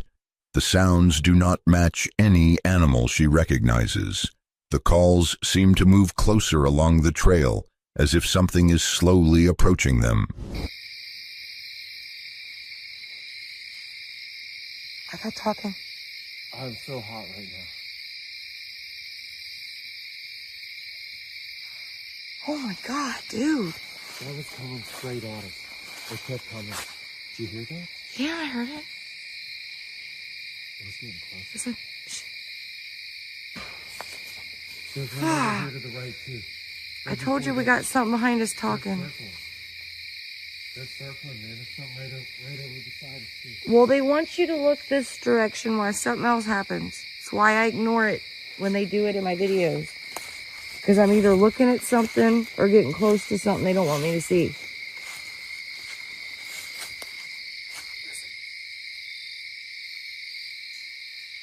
Oh, look. It's walking.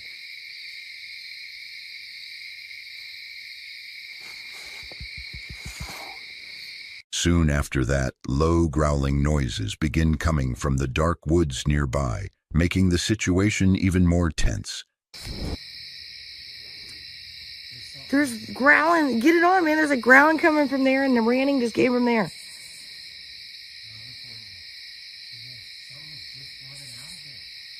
I got it on camera. If you need to use it, just put D's POV. It looks like there's a trail or something in here. Something's been sitting here.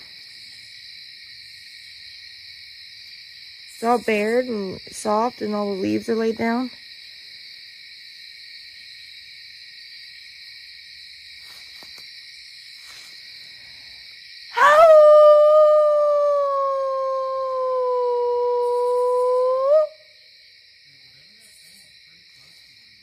It was. No, it took off running towards this way. They decide to separate slightly so they can watch different directions of the trail. But that decision quickly turns dangerous. While standing alone, she suddenly hears movement behind her. Before she can turn around, something grabs her from behind by the hood of her jacket and her hair.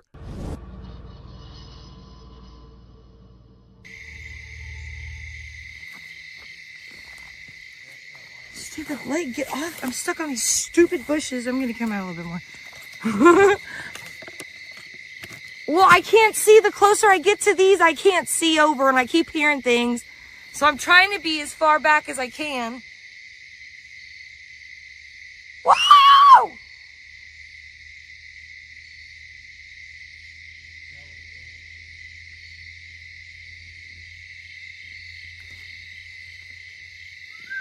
All right, my whistle's scared.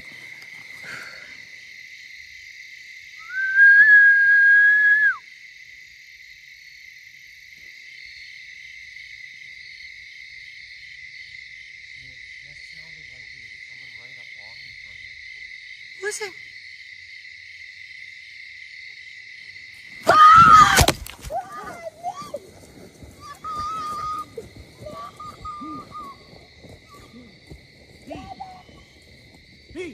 Whatever grabbed her pulls her backward through the bushes, dragging her across the ground.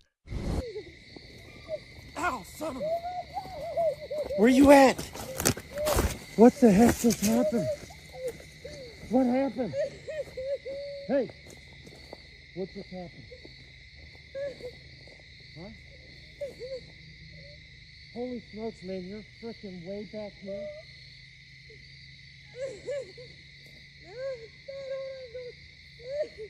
Come on. Branches and thorns scrape across her back while she struggles to get free. Her friend rushes toward her, shocked at what just happened. Hey, we gotta get, how do we even get out of here? I That don't drug you fucking back? know, dude, but fucking hang on. That was through a whole fucking field. Oh, my back is fucked. There's a path. It just yanked you right through all that. Where's my Right here. camera? I don't know. Oh my god, here. Ah, it's still going. Oh my god. It just drugged me.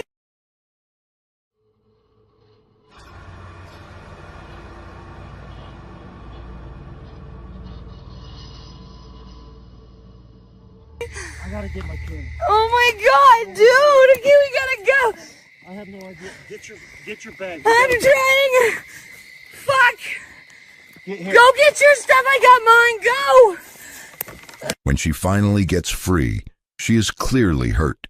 She says her back is scratched and bleeding, and her head hurts badly where her hair was pulled. I'm fucked, dude. My back is fucked. It was thorns. Let me see. I don't want to let right now. We'll get to the truck.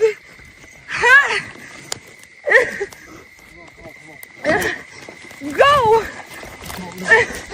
Oh my god, my back is bleeding. I can feel it.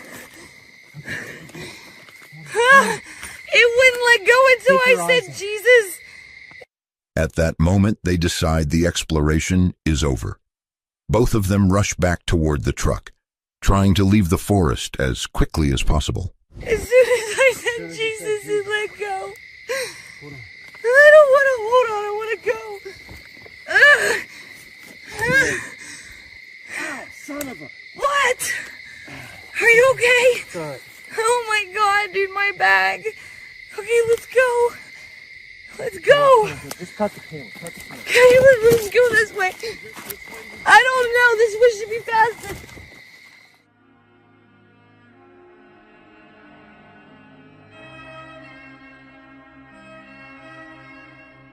By the end of the night, she is still shaken and confused.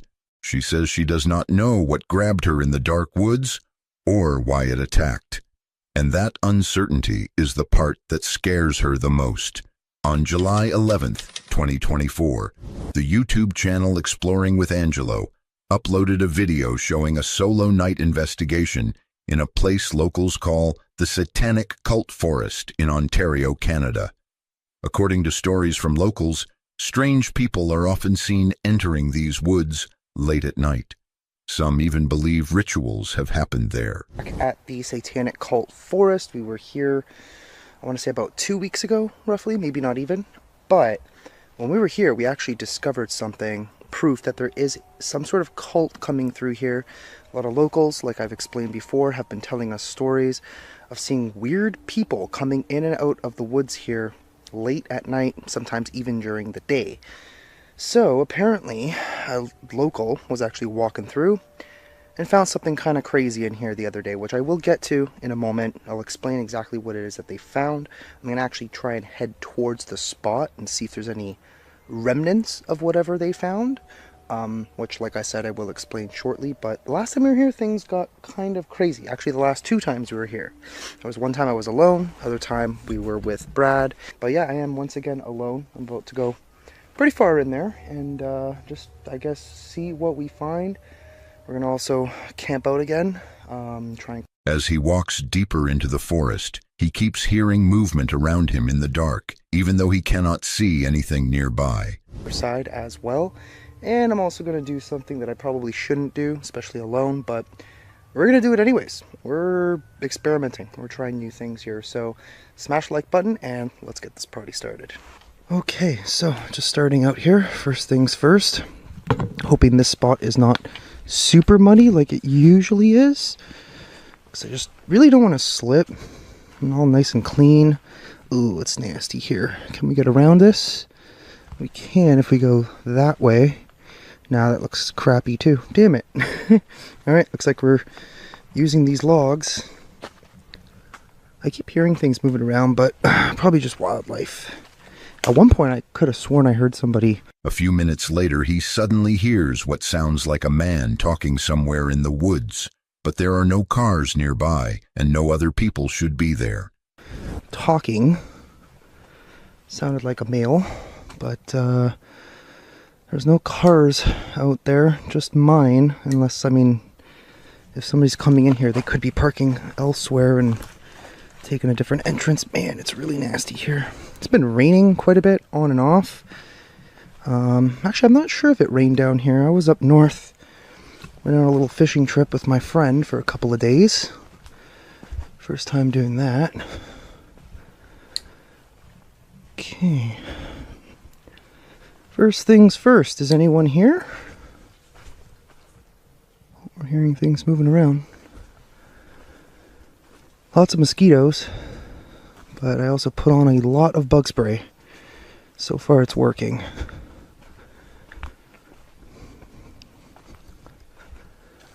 Oh man, for a second I thought there was... While walking, his camera briefly detects a human shape behind him for a split second, then it disappears immediately. Oh, my camera just picked up on a person for like a split second and then it went away. Okay, there could be something going on in here.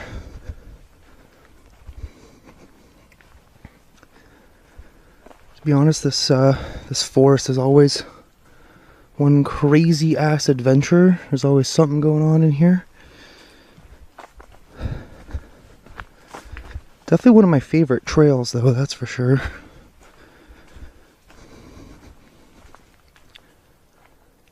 Keep hearing something moving around. I just don't want to get like jumped by a skunk. That would suck. Go home smelling like that. That would be gross.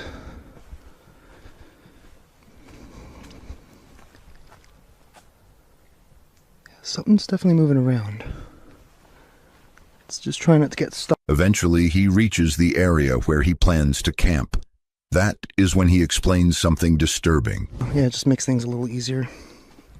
So, I figure I might as well take a second and explain what it is that they found here. There was an animal sacrifice done in here, and you're also not going to believe where it was. It was actually at the spot that we were investigating, set up the tent the first time Brad and I decided to camp out here.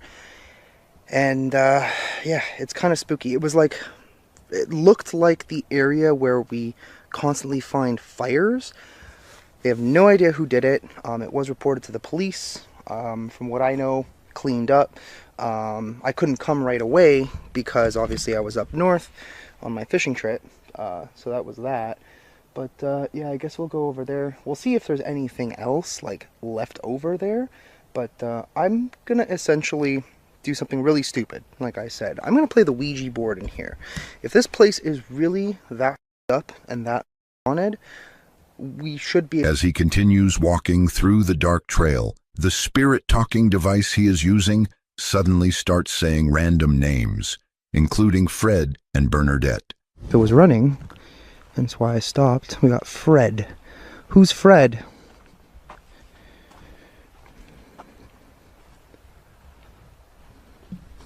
What the... Oh, okay. It's like another marker on a tree. That's weird. I don't think that was ever there. That seems new. Bernadette.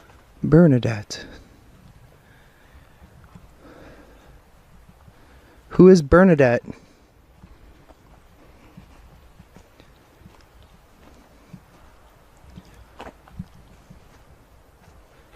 She's somebody connected to these woods somehow.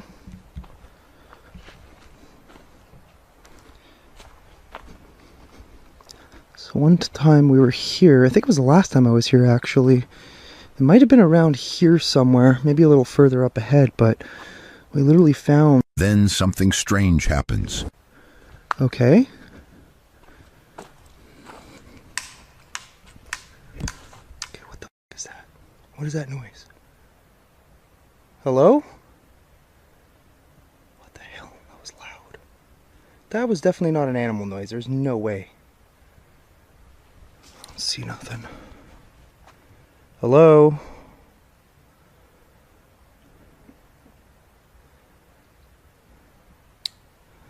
You know, I'm gonna go back for a second just to check.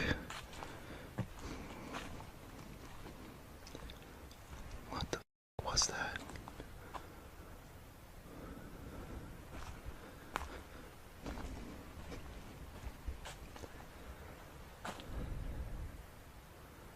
Hello?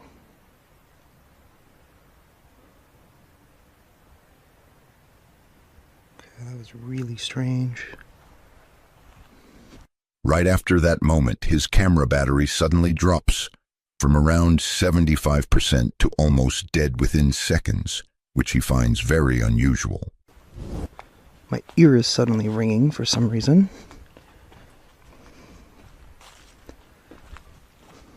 And somehow I already have to change this battery. What the hell?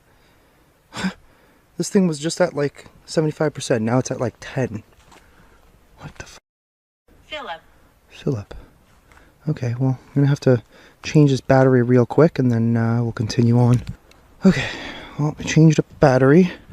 I don't know how that battery died that fast. That was odd. Seems to be getting battery drain from something, which to be honest doesn't happen very often with this particular camera. I just went for a second, I just saw something move. Happens a lot here. A lot of almost like shadow figure type of things. I don't know what the hell is lurking in here, but I think there's some evil shit.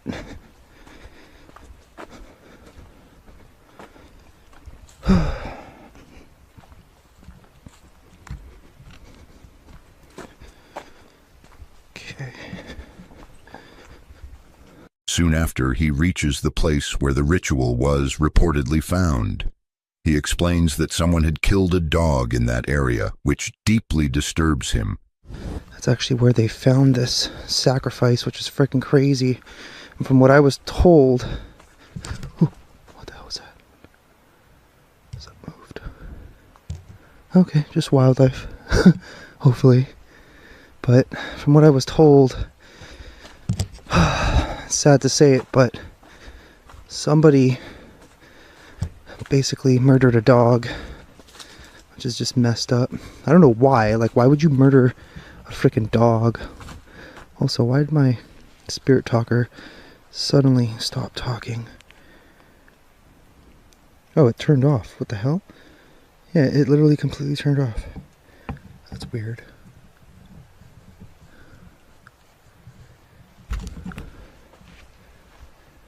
Okay.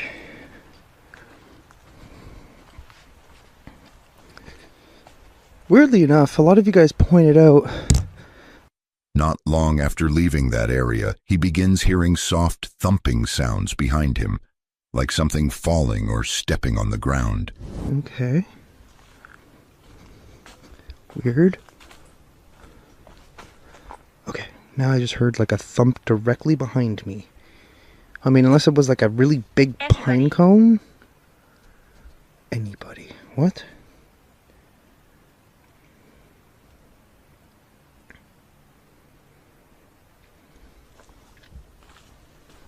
Okay, whatever. So spooky in here. I'll get you.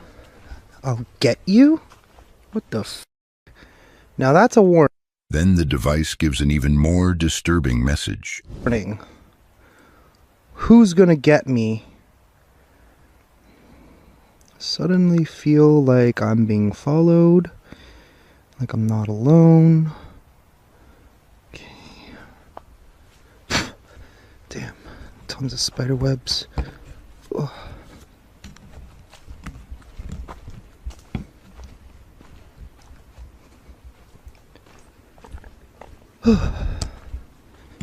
This section is just something else right here. With all these creepy looking dead trees. They're probably not dead, but probably just seasonal. But then again, I think during the winter there's never any leaves or anything on these trees either. Interestingly enough. Okay, I don't even know what that just said. Let me stop and check. Whoa, damn, that's a big, big ass bug. Scared the crap out of me. It said, we settled here. And before that was just, I'll get you. That's creepy. Later, as he walks back toward his campsite, he hears a whistle coming from somewhere in the dark woods, even though he is completely alone. Yeah, I swear I just heard a whistle. Sounded like it was down there. My name is Angelo. There's no one else with me. I gotta review my footage. I want to see if that marker right there, that could just have indicated to cut a tree down. I'm not really 100% sure, but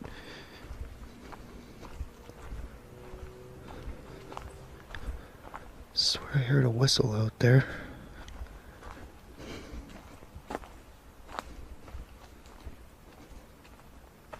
Someone over there?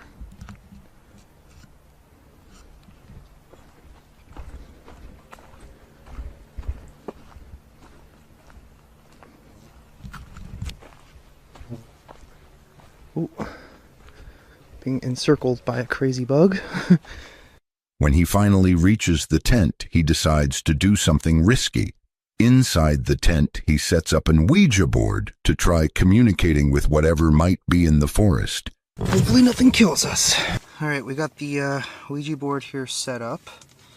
And I'm going to get Spirit Talker running first.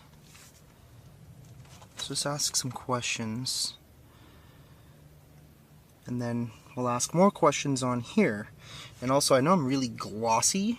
It's so gross. I'm just like absolutely doused in DEET. Bugs even managed to get in here, but at least we're mostly protected from the elements and nasty mosquitoes and bugs at the moment, so that's good. Need a little like window or something in here. I think that's as good as it's gonna get. I could use some water. I am parched. It was a really hot day today. And we had about a 3-hour drive. Me and my buddy Anthony, we also went shooting today, went fishing the last couple of days. But the moment the session begins, strange things start happening. He suddenly hears something moving outside the tent, as if someone is slowly walking around it in the dark. Okay, that's spooky. Yes, this is a board. It's called a Ouija board. Just heard something move outside the tent.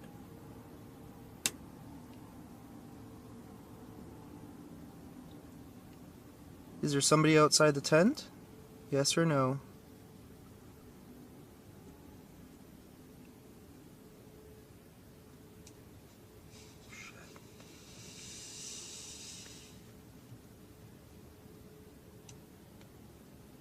Why does it keep going at 0? Then the sounds come closer. It begins to sound like something has walked directly up to the front of the tent. It also sounds like something just walked up to the front of the tent. What the fuck? What is that?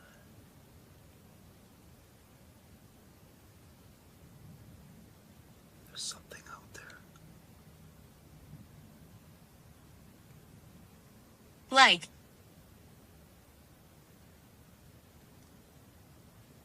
Okay, I'm gonna end the session for a second, okay? I'm closing off the session.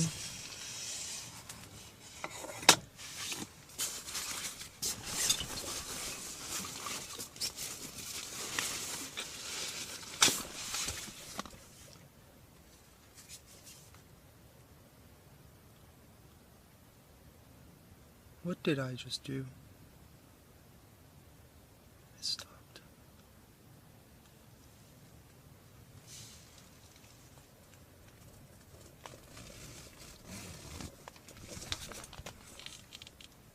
don't see anything.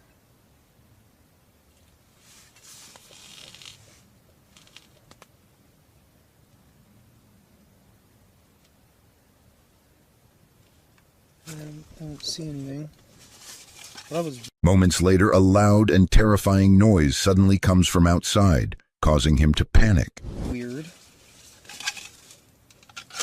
It literally walked as it walked. It literally sounded as Stacy.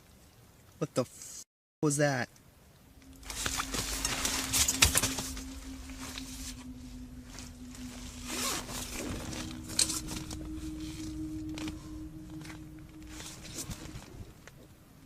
Nope, no.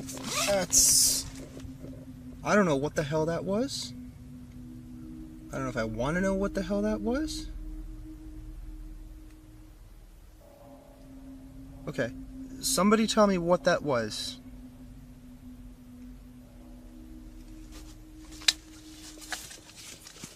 Just keep that a little closer. I don't know what that was. That was a really scary noise. It's getting a little hard to breathe in here. Okay, you know what? This is... After that, another strange sound echoes through the forest. This time, it sounds almost like a pig squeal, which makes the situation even more disturbing.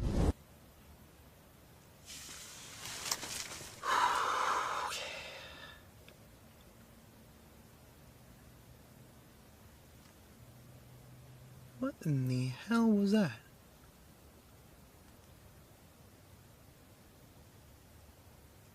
That was distant, but you know what it almost sounded like? It almost sounded like a pig squeal. What the Okay, I don't know what the hell's going on right now, but do we dare even try this again? It was working. Alright, I'm opening up this... Not long after, the spirit device gives a chilling warning. It repeatedly tells him to leave. To go? Is somebody warning me? Yes?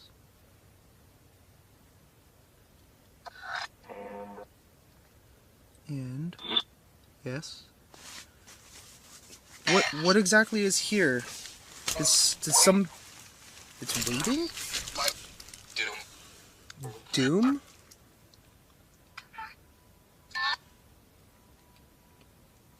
What's here? Is it demonic? Yes. Did whatever this group of people do the other day, did it conjure something even further?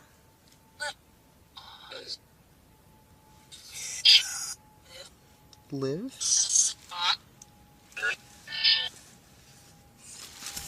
Sounded almost like it said stop.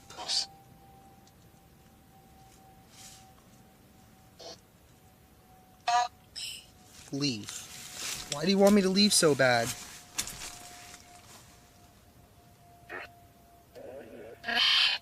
What the hell was that? I'm telling you, the shit that comes through on this thing is mind-boggling sometimes. Leave. Somebody warning me. Somebody that might be looking out for me. Yes? Then something even stranger happens. Whoa, I just saw something. What in the holy shit. No. Okay, nope. I literally just saw somebody walk by. I don't know what that was. Who's out there?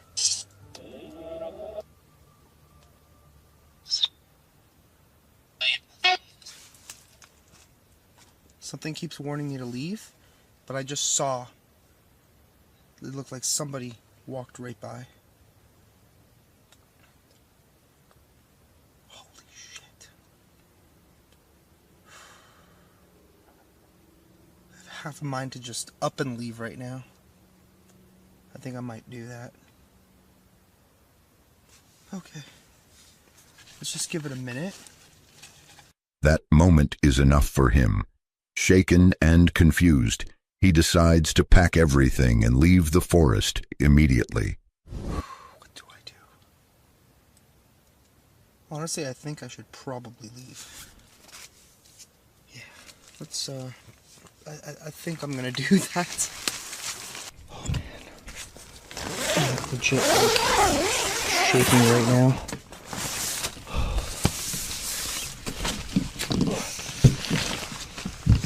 Oh. There's nothing here. Nothing here, no one here. Okay, I'm gonna pack up this tent real quick and get the f out of here. Okay, got all my stuff, I think. Let me just double check. I just want to get the hell out of here. I'm also hearing thunder about to roll in. So, good timing. I was hoping to stay a lot longer, but I don't know. I don't think this is... As he rushes out through the trail, he says he feels like something is following him from behind. Before. Okay, looks like we're almost in the clear. Sorry about the rattling. I just ended up leaving the tripod on the camera. Just a little tripod.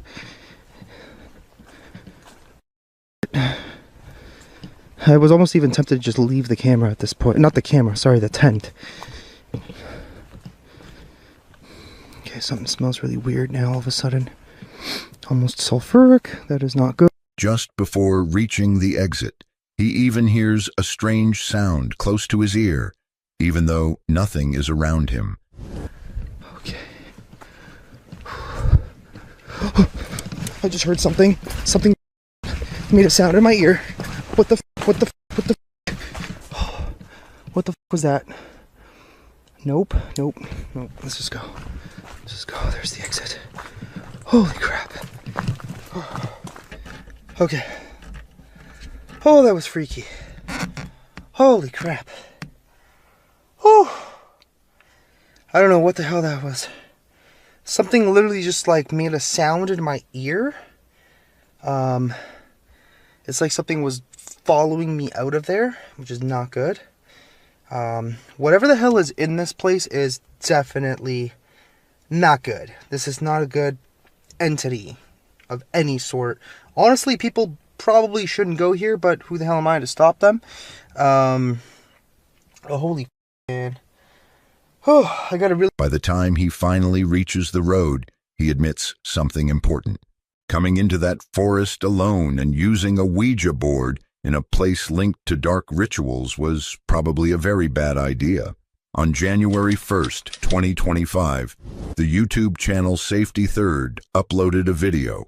The trip takes place deep inside Daniel Boone National Forest in eastern Kentucky.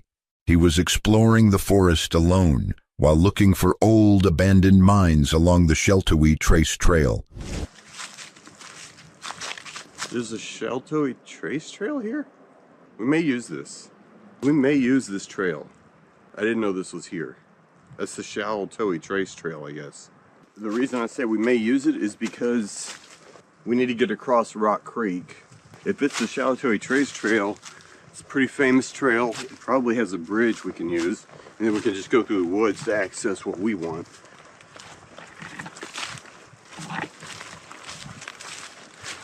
This bridge was a really big deal back in the day, man. That's the creek we got to get across. This right here, that's the Cumberland River. Big river.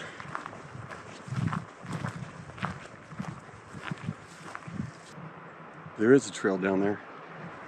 That's interesting. There may or may not be a bridge. I'm just kind of thinking. At first, the walk seems normal.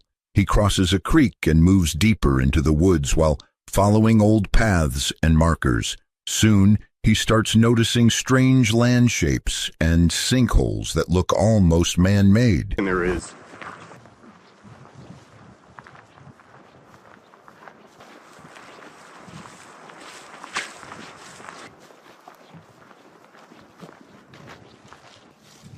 I don't know what's on this side. I haven't mapped anything over there. I haven't really looked. It was a railroad, so you never know, there could be structures there. So we're gonna go back down there, take that trail. That way it's going the right way. See if there's a bridge.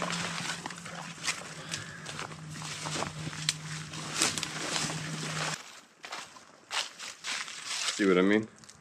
So that's the K&T Railroad Bridge. Okay, may as well check it out. Better than walking the road. Hopefully there is a bridge though. We'll see. Yeah, it is Sheltoe Trace. See what that looks like. It's just right over here. The old foot trail goes that way, I think. Part of it does. I don't know. There's another marker on the tree here too. This is weird, man. Maybe it's just old hiking trails that are derelict now. There's a sinkhole.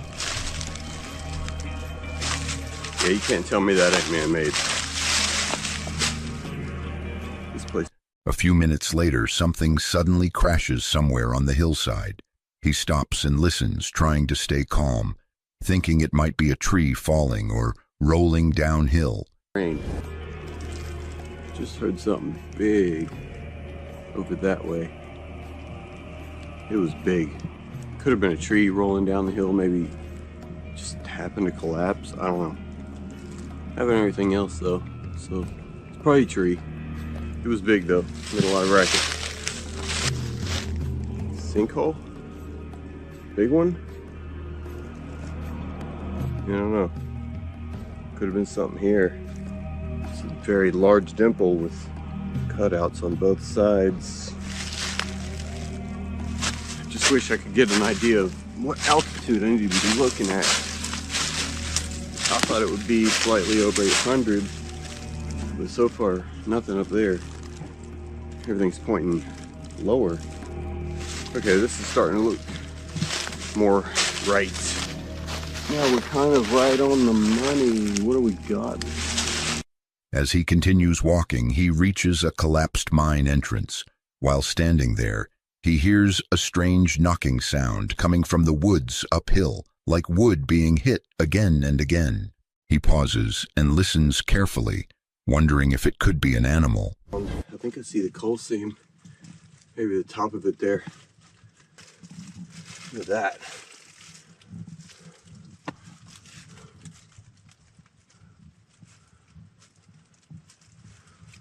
Okay.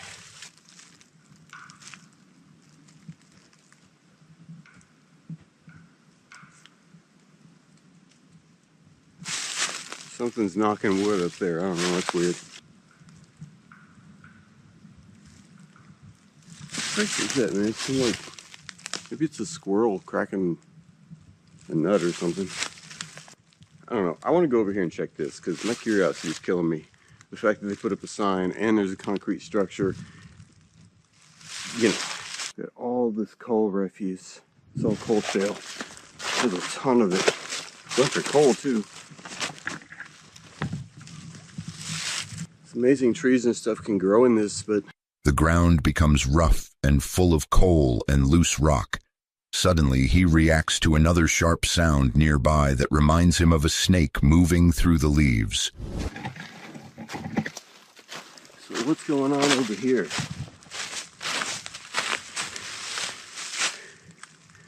God, that sounded like a snake.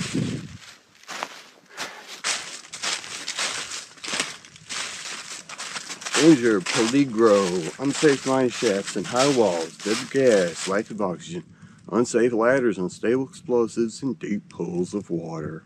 Stay out, stay alive. No entree. Prodeja su vida. Fascinating. So where's the mine? I mean, you put up a sign, right? This old red brick there. So, where's mine? Maybe they were just being lazy and put the sign over here even though we know they're over there. That was there for a reason. Later, he discovers a large mine entrance that has been sealed shut, with heavy metal bars and a welded gate deep in the hillside. Seeing such a strong gate in the middle of nowhere makes the place feel even stranger. Here, I'm going to divert a little bit. Thought I heard something weird. I don't know. Okay, so definitely here. Look. very old man-made stone wall, bridge abutment. Looks like both sides of the creek there. God, that is old. Wow. They freaking gated it. They're putting gate. You gotta be kidding me. We're back to the gates now. We're back to the gates now. We're freaking nowhere, dude. There's a guide wire loop holder thing, stake, some kind of pipe. The gate thing, man, I don't really like that at all. I don't like that. Not even a little bit. He keeps moving through the forest and finds more blocked mine openings along the trail. The deeper he goes, the more silent the forest becomes. Sheltoy Trace is going that way. Cougar Arch Spur Trail 633 Alpha going that way, which isn't nearly as official as Sheltoy Trace. So that might be good news, as long as we can get away from that trail, because we do not want to be on Sheltoy Trace Trail. That's way too official. Cougar Arch Trail 633, Cougar Arch 1 1/4. Maybe we can see Cougar Arch. We got some more markers up here, but maybe we'll just keep going. See whatever this arch is, because I'm pretty sure the markers up here probably going to be gated or not accessible. We're going to check anyway. I did not know these trails were here. Oh look, there's another one with a gate. We'll shine a light in anyway. See what we're missing. It looks like we're missing a good one. Then something unexpected happens. While standing near another mine entrance, he suddenly hears distant yelling or hooting echoing through the trees. The voices sound far away, but the forest carries the sound clearly. He seems confused because he thought he was completely alone out there. Oh, look at that. I don't think these are like very old at all. That's a pretty high coal seam too. And it's dry.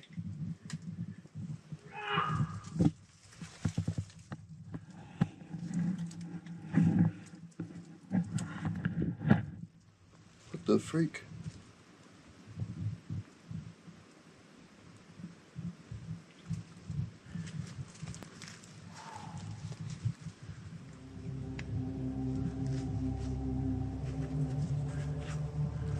That was weird.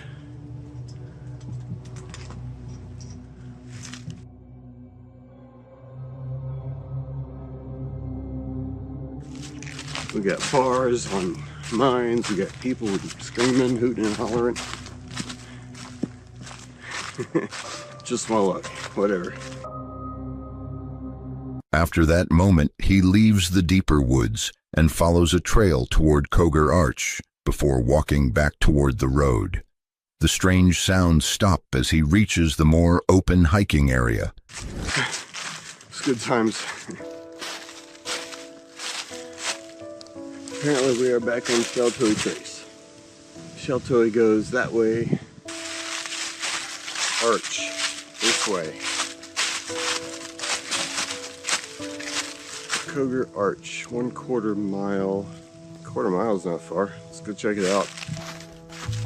So I guess this is going to be Cougar Arch right here. Looks pretty archy.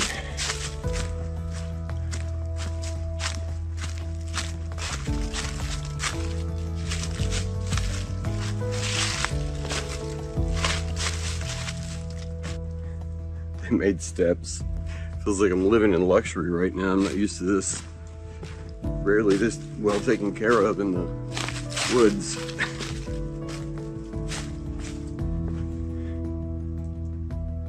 It's a pretty big arch. I mean, it's impressive. By the end of the trip, he says it was still a good exploration day, but the strange noises in such a quiet and remote forest made the experience feel a little disturbing. From here on out, we just got a ways to go on the road. So we went from exploring forgotten ruins and abandoned mines in the wilderness to hiking an established trail. Honestly, once we got on the established trail, it was kind of nostalgic, okay? I'm not gonna lie. If you look back at my videos far enough, that's all I used to do. any long enough trail to warrant the drive that I found on all trails, and I used to have all trails. I used to rely on all trails instead of GPS. I had to start doing GPS because I started going off trail and had to make my own. I kind of graduated to what I do now. This was like a walk down memory lane. That's what it felt like. It's kind of nice, right? Just nostalgic, I guess. And don't get me wrong, I mean, I saw some cool stuff. I've got some pretty cool videos if you go back far enough. They probably don't have the production value or look quite as good as the stuff I do now. I didn't always film in 4K. I used 1080, that's what I used to do. I've learned a lot about audio processing. In a huge place like the Daniel Boone National Forest, it is easy to believe you are alone until the woods start making sounds that you cannot fully explain. On August 25th, 2025, the YouTube channel It's Bates uploaded a video. The video shows two friends exploring a dark forest at night, near a restricted construction site. Welcome guys, and welcome back. It's your boy Mark, and I'm with Martin right now. Sir. We are basically posted up next to this like big restricted forest basically. What I mean by that is in the forest, like somewhere basically in the middle, there's like a construction site which like kind of like blocks the forest paths. This like whole place over there, it's like, you know, completely fenced off. You really can't go there. Yeah. It's nighttime, you know, and it's super creepy right now. Halloween is actually getting pretty close, which means, you know... He starts the video while standing near the edge of a large forest. He also explains that a week earlier they recorded a strange man walking out of the same forest, which already made the area feel suspicious. All sorts of like creepy people could be outside at night, so you know you gotta stay cautious, guys. And actually, a little story here. Me and Martin were like recording like last week, and after recording we noticed like a weird guy walking out of the forest we came from. We caught it on footage. I'll show you guys the footage.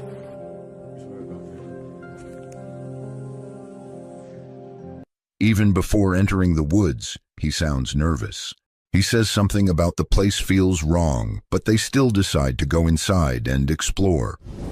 This was, you know, super creepy. We saw like weird things over here too as well. I don't know if it's like, you know, if something really bad is gonna happen once we're actually going to the woods or what, but you know, I'm really creeped out. I'm just gonna say that. But I think we should head in. It's gonna be a crazy exploration. Like, subscribe, and let's go.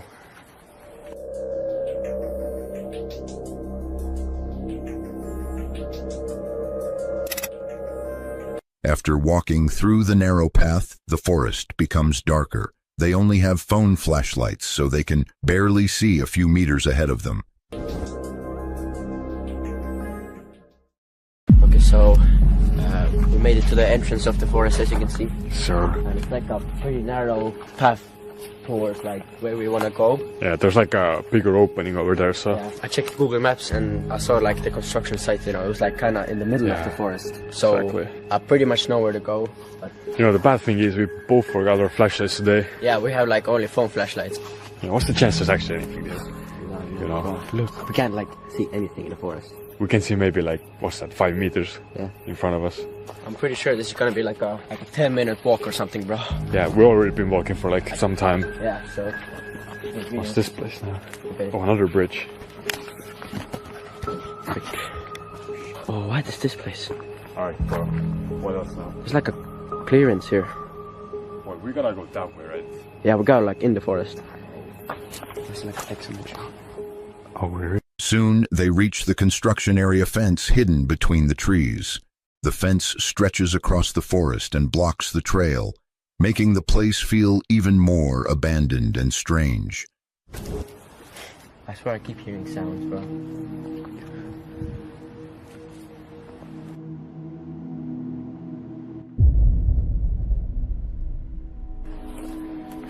So, this place is like really like messed up. Apart. Yeah, look. So many like what do you call them, nature noises. Yeah. Okay, so... Oh shit, dude, that's the fence. Dude, is that a fence? Yeah, bro, you can see it on camera too. Wait, so this is the construction site? Yeah, I think it starts over here. Guys, look. Whatever. Yeah, that's the fence. It's like a fence here. It has to be like... Yeah, look. You can see the fence right here. Yeah. Dude, look. Yeah. Alright. have no clue like what they're doing here, but should we just keep on going, like? Yeah, next to the fence. All right, because the trail like continues. But then something changes. A few seconds later, they both hear clear footsteps somewhere behind them in the darkness. The sound does not feel like an animal. It sounds slow and careful, like someone walking through the leaves. We're deep in the forest right now. Yeah, bro. So your battery's like... He immediately becomes tense and whispers to his friend. They stop moving and listen carefully to the forest around them. The footsteps seem to get closer. Suddenly something moves in the darkness near the trees. They quickly turn the camera and the light toward the sound. Wait. Shh. Is that footsteps? Holy fucking shit, bro. Dude, let's go back. Dude. Let's go. Come on.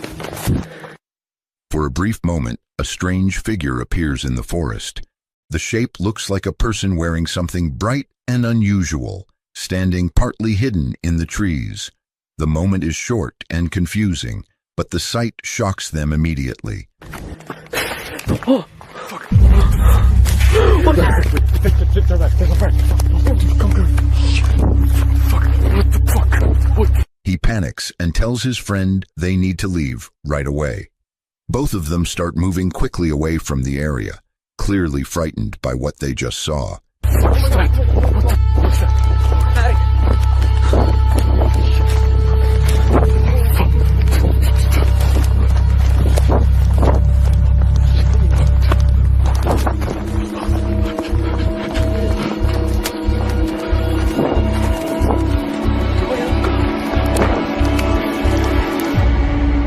After that moment, the forest becomes quiet again, but the feeling that someone or something was watching them from the darkness stays with them for the rest of the video. On April 12th, 2020, the YouTube channel The Outdoor Experience shared footage from a field camp at Sugar Creek State Forest. What started as a simple camping trip slowly turned strange. Spot to camp. Lots of space so you can put up a big tent. This would be a great place to fly my drone. I've never camped out in the middle of an open field before. I need to get my phone out, look at exactly where I'm at on the map, because there might be a possibility. There's a trail over here. There might be a possibility to get back up to the Rock Road from here, and it might just be a little bit flatter and easier to get out here. The field looked calm, wide, quiet.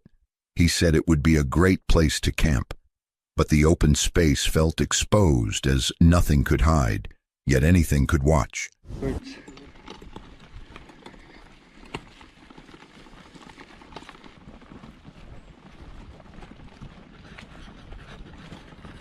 So we're out here at the field. Didn't take too long to get out here, maybe about 10 minutes. Got all the stuff there, and I think we're going to set up right around this area. It's pretty flat here, and it looks out over the field. Nice view. The tent was big, almost too big for the empty field. As night came, the wind moved across the grass. The trees at the edge of the field stood dark and still. I was talking about. Alright, skipping ahead. 10-person modified dome tent with the porch. 17 by 13, including the porch. Without the porch, the tent itself, 17 by 8. So this is the porch area, all screened in. You come in, and this is the tent. You got one side here with a window and a divider that you can hook up. Then the other side over here with its own divider that you can hook up. And then pretty much. Then the sound started. Late at night, strange singing came from the woods beyond the field.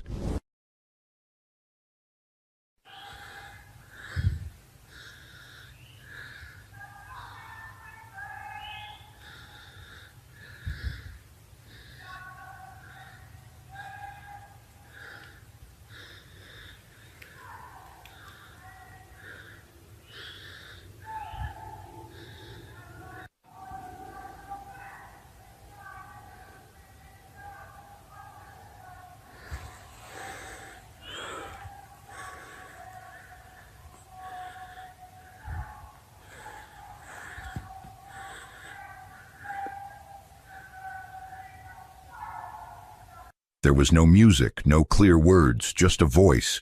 It sounded like someone singing into a microphone, but there were no lights, no campfire, no people nearby.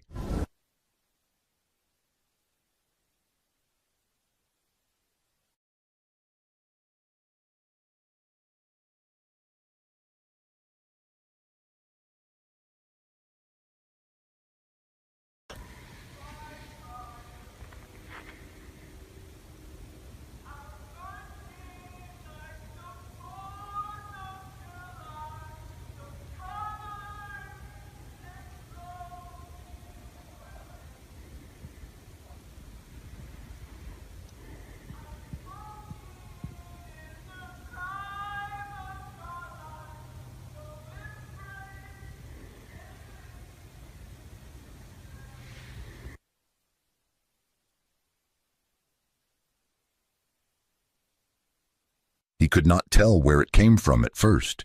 The sound drifted across the field, slow and steady, almost echoing.